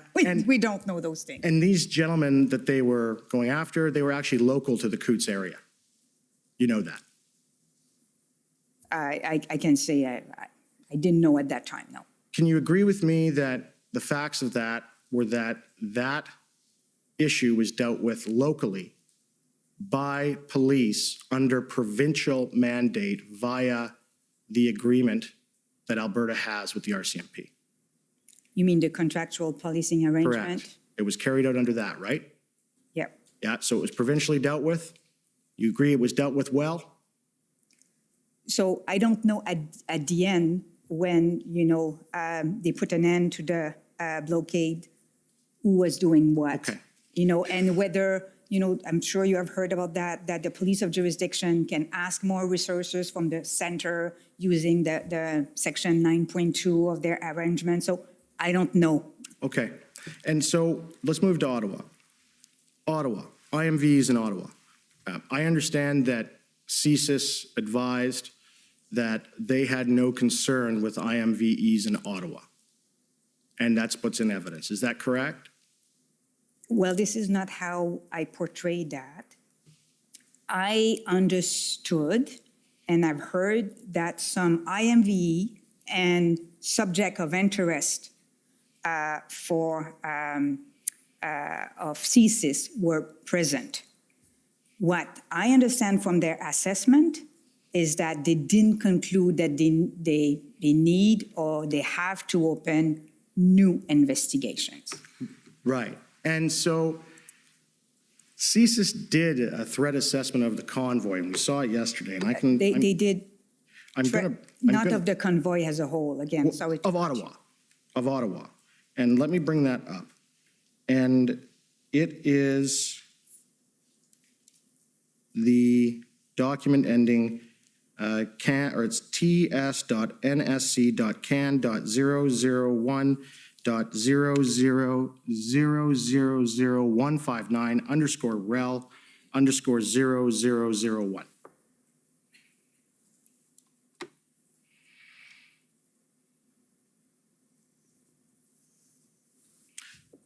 Now, we've all reviewed this. I've put it to folks, and I don't want to have to read it to you. But in this assessment, and also in the statement from Director Vignon, they concluded that there was no CSIS threat, reasonable suspicion of a CSIS threat in downtown Ottawa. Is that fair? They concluded, looking at who was there, that they didn't have enough to open investigations on specific individuals or groups. Right. And you know that CSIS only needs to have a suspicion, a reasonable suspicion, to open an investigation. Well, I think the test is reasonable ground, yep. Reasonable grounds to suspect. Reasonable grounds to suspect. That's what it says. You know that. Yep. And the difference between that and the grounds to invoke a national emergency is that you know under the Emergencies Act, it requires reasonable grounds. You know that. That a public order emergency Right. exists.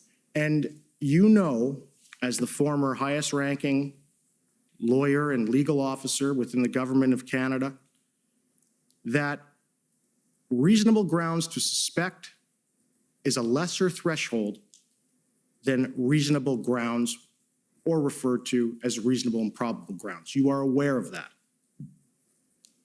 Again, I'm sorry, I think we are mixing here. Reasonable ground to suspect what? And this is the purpose of CSIS Act. Right. So a movement can represent threat to security to Canada. Right. A movement, a situation. An activity. An activity. An activity. Without having individuals or groups into it that do meet the threshold of CSIS. So I think we need to make the difference between what the movement represented at that time for Canada versus the composition of the movement, whether or not we had individuals that, so there's... But ma'am, I understand what you're saying, but you're saying that you want to look at the group as a whole. All right. And so I've asked you about Coots, that was taken care of. I've asked you about Ottawa, all right? You knew that the group, the assessment was that it did not meet that. And now Windsor. Can you agree with me that there was no Section 2 CSIS Act threat with respect to Windsor? You've mischaracterized the witness's evidence. She didn't agree with you that CSIS had assessed the group, the entire group in Ottawa. Right. So let me just move over to Windsor. Can you agree with me that you are aware of no Section 2 CSIS Act threat with respect to Windsor? I think I can go again through everything we have heard from all departments, and that the clerk, with my advice in particular, considered to determine whether or not we believe that the threat, the test under the Emergency Act. Let me try and rephrase it this way. What evidence and what information of violence at Windsor were you aware of when the act was invoked? I think it would have been a mistake to do assessment site by site while we were facing a national movement and situation. Thank you for answering my questions. Thank you. Next, I'd like to call on the province of Saskatchewan, please.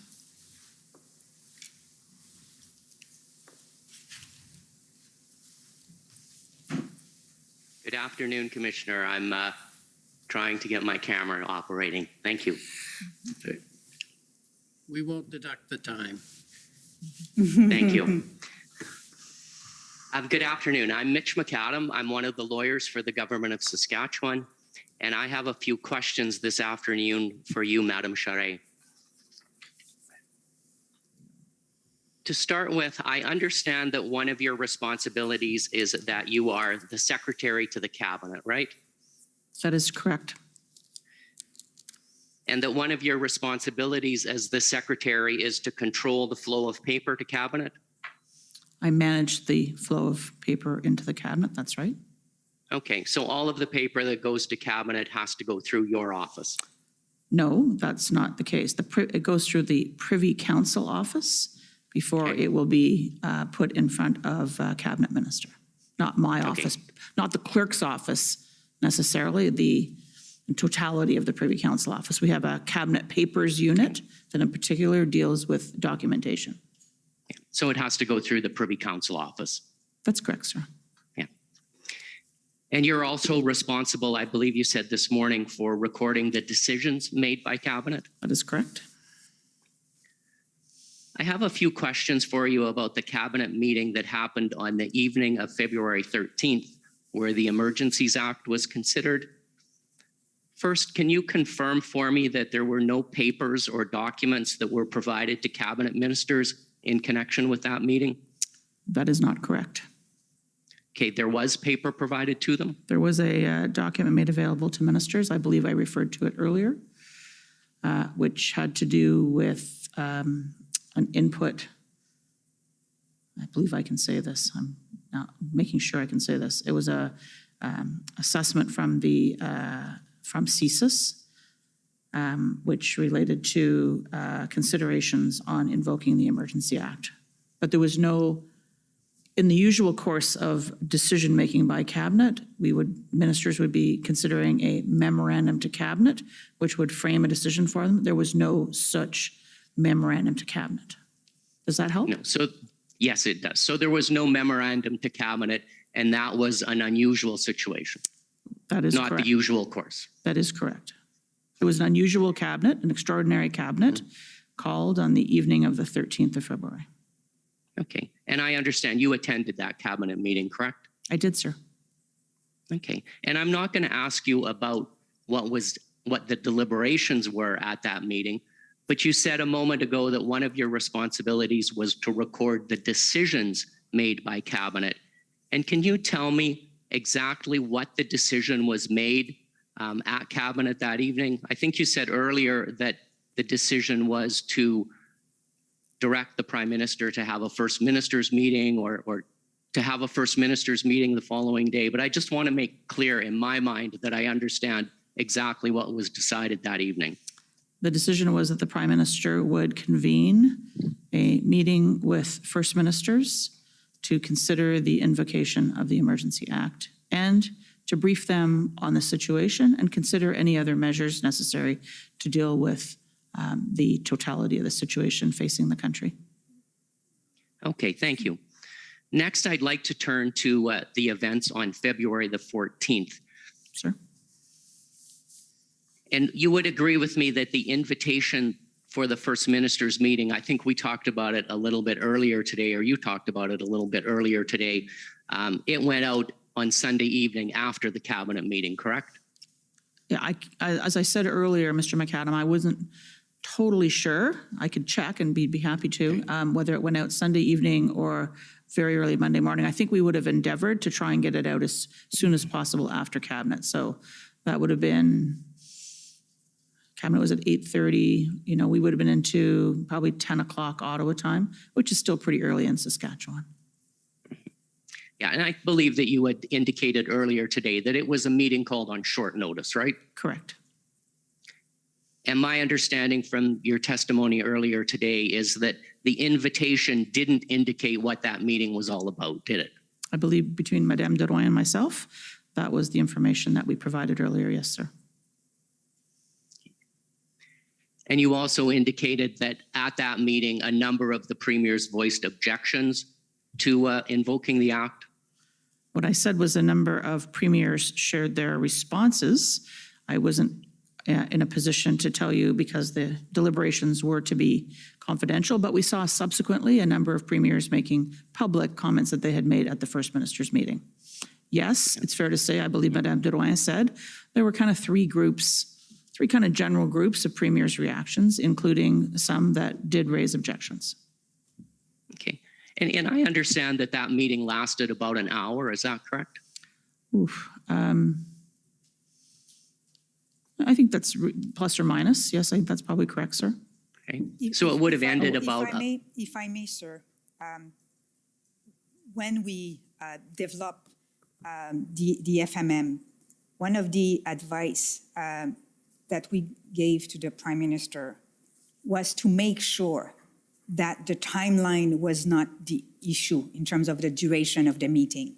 So the Prime Minister let all premiers to express themselves and didn't check the clock, making sure that they will have all the time they needed to make their point.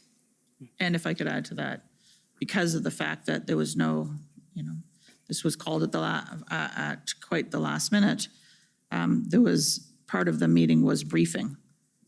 So the Prime Minister it was suggested to him, and he certainly accepted that the meeting would go as long as the meeting wanted, depending on the wishes of premiers and territorial leaders.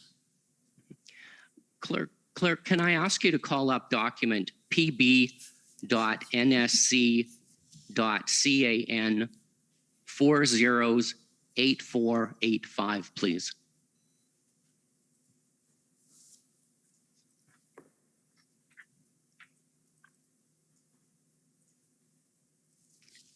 And clerk, if you could scroll to the very end of that document,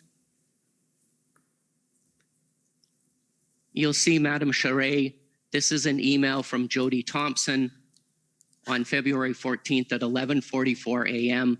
And she says, I need an assessment for Janice about the threat of these blockades. And when she's referring to Janice, that's you, correct? I believe so, yes. And yesterday, when she testified, Ms. Thomas indicated that this was something that was needed for the invocation package. And that's the memorandum that you prepared for the Prime Minister, right? I don't know that I caught every moment of her testimony, so whether exactly that's what she said or not, I wouldn't want to say, but I do believe that she was, like many across the Privy Council office, working to gather inputs for the invocation note.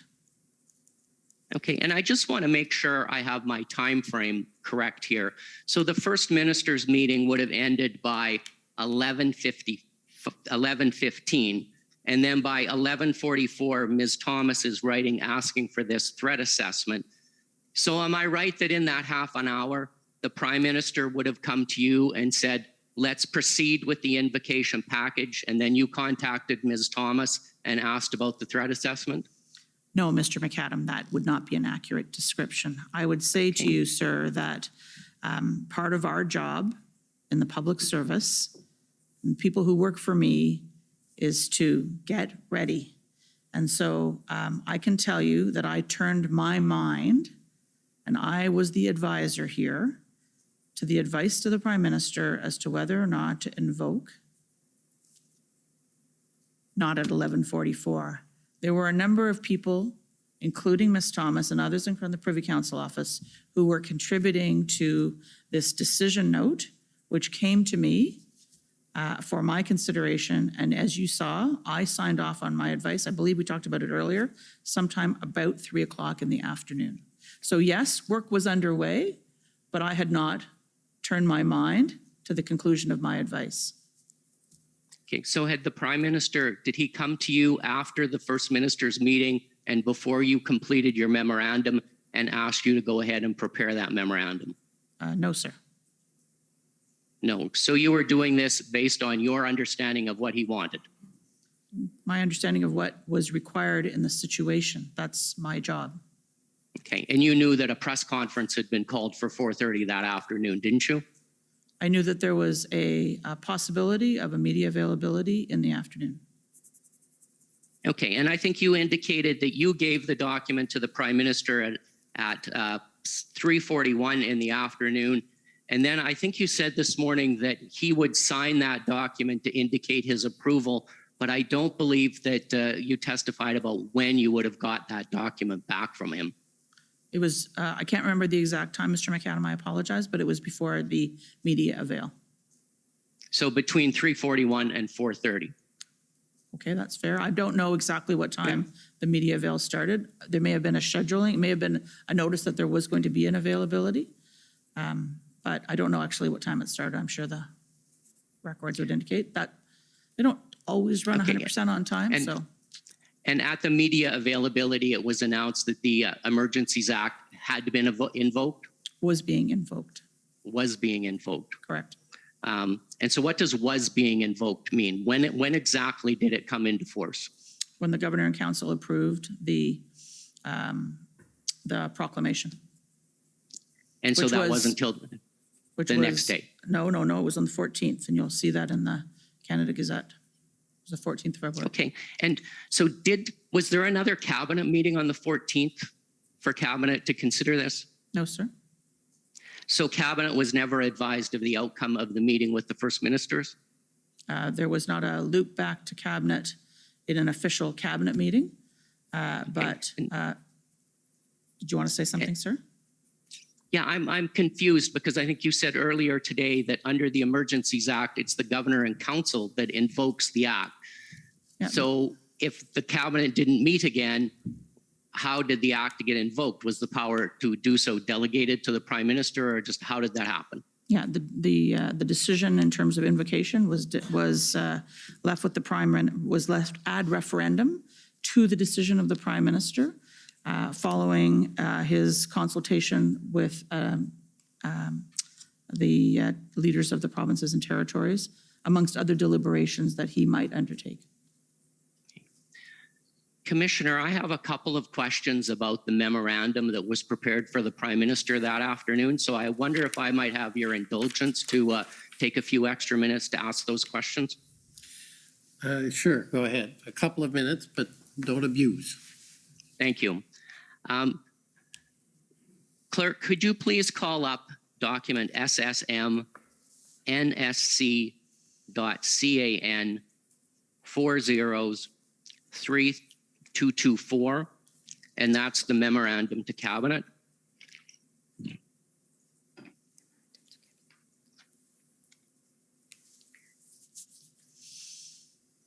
And you'll be glad to know I'm not going to go through in detail and talk about the test for declaring a public order emergency. Darn, I was kind of looking forward to that again.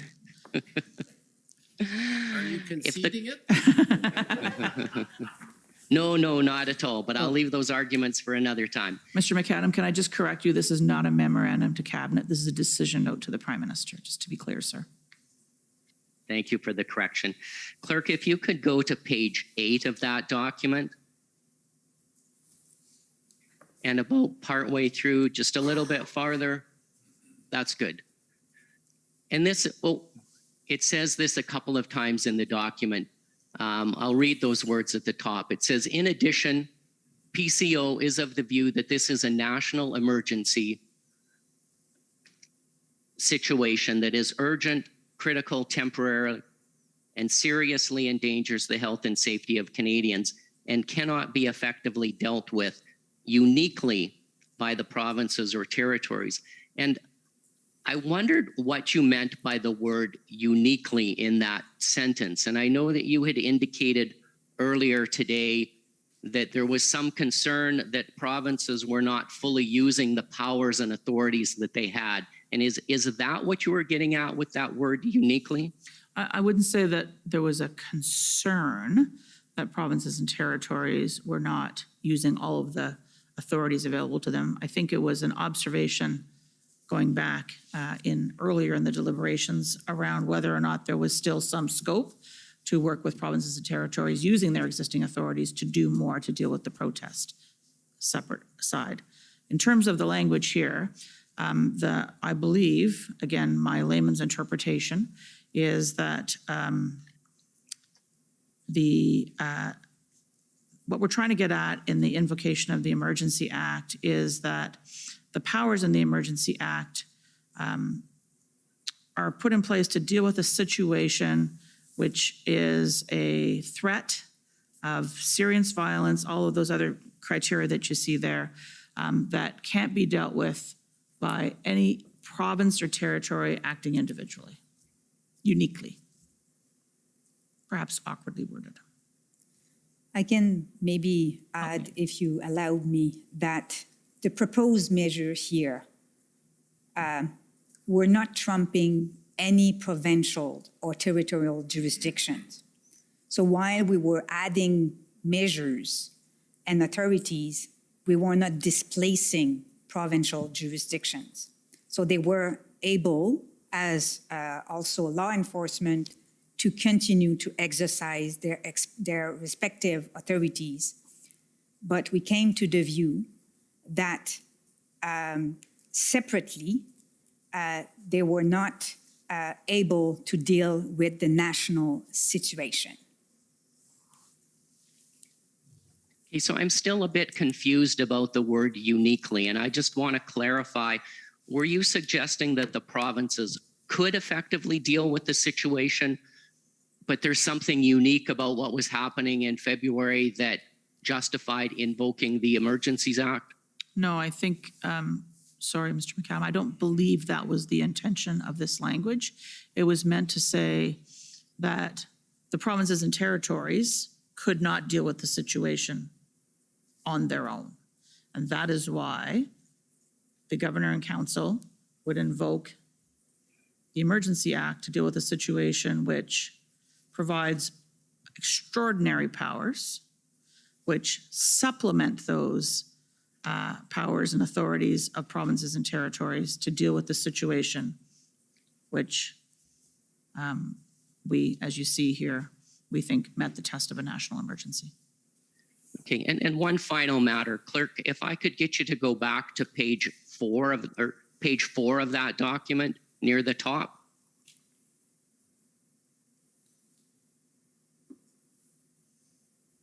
And on that page, you indicate that the First Minister's meeting will meet the requirements for consultation with the provinces under the Emergencies Act. So I take it wasn't your position that it was necessary to get the consent of the provinces before invoking the act, was it? I do not believe that that is the requirement in the Emergency Act. And it wasn't even necessary to get the support of the majority of the provinces, was it? That is not, I believe, the requirement in the Emergency Act. And so really, in order to fulfill that consultation requirement in the Emergencies Act, all you needed to do was meet with the provinces. It didn't really matter what their views are or what they had to say about the matter, did it?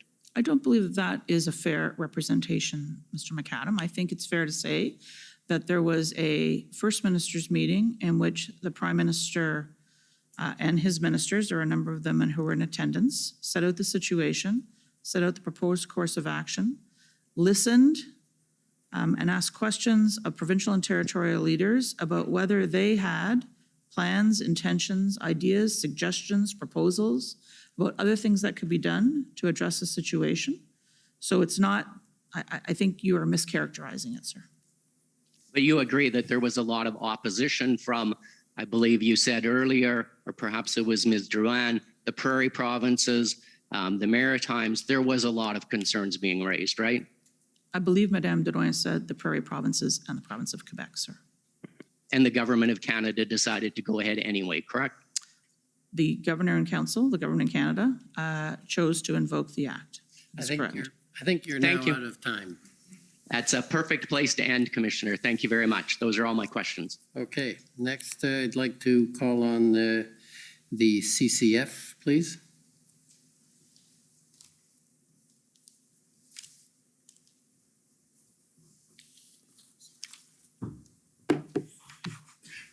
Charette, Ms. Drouin, my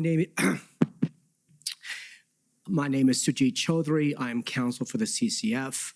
I know it's been a long day, so I just have a few questions for you. The Canadian Constitution Yes. Foundation. Yes, for the just so record. you know. Thank you, sir. Sorry. So, Ms. Charette, you said in your testimony today that one of your roles is to serve as a Secretary to Cabinet. That is correct. And that in that role, you set or you participate in the setting of agendas for cabinet meetings. You said you determine attendance, and that attendance includes, as we've seen in the cabinet minutes put into evidence, not just cabinet ministers, but many senior officials. I oversee that process. You oversee that I don't personally necessarily arrange every single meeting, every single agenda. I have a team that works with me on these things. But yes, you are correct to say agendas, attendance. The agenda, I would say, I should clarify, in case I wasn't clear, Mr. Chowdhury, that the agendas are proposed to the chair and approved by the chair. So we then issue the agenda. Of course. To ministers who then arrive with agenda. Understood. And you attend those meetings yourself as Secretary to the Cabinet. And as you said, you have a responsibility to ensure that if Cabinet is to deliberate or make a decision, that it has all the correct information before it. That is correct, sir. And you also said that they are, unlike Cabinet committee meetings, you said they're run in a very structured fashion where the Prime Minister chairs and officials speak if they're called upon. That is what I said, sir. Okay. So I'd like to take you to the Cabinet meeting of February 13th. So I take it that given the importance of that meeting, you were essentially involved in setting the agenda. I was advising the Prime Minister on the setting of the agenda for that extraordinary cabinet meeting. It was not a regularly scheduled cabinet meeting. And you also then were centrally involved in determining the attendance at that meeting. And in particular, you were involved in ensuring that Commissioner Lookey, Deputy Minister Stewart, and Monsieur Vigneault were at that meeting. I would say that given the topic, I would have expected those deputies to be invited to support and agency heads to support their minister. I'm just trying to remember whether I actually looked at the attendance list, but I would have expected, and I would have asked that they be in attendance. And the invitation would have come from the Privy Council office, correct? That is correct. If not from you directly, that's certainly by your ministry. I have a team that organizes cabinet meetings. That's correct. And so we've had testimony. Oh, sorry. Excuse me for a second. Please, please.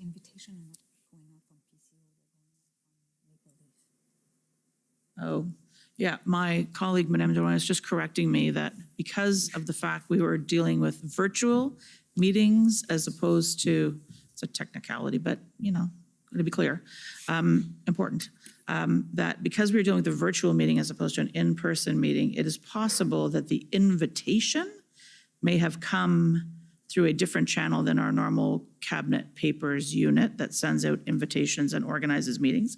It may have come through a virtual meeting organizer, which we euphemistically refer to as the Maple Leaf. But is the Maple Leaf lodged institutionally in the Privy Council office? For cabinet meetings, I would think so. I believe it's between the Privy Council office and the Prime Minister's office. Okay, fair enough. But at the center? Yes, sir. At the center, okay. And so we've had evidence put to us this week, put to the Commissioner as follows. And have you read the CSIS interview panel interview summary? I have not had a chance to do. Well, with your permission, and with the Commissioner's position, I should say, I'd like to put up on the screen, if we could, witness WTS many zeros 60. This is the CSIS? This is the CSIS. It's Monsieur Vigneault's test evidence, and it's been referred to many times this week. In the interview summary as opposed to his in-camera evidence. Yeah, I take it there's no objection? Yep. Okay. No objection. Okay, go ahead. So if we could pull it up, please. And this is just so it's the public version. Or Yes, this is the unclassified version. Unclassified version. Yes. So if you could just go to page 8.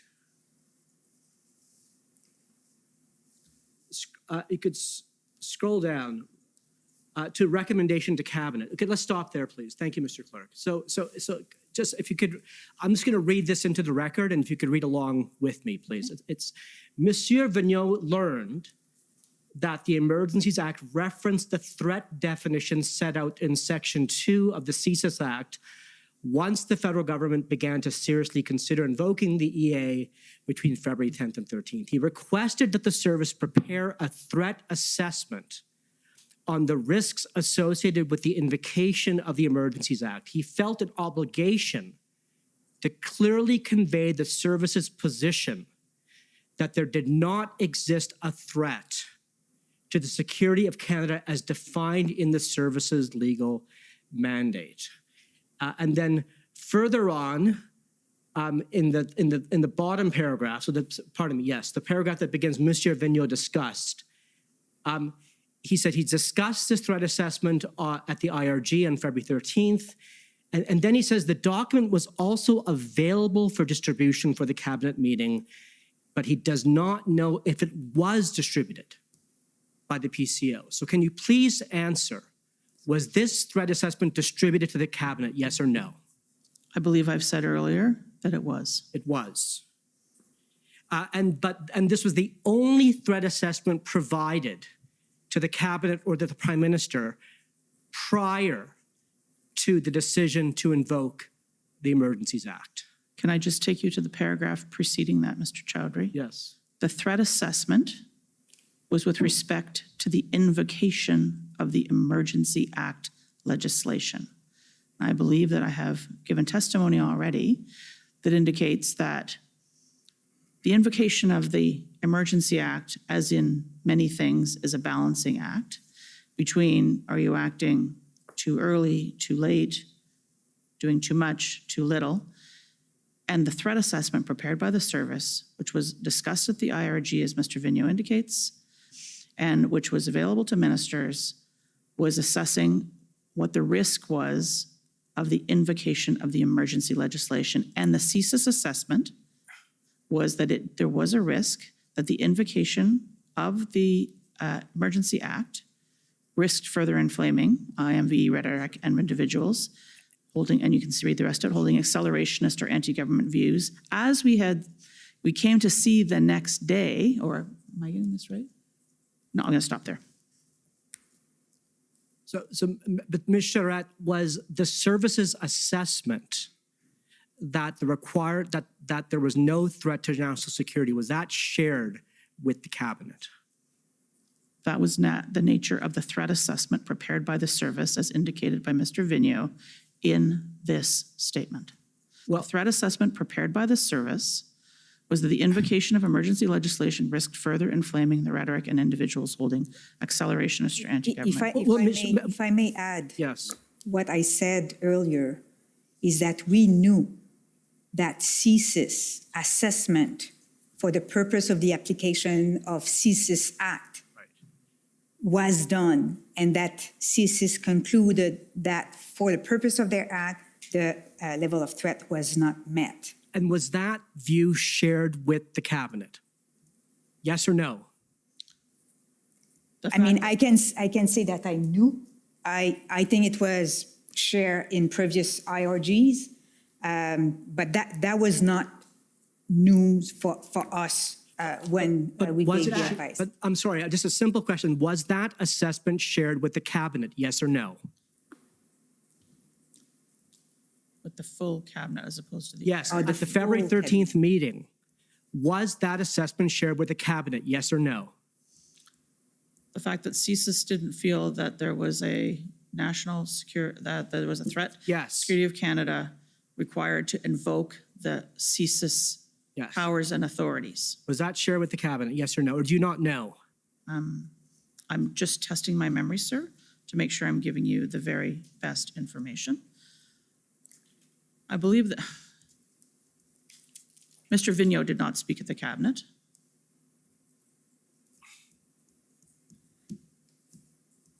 I mean, and here, as I said, we knew that it was shared in previous IRG.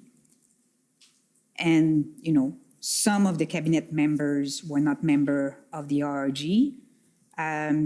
So I don't know if that element of CSIS was clearly said during full cabinet, but for sure, some minister, and the prime minister was aware of that.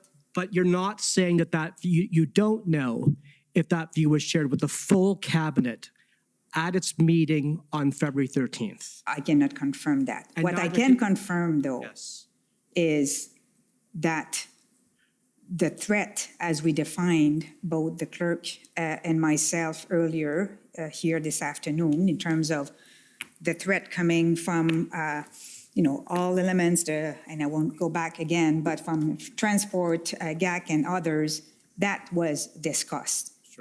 And can I go on to add one thing, which is in the discussion at Cabinet, I'm going to be careful here, in the deliberations at Cabinet in terms of the considerations related to the invoking of the Act, it's fair to say that there was a discussion about the nature of the threat environment, the legal threshold, the tests for invoking, and the evidence that the thresholds had been met. But you don't know if Mr. Vigneault's assessment was shared with the cabinet. So just one thing. Mr. Vigneault's assessment on the fact that invoking the Emergency Act can inflame the situation, that was shared. And we've heard that also from provinces. And I'm not asking you about that. Yeah. I'm asking you about what he stated in the previous paragraph of his evidence. Do we know if his views... So I think we answered that we cannot confirm that. I think I share with the best of my knowledge that I'm sure that some ministers were aware of that, key ministers involved in the management of the convoy, the members of the IRG, that the PM, Prime Minister, was aware, but I cannot confirm whether or not it was discussed. Like, you know, that CSIS reports to the public safety minister. What he said, we cannot disclose, and to be honest, I really don't know. So I cannot confirm that. And so have you had a chance to review Deputy Minister Stewart's testimony from this week? Well, I've listened to part of it. To part of it, yeah. So I'd put to you that under cross-examination this week, Deputy Minister Stewart testified on Monday that CSIS was not asked to provide this assessment to Cabinet. Do you have any reason to disagree with Deputy Minister Stewart's testimony? I believe I said, Mr. Chowdhury, that Mr. Vigneault did not speak at the Cabinet meeting. Thank you. Therefore, he did not speak, he did not read that into the record himself. So I'd now like to turn to the memo, Ms. Charette, that you wrote to the Prime Minister. You're going to have to make it very quick. You're way over time already, and I'm generous, but there are limits. There are limits, I know, Commissioner. So, and in the memo in which you recommended to the Prime Minister that the Emergencies Act be triggered, you were aware of Mr. Vigneault's view, but nonetheless, you determined that there was a threat to national security, correct? We can go, yeah. I'm happy to take you through my logic again if you'd like. I was aware that Mr. Vigneault felt that there was the threshold for CSIS to launch an investigation under the CSIS Act was not met. And you relied on the National Security and Intelligence Advisor's view, who kind of integrated, as she put it in her testimony yesterday, information from across the federal government to arrive at her view that there was a threat to national security under the Emergencies Act. She was one of the advisors that I relied on, sir. She was not the only advisor that I relied on. So I would like to put this point to you, that in a constitutional democracy, to prevent the abuse of executive powers by an elected government, it is imperative that the views of a professional, nonpartisan, and expert security services be front and center. And that they not just be a factor, but they be at the core of whether a government decides to invoke emergency powers. And what you've said today is that you're not sure if Mr. Vigneault's views were before the full cabinet. They weren't set, you've distinguished the legal relevance of his views. And you're suggesting that what the security sector agencies say is... Are you coming to a question or making a presentation? Are you suggesting that what the CSIS says isn't at the core of what makes it reasonable to determine if a public order emergency exists? What makes it reasonable to determine? I don't understand what your question you're asking. I think that... yeah, please. I'm sorry if you didn't have the opportunity to, the cross-examination that I had with Mr. Miller, but I think that we talked about the difference between who was the decision maker under the Emergency Act versus who is the decision maker under the CSIS Act. And the purpose of those two acts were different, and what we were looking at was different. I think that what you said when you talk about Madame Thomas is that she was integrated views, but views were coming from Minister of Transport. Views were coming from public safety. I can go on and on, as I said before. Like we saw threats from port of entry. We saw threats in terms of presence of guns. We saw kids, being used as shield. We saw, harassment on the streets. Like the threats that we were collecting, we saw impacts on our trades. Like the threat we were assessing in order to determine was not only coming from CSIS. CSIS is a very important thing. And CSIS made a decision under the Act to determine whether or not they were able to open new investigation. But you will hear from CSIS about the views of the director, and you should ask him that question.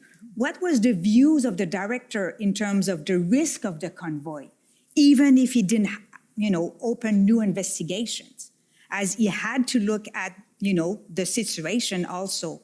So I think we really have to make a difference here between the role of the director in managing his acts versus the role of the director in terms of the input and the information he can provide to us. Commissioner, I think I'm way past my time, so I'll wrap up. Thank you. Okay, thank you.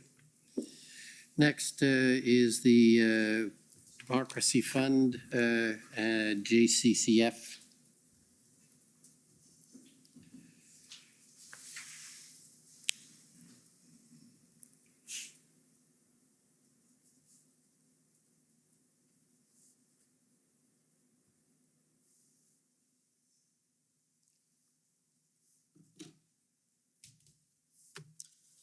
Good evening.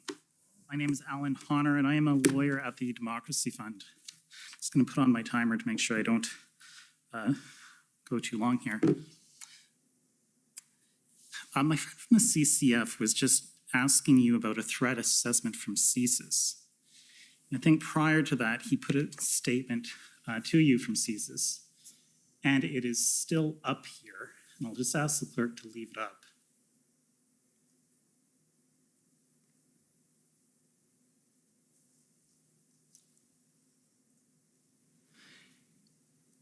And it says here, he requested that the service prepare a threat assessment on the risks associated with the invocation of the Emergencies Act. He felt an obligation to clearly convey the service's position that there did not exist a threat to the security of Canada. If I can ask the clerk to please pull up ts.nsc.can.001.50.172 _REL .001. I believe my friend, Mr. Miller, brought this up earlier today.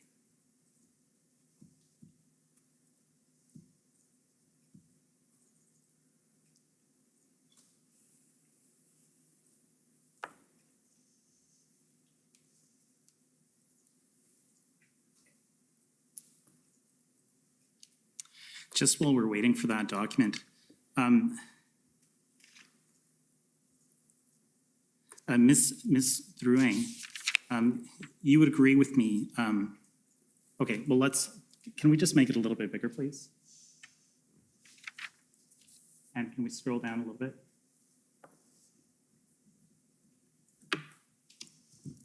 And so in the first paragraph here that's unredacted, we see a reference to the Emergency Act and how it might galvanize broader anti-government narratives.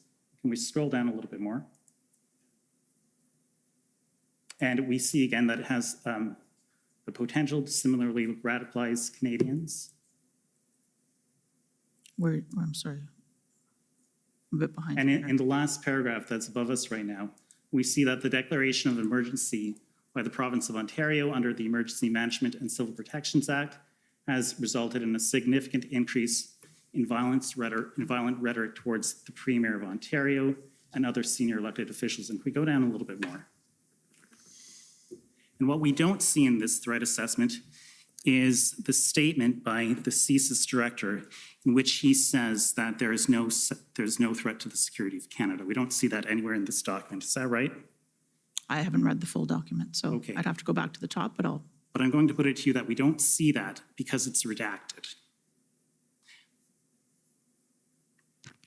I'm going to object to that question. It's an. Fine, I'll move on. And this statement was never put by you to the cabinet. I did not address the cabinet at this meeting. Thank you. Ms. Drouin, you would agree with me that CSIS does not investigate family violence because family violence does not constitute a threat to the security of Canada. Agreed? I guess you are referring to my previous response, where Yes. I wanted to make the difference that potential criminal offenses can bring serious violence without triggering the role of CSIS. That's fine. I'm not asking for an explanation. I'm just asking you if you agree with that statement. So can you repeat the statement question? I is wanted to that- give you the context. CSIS does not investigate family violence because family violence does not constitute a threat to the security of Canada. Do you agree? I agree. Okay, Ms. Charette, you made the point, just tell me if I'm repeating it correctly. I think you made the point that a CSIS investigation under Section 2 does not always trigger the invocation of the Emergencies Act. Am I repeating that correctly? I believe that's what I said. Okay, and you would agree Has with me? not ever, given that the Emergency Act had not been invoked until February the 14th, Sure. 2022. Sure, and I think you'll agree with me that there are different types of emergencies under the Emergencies Act, but let's just stick with the public order emergency. For that type of emergency to exist, there have to be threats to the security of Canada, but the emergency also has to be so serious as to constitute a national emergency. You agree? Yes. And it's possible that there would be threats to the security of Canada that do not that don't rise to the level of a national emergency. Yes, I believe that's also true.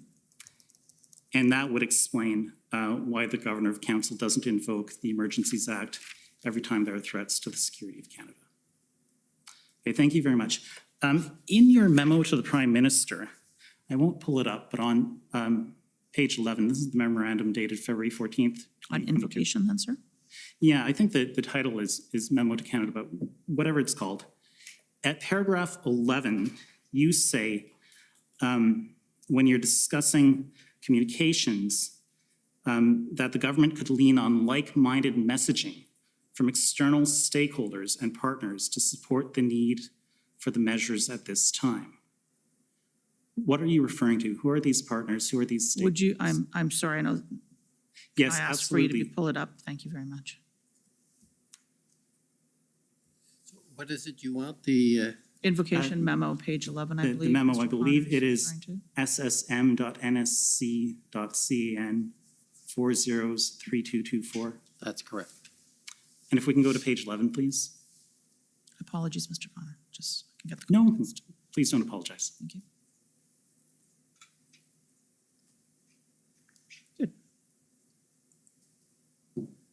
Okay, so right at the bottom here, for public communications, further public communications should emphasize the fair and proportionate action taken by government. And then the last sentence, the government could also lean on like-minded messaging from external stakeholders and partners to support the need for the measures at this time. Who are those partners? Who are those stakeholders? I think it's fair to say that we have heard from organizations like some of the business people in Ottawa, as an example. We have heard from, I'm sorry, just give me a minute here to just get my thoughts clear about this. Is it a reference to the RCMP? No, sir. Is it a reference to newspapers? External stakeholders and partners would not include a government organization. And if it meant the media, that would have been set as the media. No, these would be external organizations. I believe we had an ongoing conversation led by my colleague in the Department of Transport and the Minister of Transport with the Trucking Association as an example. We had business associations across the country that were calling for calling on the importance of keeping those ports of entry open. So I think there were a number of stakeholders who were interested in a peaceful resolution of what had become a serious national emergency. Understood, thank you. One last question. There was a threat assessment referred to in this memo to the Prime Minister. And my friend from the government of Saskatchewan brought up an email from Jody Thomas, and that email says, I need an assessment for Janice about the threat of these blockades, the characters involved, the weapons, the motivation. You recall that, of course, it was just up before you. I do, sir. Okay, and I'll ask the clerk to please pull up pb.nsc.can.403462_rel0001. And just while we're waiting for the document to come up, I can tell you that it came up in the examination of Commissioner Brenda Lucky, and it's correspondence from Mike McDonald to Adriana Polas. And Mike McDonald is from the PCO, is that right? Yes, he is. Okay, and it looks like Adriana Polos is from the RCMP. Now from Commissioner Lucky's exam, I think we concluded that Jody Thomas's request for a threat assessment was passed down to Ms. Polas. And if we scroll down a little bit here, a little bit more, please. Just a little bit more. Oh, so, I'm sorry, just up a little bit, pardon me, right there. If we look at this email, we see that she identifies 3 groups, and the first group is a group called the 3 Percenters. The second is called Diagolon, if you scroll down a little bit. And the last one is called Canadians First. Canada First. And I put it to you that these are the only IMVE groups that were identified by the RCMP. Those are the 3 groups that are in this email that Ms. Pelosi sent to the Privy Council office. Did the RCMP identify any other IMVE groups to you?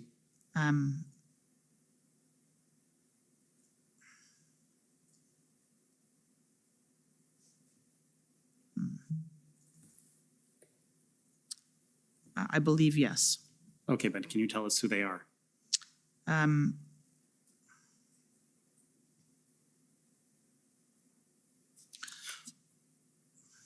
Maybe I'll do it the inverse way, which is, to be clear, as I said, this is an email between someone in the RCMP and someone in the Privy Council office. This information was not contained in the memorandum that went to the Prime Minister, the decision note. I'm not sure that I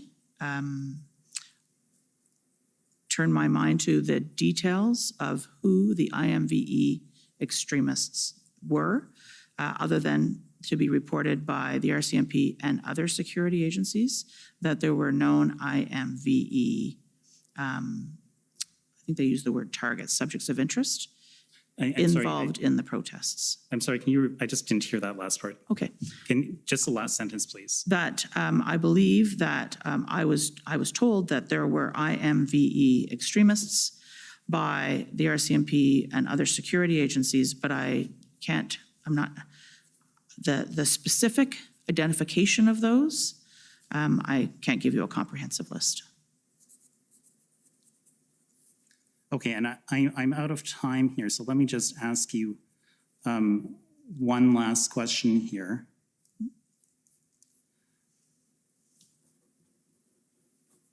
you would agree with me that in your memo to the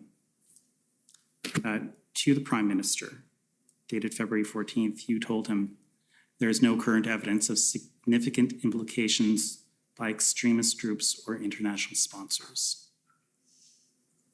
I'll take your word for that. Can I suggest as well, as I said, this is an input, the official record that I would commend to you in terms of the evidence upon which the government based the decision to invoke the Emergency Act is contained in the Section 58 justification, which was tabled before the House of Commons. And I think that's the most reliable place to find the evidence that the government used to rely on to invoke.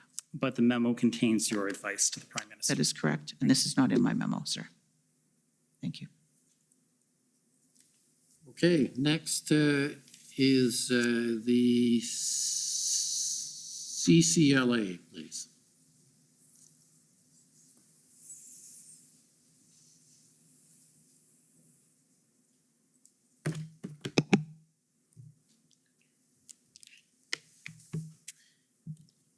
Good evening, Clerk Charette and Madame Drouin. My name is Eva Krajewska, and I'm counsel for the Canadian Civil Liberties Association.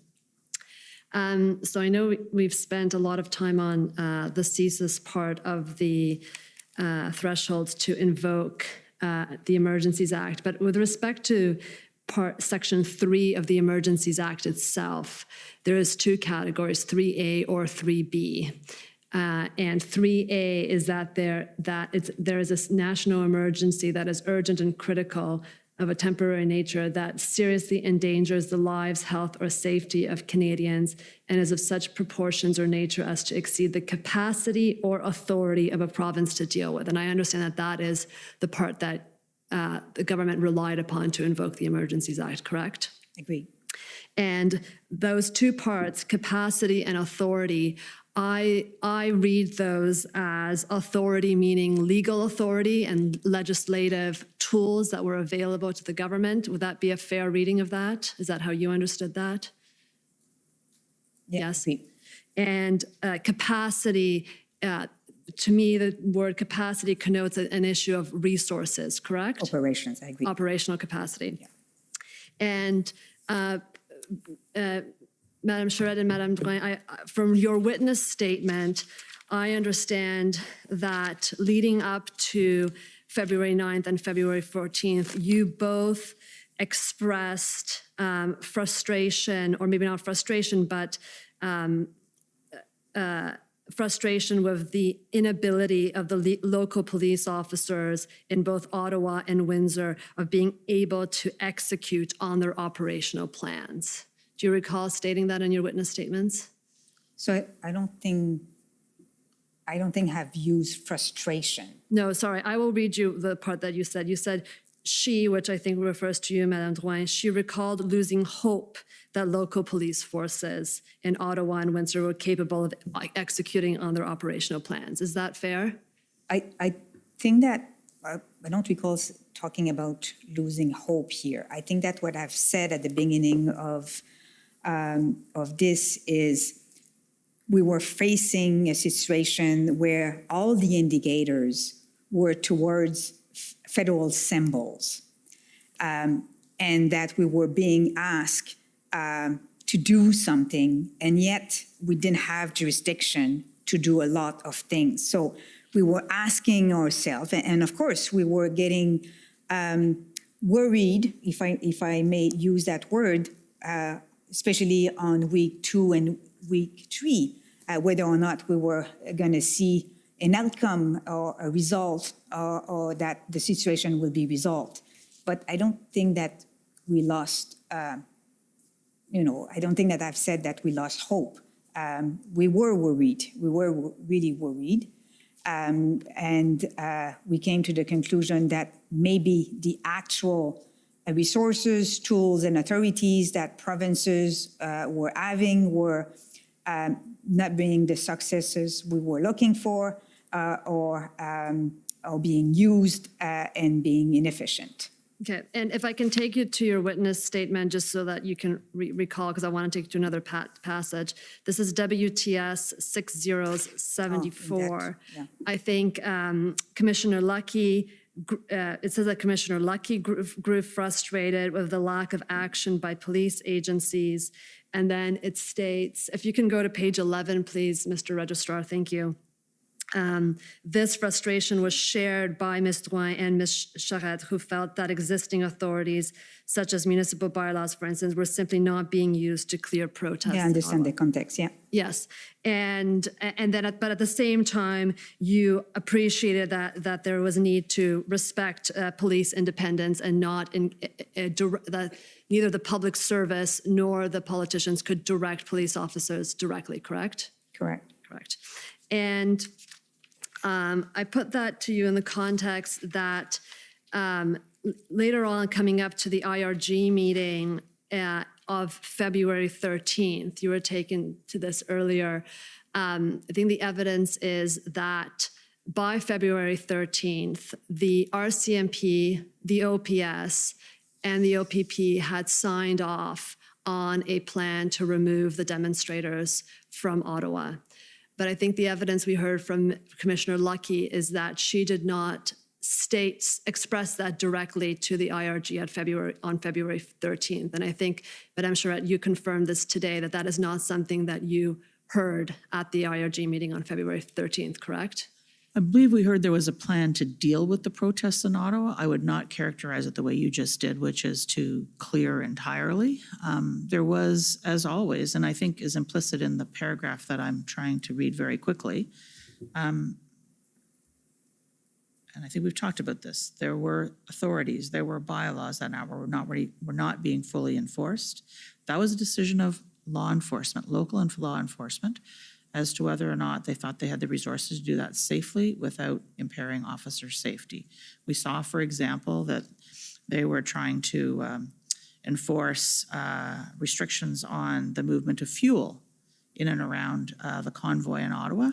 And we saw cases where police officers who were trying to enforce that were being harassed and intimidated and threatened.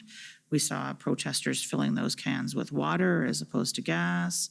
So there was lots going on. So when it came to the plan was about how to, as I understand it, the various iterations of the plan were about two parts of this. One was about how do you try and get the numbers down to the core, and then so that whatever law enforcement resources were going to have to be used in terms of actual enforcement, you could kind of get the size of the problem down. And the plan, as I believe we had been explained to us, was about two-phase, but the details of the plan to clear the occupation in Ottawa was not available to us on the 13th of February. Right, the details of the plan were not available to you, but I think I also understood that you may not have known that the RCMP and the OPP had signed off on a plan that they had confidence in could remove the protesters in Ottawa as of February 13th, correct? We had heard, as I said many times, about plans that didn't get turned into action. Right, so you had, exactly, so you had over the week leading up to February 13th, you had been briefed on various plans that you also did not actually see come to fruition. So even if you were told about a plan on February 13th, at that point, part of you felt like that as you said earlier today, that was one factor, but maybe not a determinative factor in terms of whether to invoke the EA or not, just based on what had been happening for that week. I don't mean to sound dismissive, and so I worry that what I just said sounds dismissive of the very serious efforts of law enforcement at the local level with the OPP and the RCMP to deal with a various situation. I think they were working as best they could in an extraordinarily difficult situation to deal with the occupation in Ottawa. And I do believe they gave serious effort to trying to figure out how best to do that. We had heard about this a number of times. The details of any kind of tactical plan would never have been shared with us. I would say that there was no single plan at any single site that would have necessarily changed my advice to the Prime Minister about the totality of the circumstances which led to the invocation of the Emergency Act, ma'am. And Madam Chair, I think you mentioned earlier that, and I think Ms. Commissioner Lucky confirmed this, the IRG was a platform where people were at liberty to speak up. They did not need to feel called upon before they could share their views with the other members of the IRG, and that's fair. I believe that is an accurate statement, yes.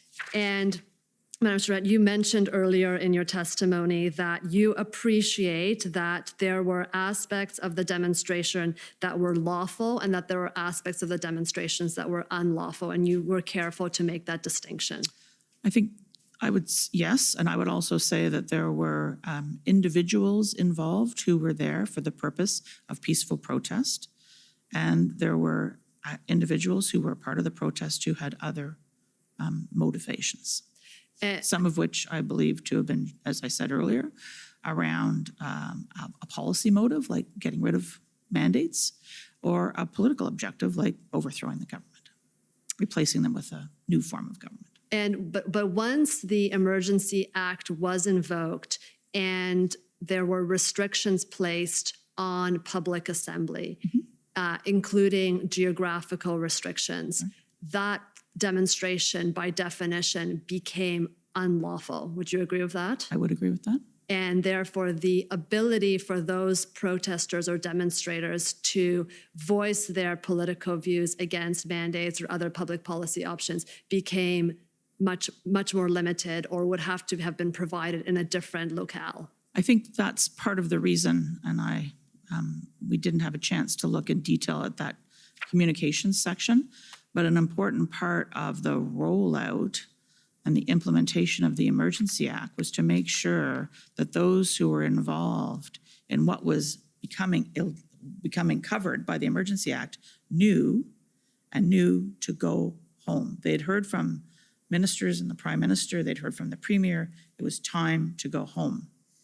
And it was clear then that it was important to make clear to people who were participating what the consequences were of staying. And so there was not consideration given to giving them a space to continue to protest at the seat of Parliament in Ottawa. There's lots of other places to go and protest in Ottawa. During the duration of the occupation while the Emergency Act was being invoked.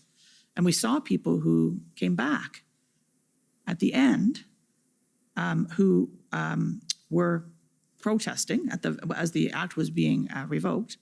But while the act was in place and in the area that was designated, this was an illegal activity and there were consequences. So they were subject to the discretionary decisions by law enforcement about how to proceed with the implementation of those powers and authorities. And can if I may add also, this is why when we invoke the Emergency Act and the measures we adopt under the Emergency Act have to be time limited. And this is why we invested a lot of time to monitor the situation to make sure that we don't keep the Emergency Act if it's not necessary. So that is how, we balance a little bit the impact of the Emergency Act. Right. I have two more questions. One is a bit technical, and I hope you can educate me on this, Madame Charette. Your decision memo to the Prime Minister, does that end up forming part of the record of what goes before the Governor and Council? Does that form part of that record? No, it does not. It does not. So that is a document that only goes to the Prime Minister. It does not go to Cabinet, and it does not form part of the record before the Governor and Council. That is correct. The documents before the Governor and Council are different documents. It was the proclamation and subsequent regulations. The last part is with respect to the definition of the CSIS Act, and you were taken to this. And I know that you've disagreed with Council that who is the decision maker versus CSIS versus the governor and council. But I think you agree that it's the definition in the CSIS Act that applies. It's not a different definition, correct? It's the same wording that has to be interpreted within the respective acts. Here we were talking about the Emergency Act. By the different decision maker. By a different decision maker, yes, thank you. And you both mentioned the safeguards that exist within the Act once the Emergency Act is invoked, including the parliamentary process, this commission, the fact that it has to be time limited. But I think you'd also agree that there are ex ante thresholds. There are safeguards in the Act about the thresholds that need to be met that are also very important in order to ensure that we only invoke the Emergencies Act in exceptional circumstances. You'd agree with that as well? I agree with you, and also add that the measures that a government adopt have to be charter compliant. Yes. Which is an important safeguard in terms of the actions that are available to be taken by. Thank you very much. Thank you, Commissioner. Okay, thank you.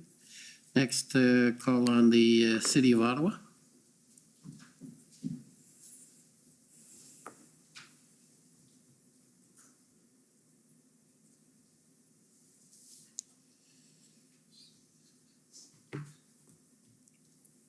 Good afternoon, almost evening. My name's Alyssa Tompkins. I'm one of the lawyers representing the City of Ottawa.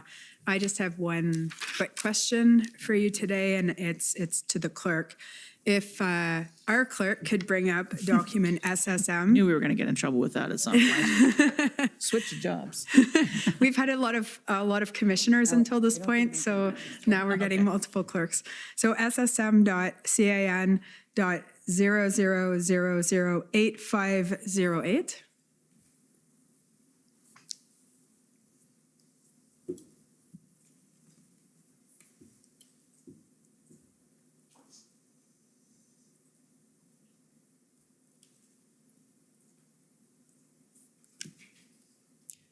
So if we can just scroll down to the bottom of page 2, just so the witness can see what we're talking about. So there's an email from Rob Stewart, and it's attaching the engagement proposal I'm sure you're familiar with. And if we scroll up, we see Ms. Thomas forwards it to you. And then if we keep scrolling, we see an email from you to Katie Telford, and it says, I would like to greenlight this today if possible. So were you wanting to, my question is just, were you wanting to greenlight it?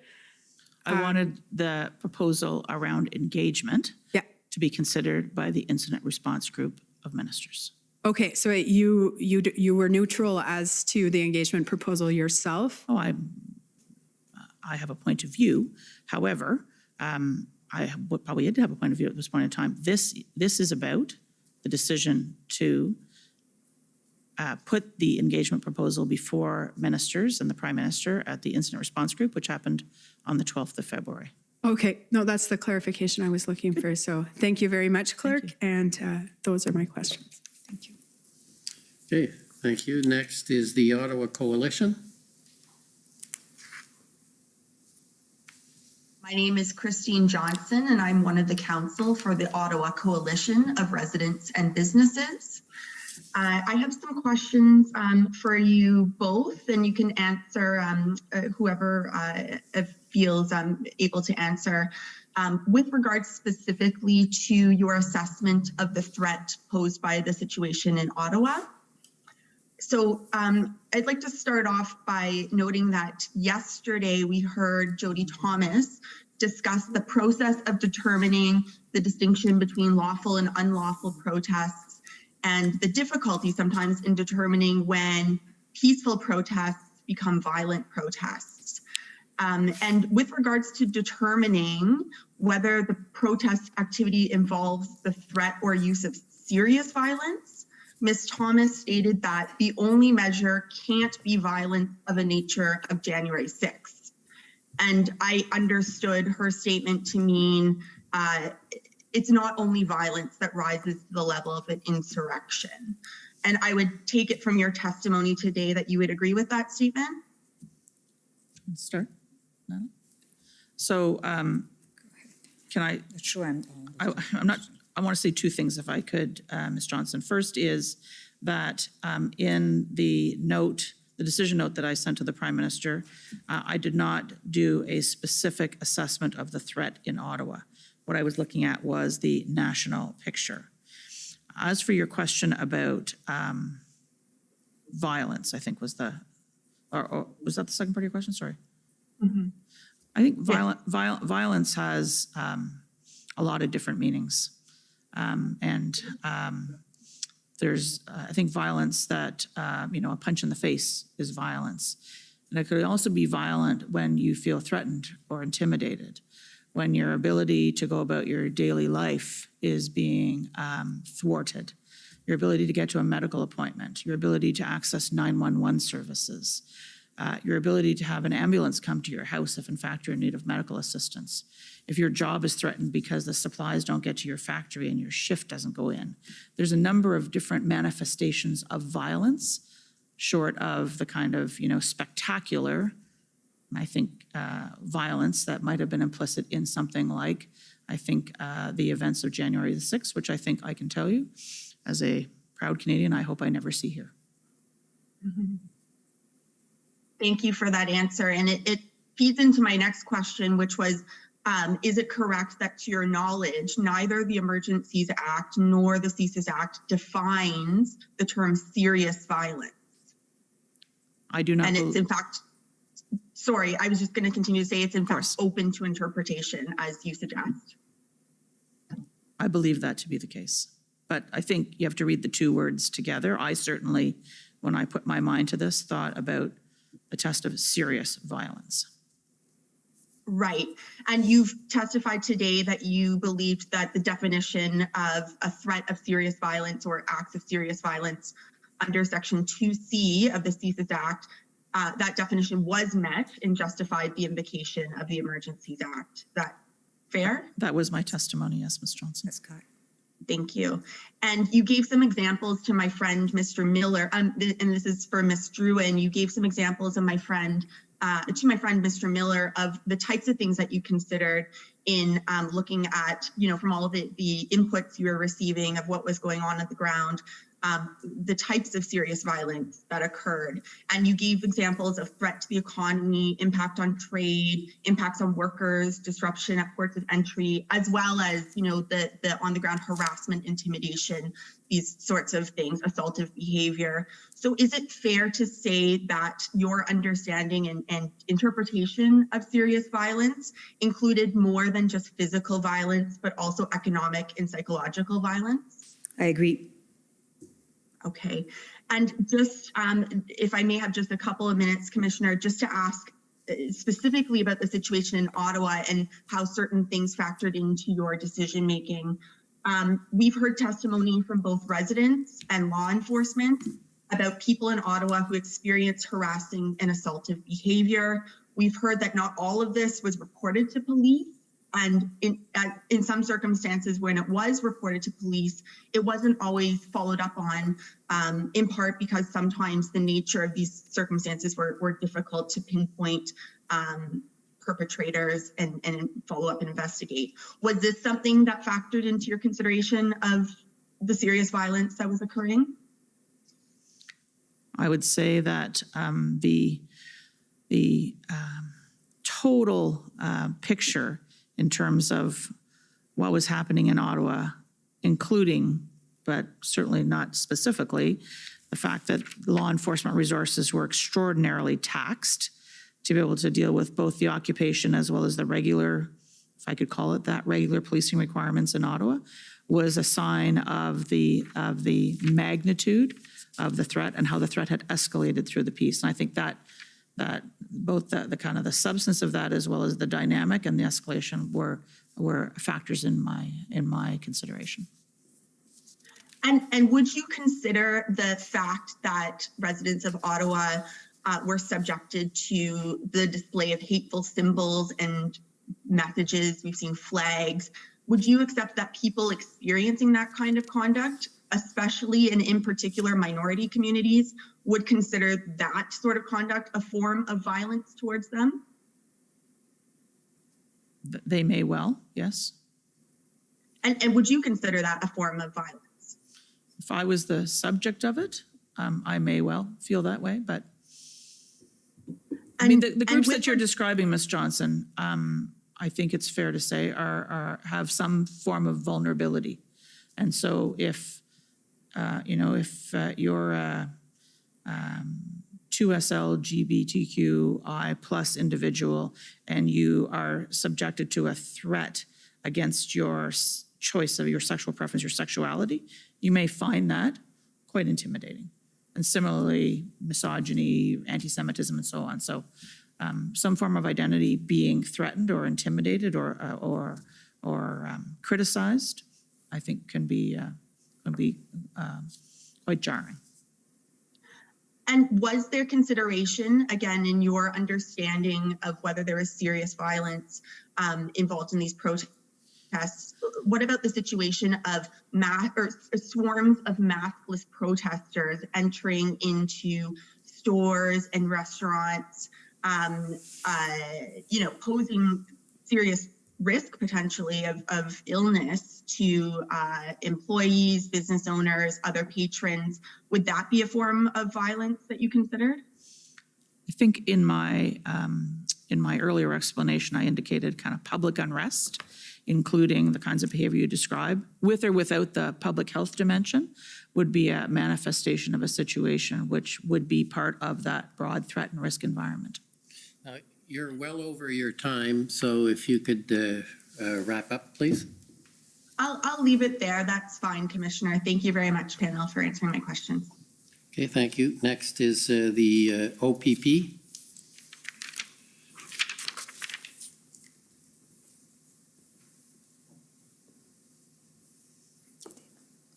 Good afternoon. Thank you, Commissioner, and good afternoon to you both. My name is Janine Kabursi. I'd like to ask you just a few short questions and briefly deal about your understanding of what was happening in that weekend leading up to the arrival of the convoy in Ottawa.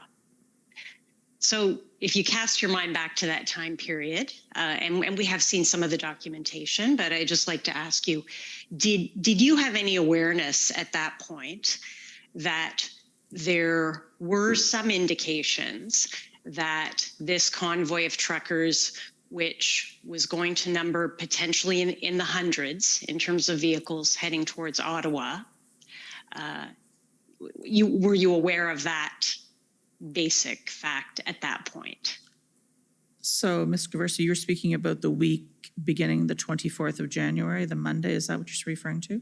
That's right. So That's I think I can't exactly remember what day. I believe 24th or 25th, we heard for the first time in a team meeting that there were reports that there was at least a significant number of protesters coming to Ottawa.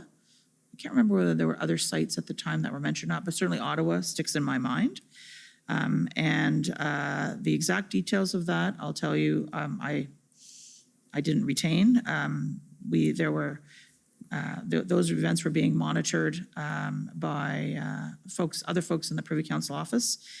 You may recall earlier I said that there was a cabinet retreat underway, and a lot of my attention was focused on supporting the cabinet retreat, but I had others in the organization in the Privy Council office who were monitoring that and conducting daily briefings with ministers' offices and meetings between the PCO and PMO, which led into the ministers and so on and so on. So that was the beginning for sure.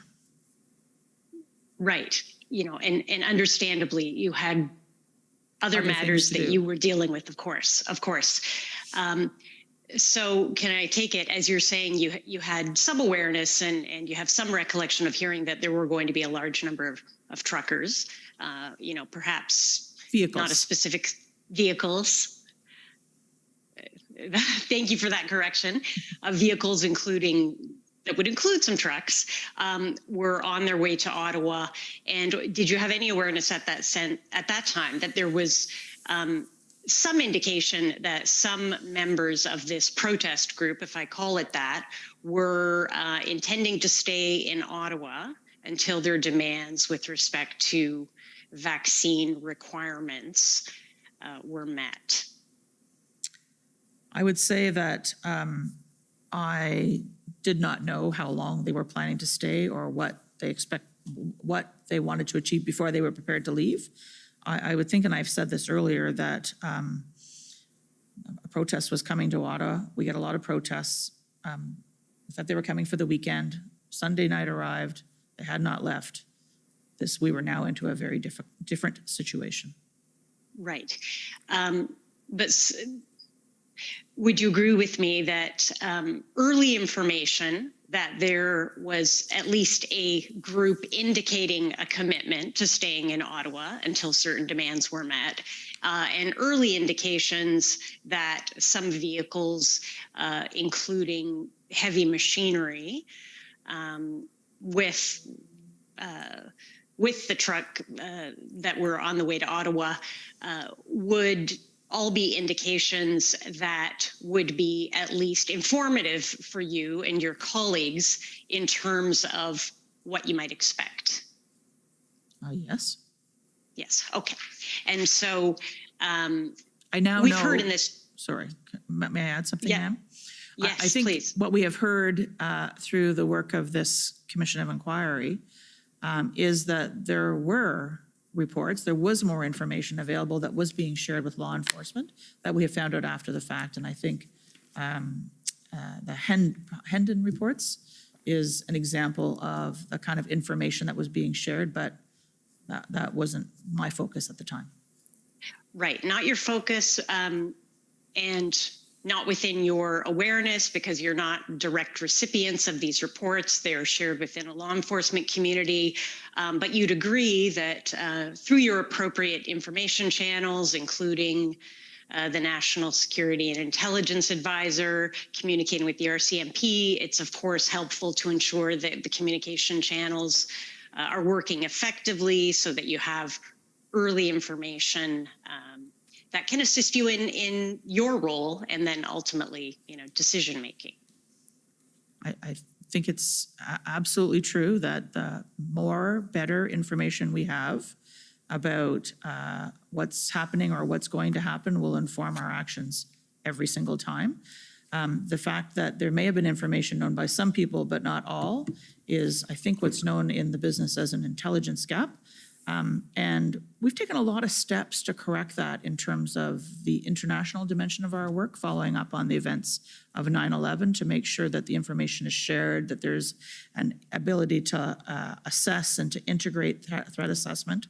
And I think the National Security Intelligence Advisor may have talked about some of that.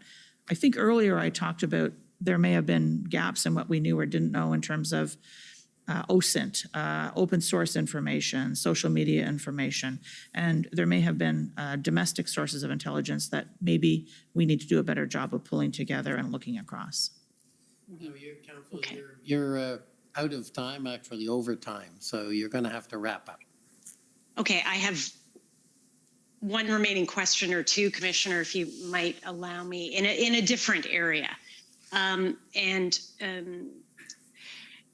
I'll allow one. So Okay. pick the best one.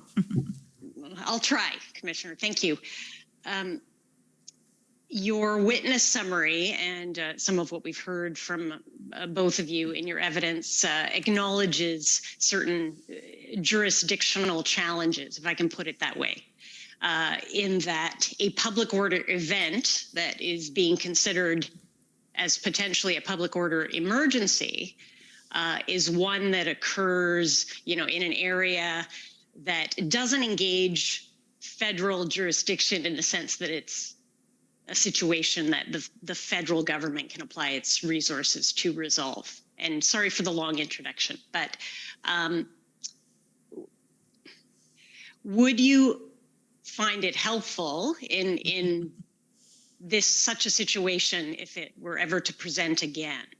But would it be helpful for you to have a more direct line of communication to certain law enforcement leaders, perhaps, with respect to options, tools, status of the police situation generally, to assist you in being as fully informed as possible? Well, I do. I do believe that, a better coordination, an appropriate flow of information is always helpful. That's for sure.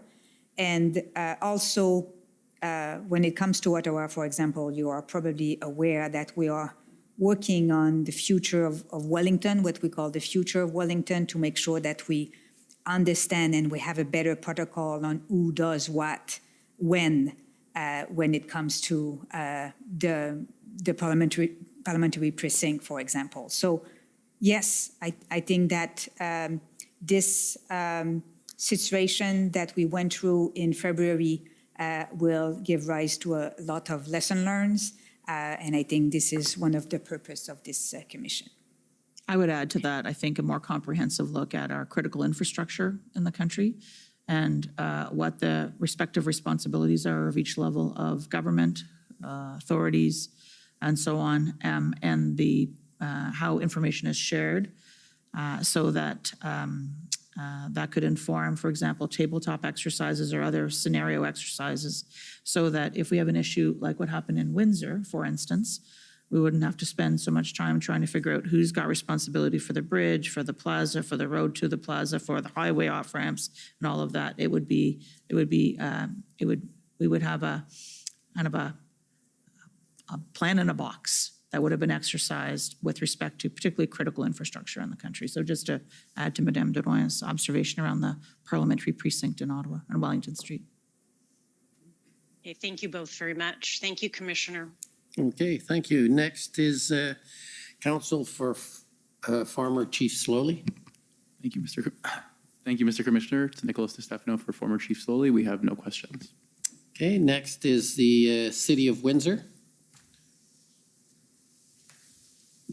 Good evening. My name is Jennifer King. I'm one of the legal counsel for the City of Windsor, and in returning my friend's offer of time from earlier today, I'm going to cede my time to Windsor Police Services. Thank you.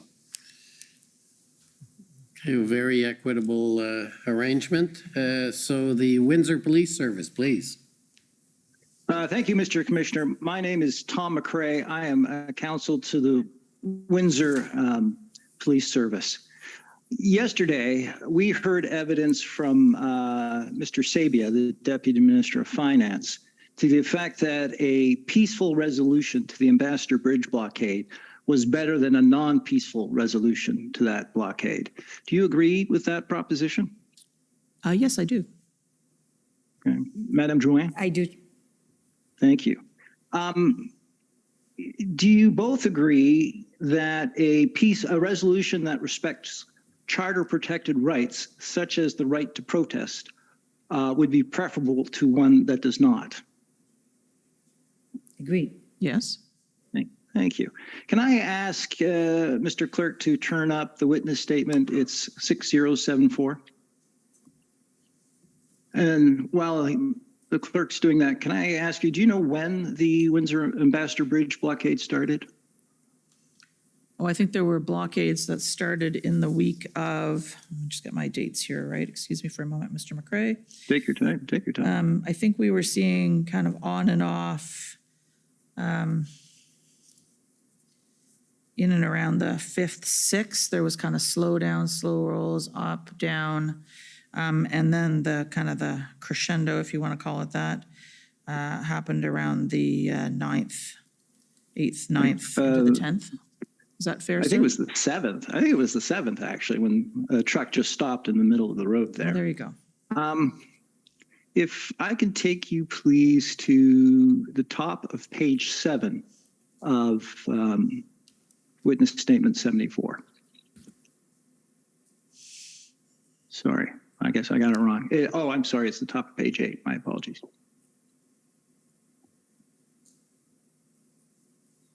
And the time frame of this, and maybe you could scroll up a bit just to give the witnesses the proper context. I apologize for that. There's a heading at the top of that. It's about the invocation of the Emergencies Act. If you could go back to the top of page 8.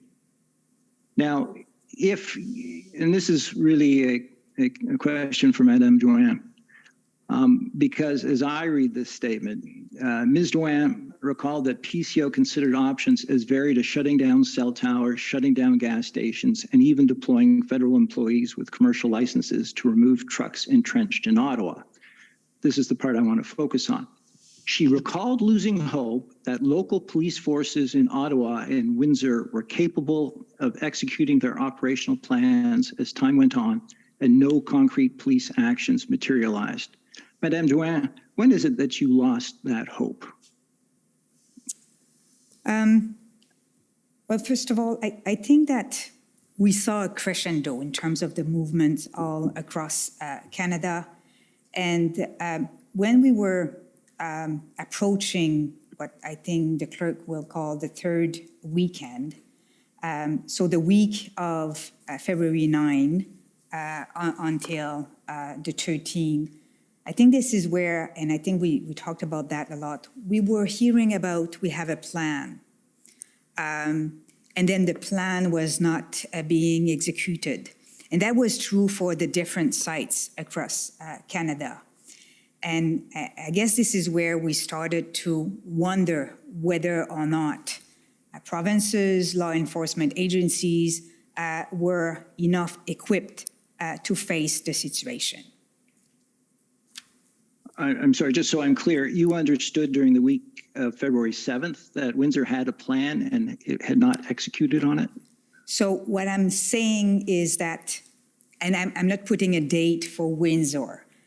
What I'm saying is that during the week or past February, 6 until the following week, we were hearing very often update from law enforcement agencies that we have a plan, to the extent that it was like something that every day we were hearing, we have a plan, we're working on a plan, but yet we were not seeing any action on that plan. So I think this is what I mean by I was losing hope. And perhaps I can add, just contextually, would it be helpful, Mr. McCrae? That as we went into that week, the 7th, 8th, 9th, I think you've heard earlier in our testimony on the 9th, for example, that I attended a meeting with the deputy ministers involved in kind of national security and intelligence, having heard a growing degree of frustration and concern on the part of ministers with the situation, to make sure that we were looking at all available instruments, all available resources, all available tools, every crazy shut down cell towers, as an example, find public servants who could drive tow trucks, anything to try to help to resolve the situation, because the situation facing law enforcement in Ottawa and in Windsor were complex and challenging. Windsor in particular, we had a lot of concern about, as you know, our colleagues from the Canadian Border Service Agency, directly involved working with the police of local jurisdiction on the ground. But what could we do to help? That was the focus here. Police alone, without more help, were they going to be able to deal with the size and the intensity of the challenge? I think that's what our focus was in our attempt to try to bring all of the resources and the might of the federal government that we could to try to help. We've heard evidence that the OPP came promptly upon a request for help. The RCMP from London came promptly on a request for help. Police forces from Waterloo and Hamilton also came promptly on a request for help. Were you aware of that at the time, around February 9th? I'd say, Mr. McCrae, that I was watching these events kind of unfolding on the television screen. Okay. Maybe just to add, and I'm sure me now saying, I think you would agree that where we saw a positive outcome in Windsor, we also heard that it will require a lot of resources to keep it open. So it was also time intensive in terms of making sure that the passage will stay open. And I think, if I could add, that we saw the complement of law enforcement and the assets and capability that were deployed to deal with the occupation, the blockage at Windsor. I know that some of those measures were left in place even after the Emergency Act was invoked, and to try and make sure that the Windsor port of entry, the Ambassador Bridge, was remained open. There was also a concern, as I believe we have found out subsequently, about how much resources this could be drawing away from the potential to deal with the situation in Ottawa. So resources are not finite, as I'm sure anybody who runs any organization understands. So. If I can turn back to the witness statement, Madam Joanne, you clarify at the bottom of that paragraph. She clarified that neither she nor the clerk, that's you, Ms. Charette, correct, reviewed police plans because law enforcement agencies operate independently of government. Will you agree that that is appropriate? Absolutely. That law enforcement agencies operate independently of Absolutely. government? Thank you. If I can take you, please, quickly to a document that I think the Commission Council took you to. It's Canada, I think 403256. It is an email, I think, that you received, even though it's dated the 14th, I think someone received it on the 13th, the evening before the invocation of the Emergencies Act.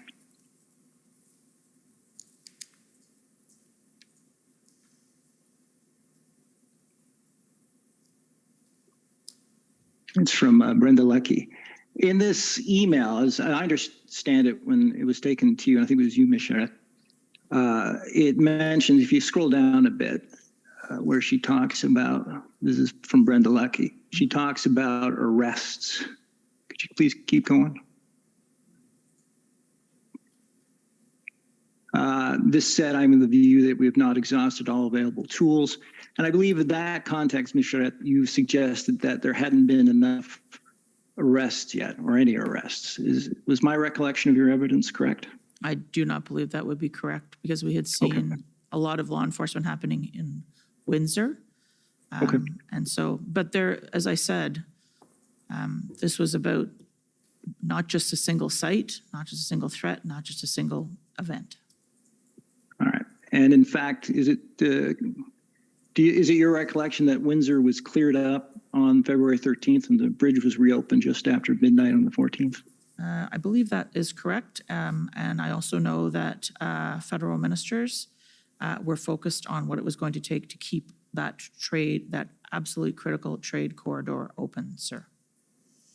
Thank you. We heard from, this is my second last question, we heard from the Deputy Minister, Mr. Sabia, yesterday, and in questions from my friend, Mr. Aylward for Canada, who asked just how quickly had they to act, what timescale did Mr. Sabia have in mind? Was it an issue of days or weeks, or what was the time frame?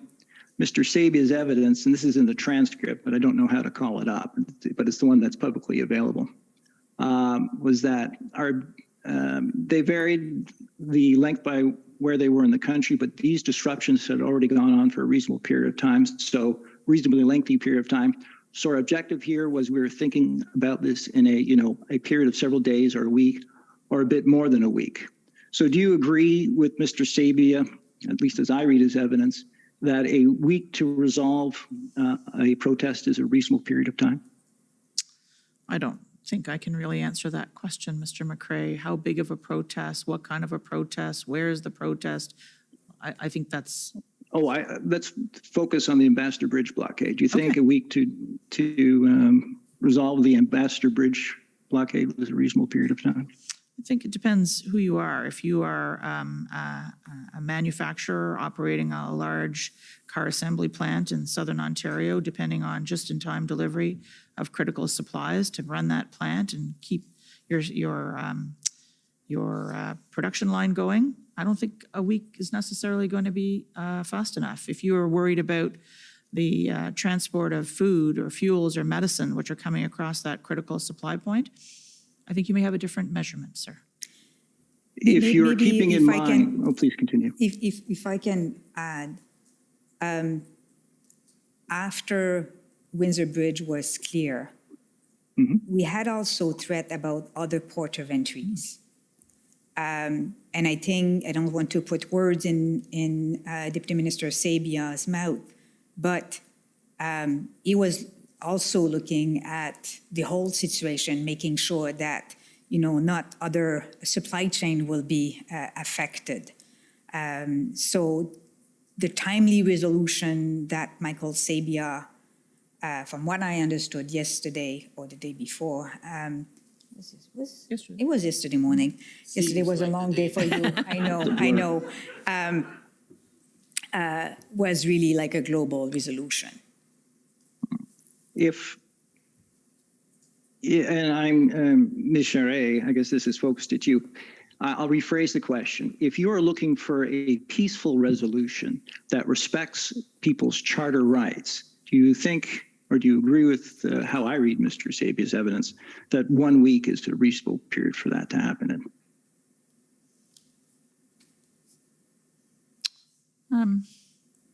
I'm sure everybody would have liked it to happen faster, but I think in terms of making sure that I think issues of officer safety and so on were taken into consideration, that a peaceful resolution is really the most important criteria. And if it takes a week, it takes a week, sir. Thank you. I'm just tying up something you said earlier, and then I'll be done. There is evidence before this commission that, for example, if there's a car crash on the Ambassador Bridge, it is the Windsor Police who respond. Did you know that? I did not know that. Okay. Those are my questions. Thank you very much for your time, and have a good evening. Thank Okay. you. Thank you. Next, you call on the province of Alberta, please. Good evening. My name is Stephanie Bose. I'm counsel for the province of Alberta. Ms. Charette, I believe that your evidence today was that you learned about the arrests in Coutts sometime on the morning of February 14th. Is that correct? That is what I said, ma'am. Okay. And this commission has heard evidence that the arrests and the discovery of the cache of weapons by the RCMP was a trigger for the protesters involved in the Coutts blockade to indicate a desire to leave the protest, and that their intent to do so was communicated to the RCMP that day. Did either you or Madame Duran learn that the protesters indicated an intent to leave the protest site? Well, I was not aware of that. No, that's not true. I've heard about potential breakthrough in Coutts. And when it comes to your previous question, we were aware of potential presence of firearms in Coutts, but prior to the enforcement action, we didn't know about the cache. Okay, but in terms of a breakthrough in Coutts, at least as with respect to the protesters clearing the site and no longer blockading the port of entry, when did you learn about that? So what I do recall during the FMM meeting is Alberta being aware, being afraid that invoking the Emergency Act can put potential breakthrough in danger in Coutts. So we were aware that it was imminent. Okay, thank you. Now, in your decision document for the Prime Minister, which for the record is ssm.nsc.can.403224, we've looked at it a number of times today. I don't intend to bring it back up, but was invoking the Emergencies Act the only option presented to the Prime Minister in that document? It was the decision that was sought in this document. Okay. But just to be clear, and I think that if you look at the many IRG trackers, many other options have been looked at, and the Prime Minister was present during the conversations when we looked at the different options. So All fair right. to say then, this was a decision note about a specific decision that was being sought, and there were other activities underway with the Prime Minister's full knowledge. That it Okay, was so the at that topic of time, this the note. only option was Emergencies Act, yes or no? No, ma'am, that was not what I said. It's not No, the only the option in the note, excuse me, I should Yes, be. that's what sorry. and I'll Forgive me. clarify, that's what I Forgive mean me, in, yes. in the decision document. The Prime Minister can decide to invoke, he could decide not to invoke, he could decide to ask for more information, he could call for a meeting. I mean, he has a number of options available to him. To invoke, not to invoke would be two very obvious ones, to be fair, Ms. Bose. But the Prime Minister can write us back and say no, or call and say, there are alternative courses I'd like to pursue here. And did any of that happen? We got an affirmative decision to invoke the Emergency Act and to proceed with the implementation. All right, thank you. And Madame Duran, I believe your evidence today was that Canada first started thinking about the Emergencies Act in the context of these protests after the demock on February 9th. Is that correct? That's what I said, yeah. Okay. And then the two-track process where the Emergencies Act was identified as track 2 was started on February 12th?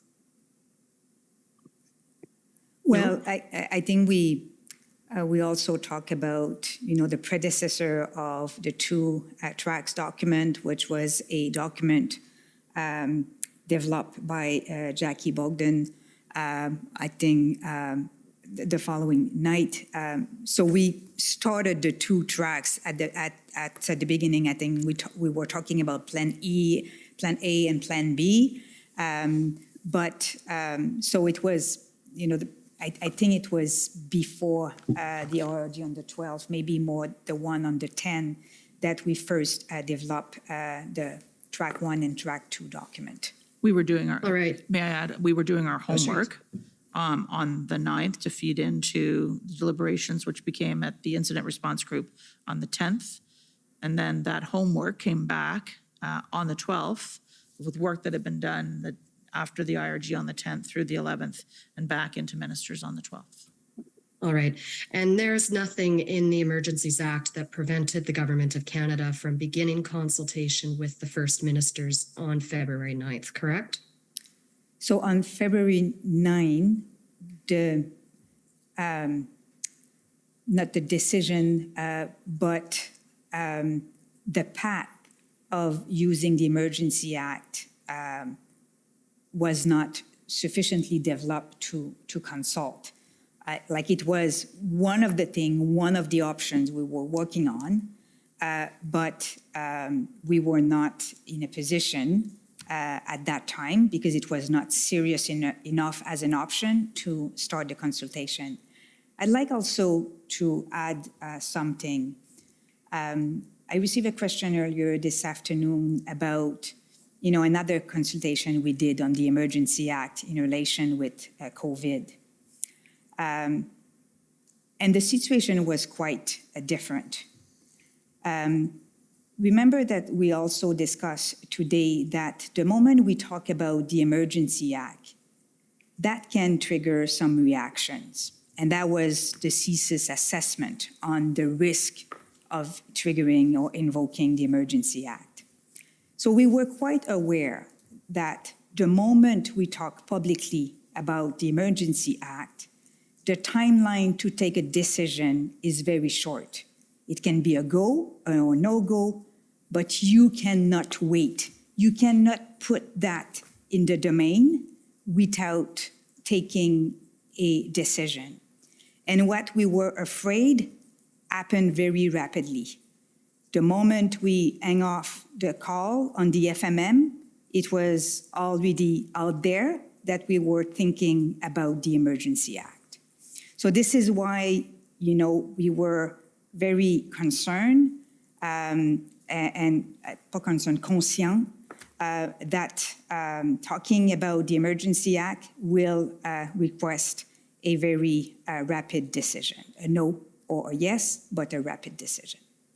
Okay, so there was a concern there, but certainly no limit on the ability of the Government of Canada to start a consultation process? I think what I've said is that, contrary to the virus, you can talk about publicly that you're thinking about using the Emergency Act. You can develop, language. You can put in writing proposal to provinces, receive their comment, and that will not change how the virus behave. If you engage in a more lengthy process when it comes to protests, that can change how the protest will evolve and how protesters will behave. So this is why we were conscious that the time limit to make a decision was very, very short the moment it was public and out there that we were considering invoking the Emergency Act. And then you would agree that that concern, which limited the amount of time that you felt could be given to the First Ministers before they were consulted, meant that the First Ministers weren't able to prepare for that meeting and have briefing from within their public service, from the experts who understand the legislation, the powers that exist in the province, the resources that exist in the province, and what the police of jurisdiction in the province might need if the Emergencies Act were going to be invoked. I think this is why, after the FMM, first of all the conversations, all the FPT engagement prior to the formal consultation on the 14th really support and feed also our decision and our assessment on whether or not a single province can deal with the situation. But this is why after the FMM, we maintained open channel with provinces. We offered briefing and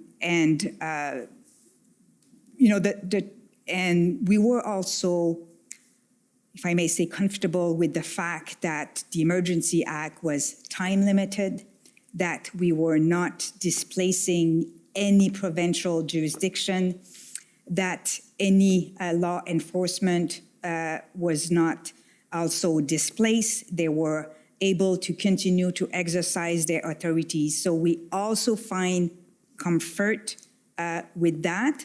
And also, as I said, we maintained the channel open, and we were also offering possibility, for example, to amend the two measures that we were proposing.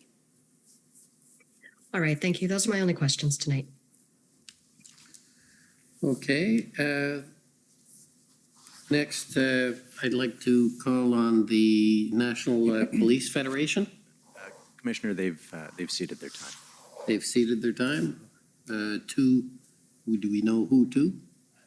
Just at large, so we can get out of here 5 minutes earlier. Okay, so it's a weekend Thank gift. you. Okay, well then the Government of Canada doesn't get it, and they are next. You'll be happy to know, Commissioner, on a Friday evening that I have no questions for these witnesses. Okay, any re-examination? No re-examination, Wow. Commissioner. Okay, well, I just have a few short questions, and if you tolerate this with me. And forgive me while I try and find them.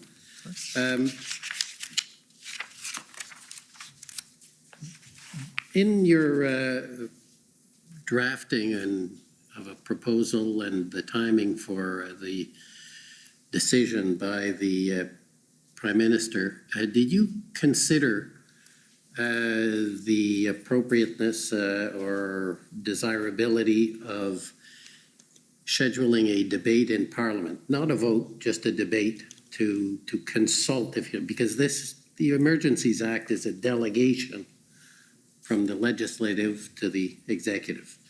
Was that considered and discarded, or was that not considered? And any comments you may have on that? Thank you, Mr. Commissioner.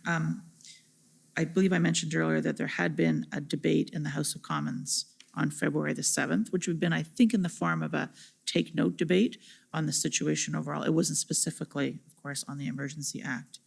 I think as with respect to the role of Parliament and the consideration of the role of Parliament, in the invocation note, I think I indicate to the Prime Minister the broad outlines of the role of Parliament, but I haven't gone into detail, and there was subsequent advice that was provided to him around that.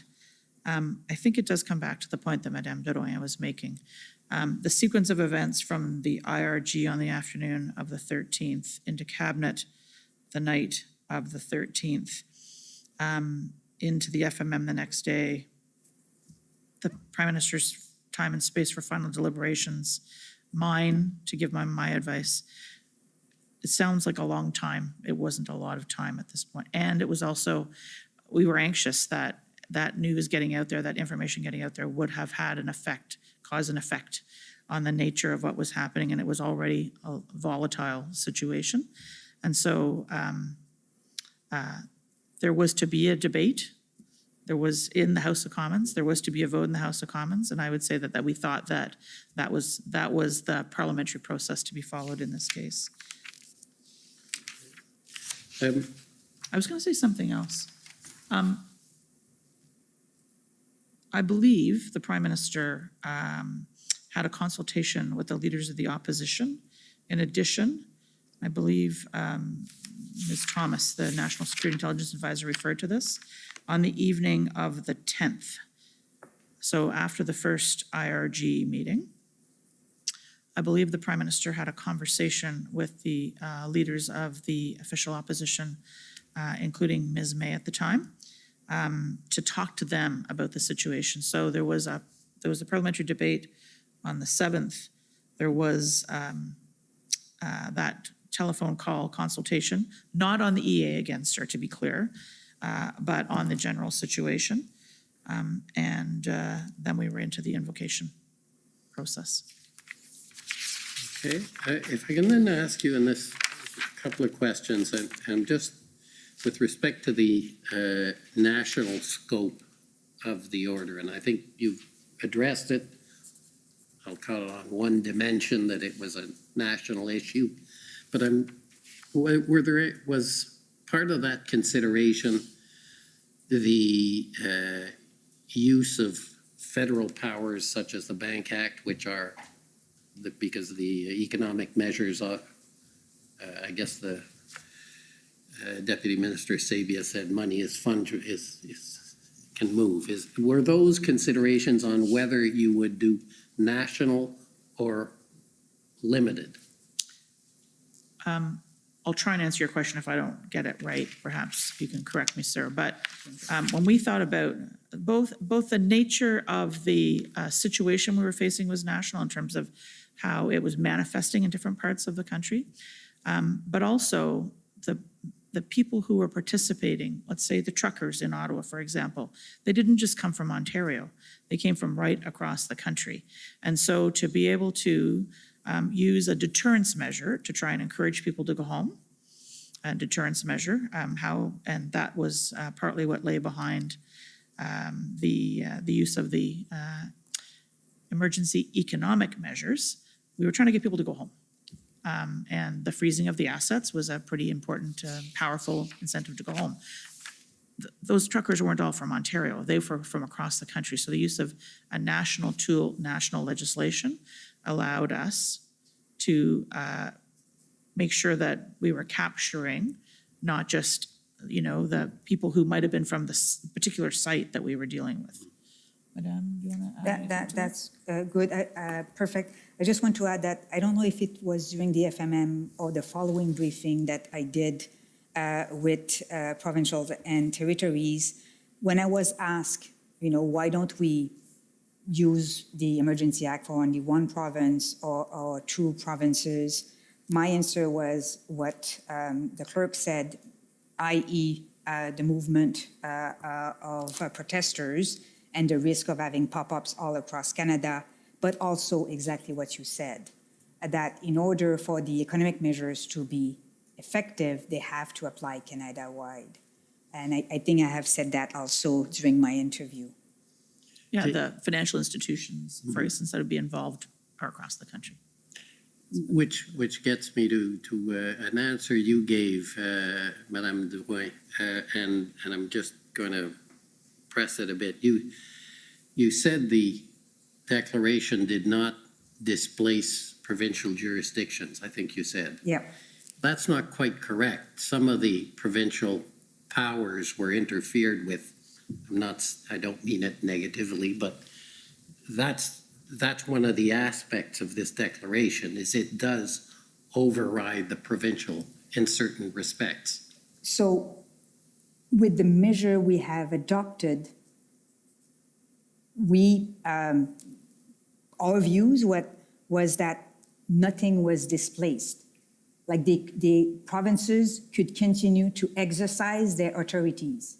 For example, what we did for financial institutions or the power with FinTrack, this is already federal jurisdiction.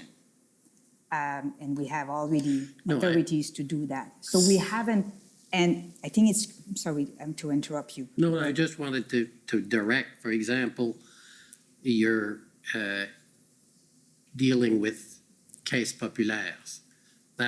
And you're directing caisse populaires. That's provincial jurisdiction. You overrode the way federal police officers could become peace officers in the province. So there were, I don't know, I mean, I'm not giving you legal advice. Yes, but I would I'm raising those points and saying. I would submit, for example, that Desjardins est déjà assujetti à FinTrack.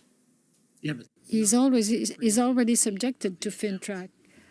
Mais on peut avoir par exemple, on peut avoir des autorités. Yes, but we can have authorities or federal regulators that give orders to financial institutions like Caisse Populaire. So it's possible for a federal entity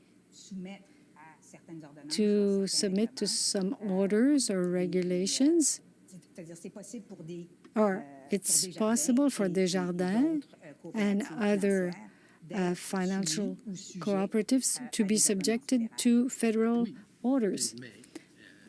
Yes, but the question is, how do you get there? And if there is any displacement.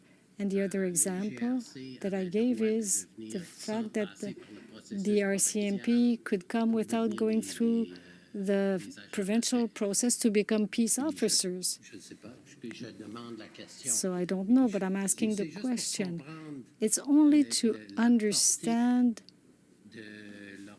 the scope of the order concerning the sharing of powers.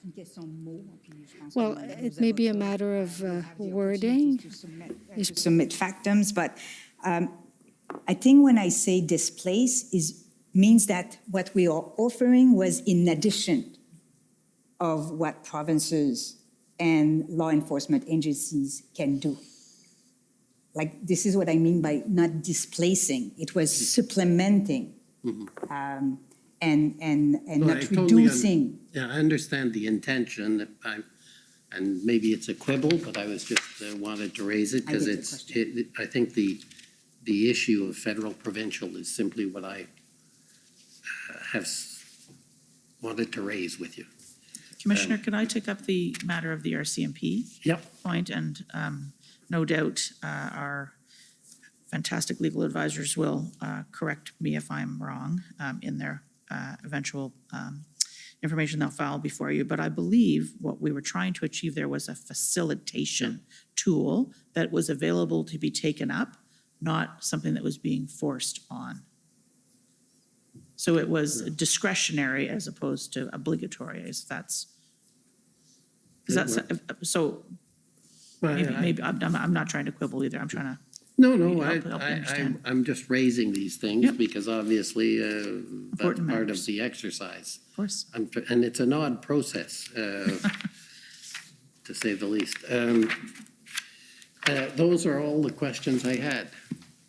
other than to thank you very much for taking the time, especially on a Friday, and to allow us to have extended it beyond what was planned. So thank you very much, and we will adjourn until 9:30 on Monday morning. Okay.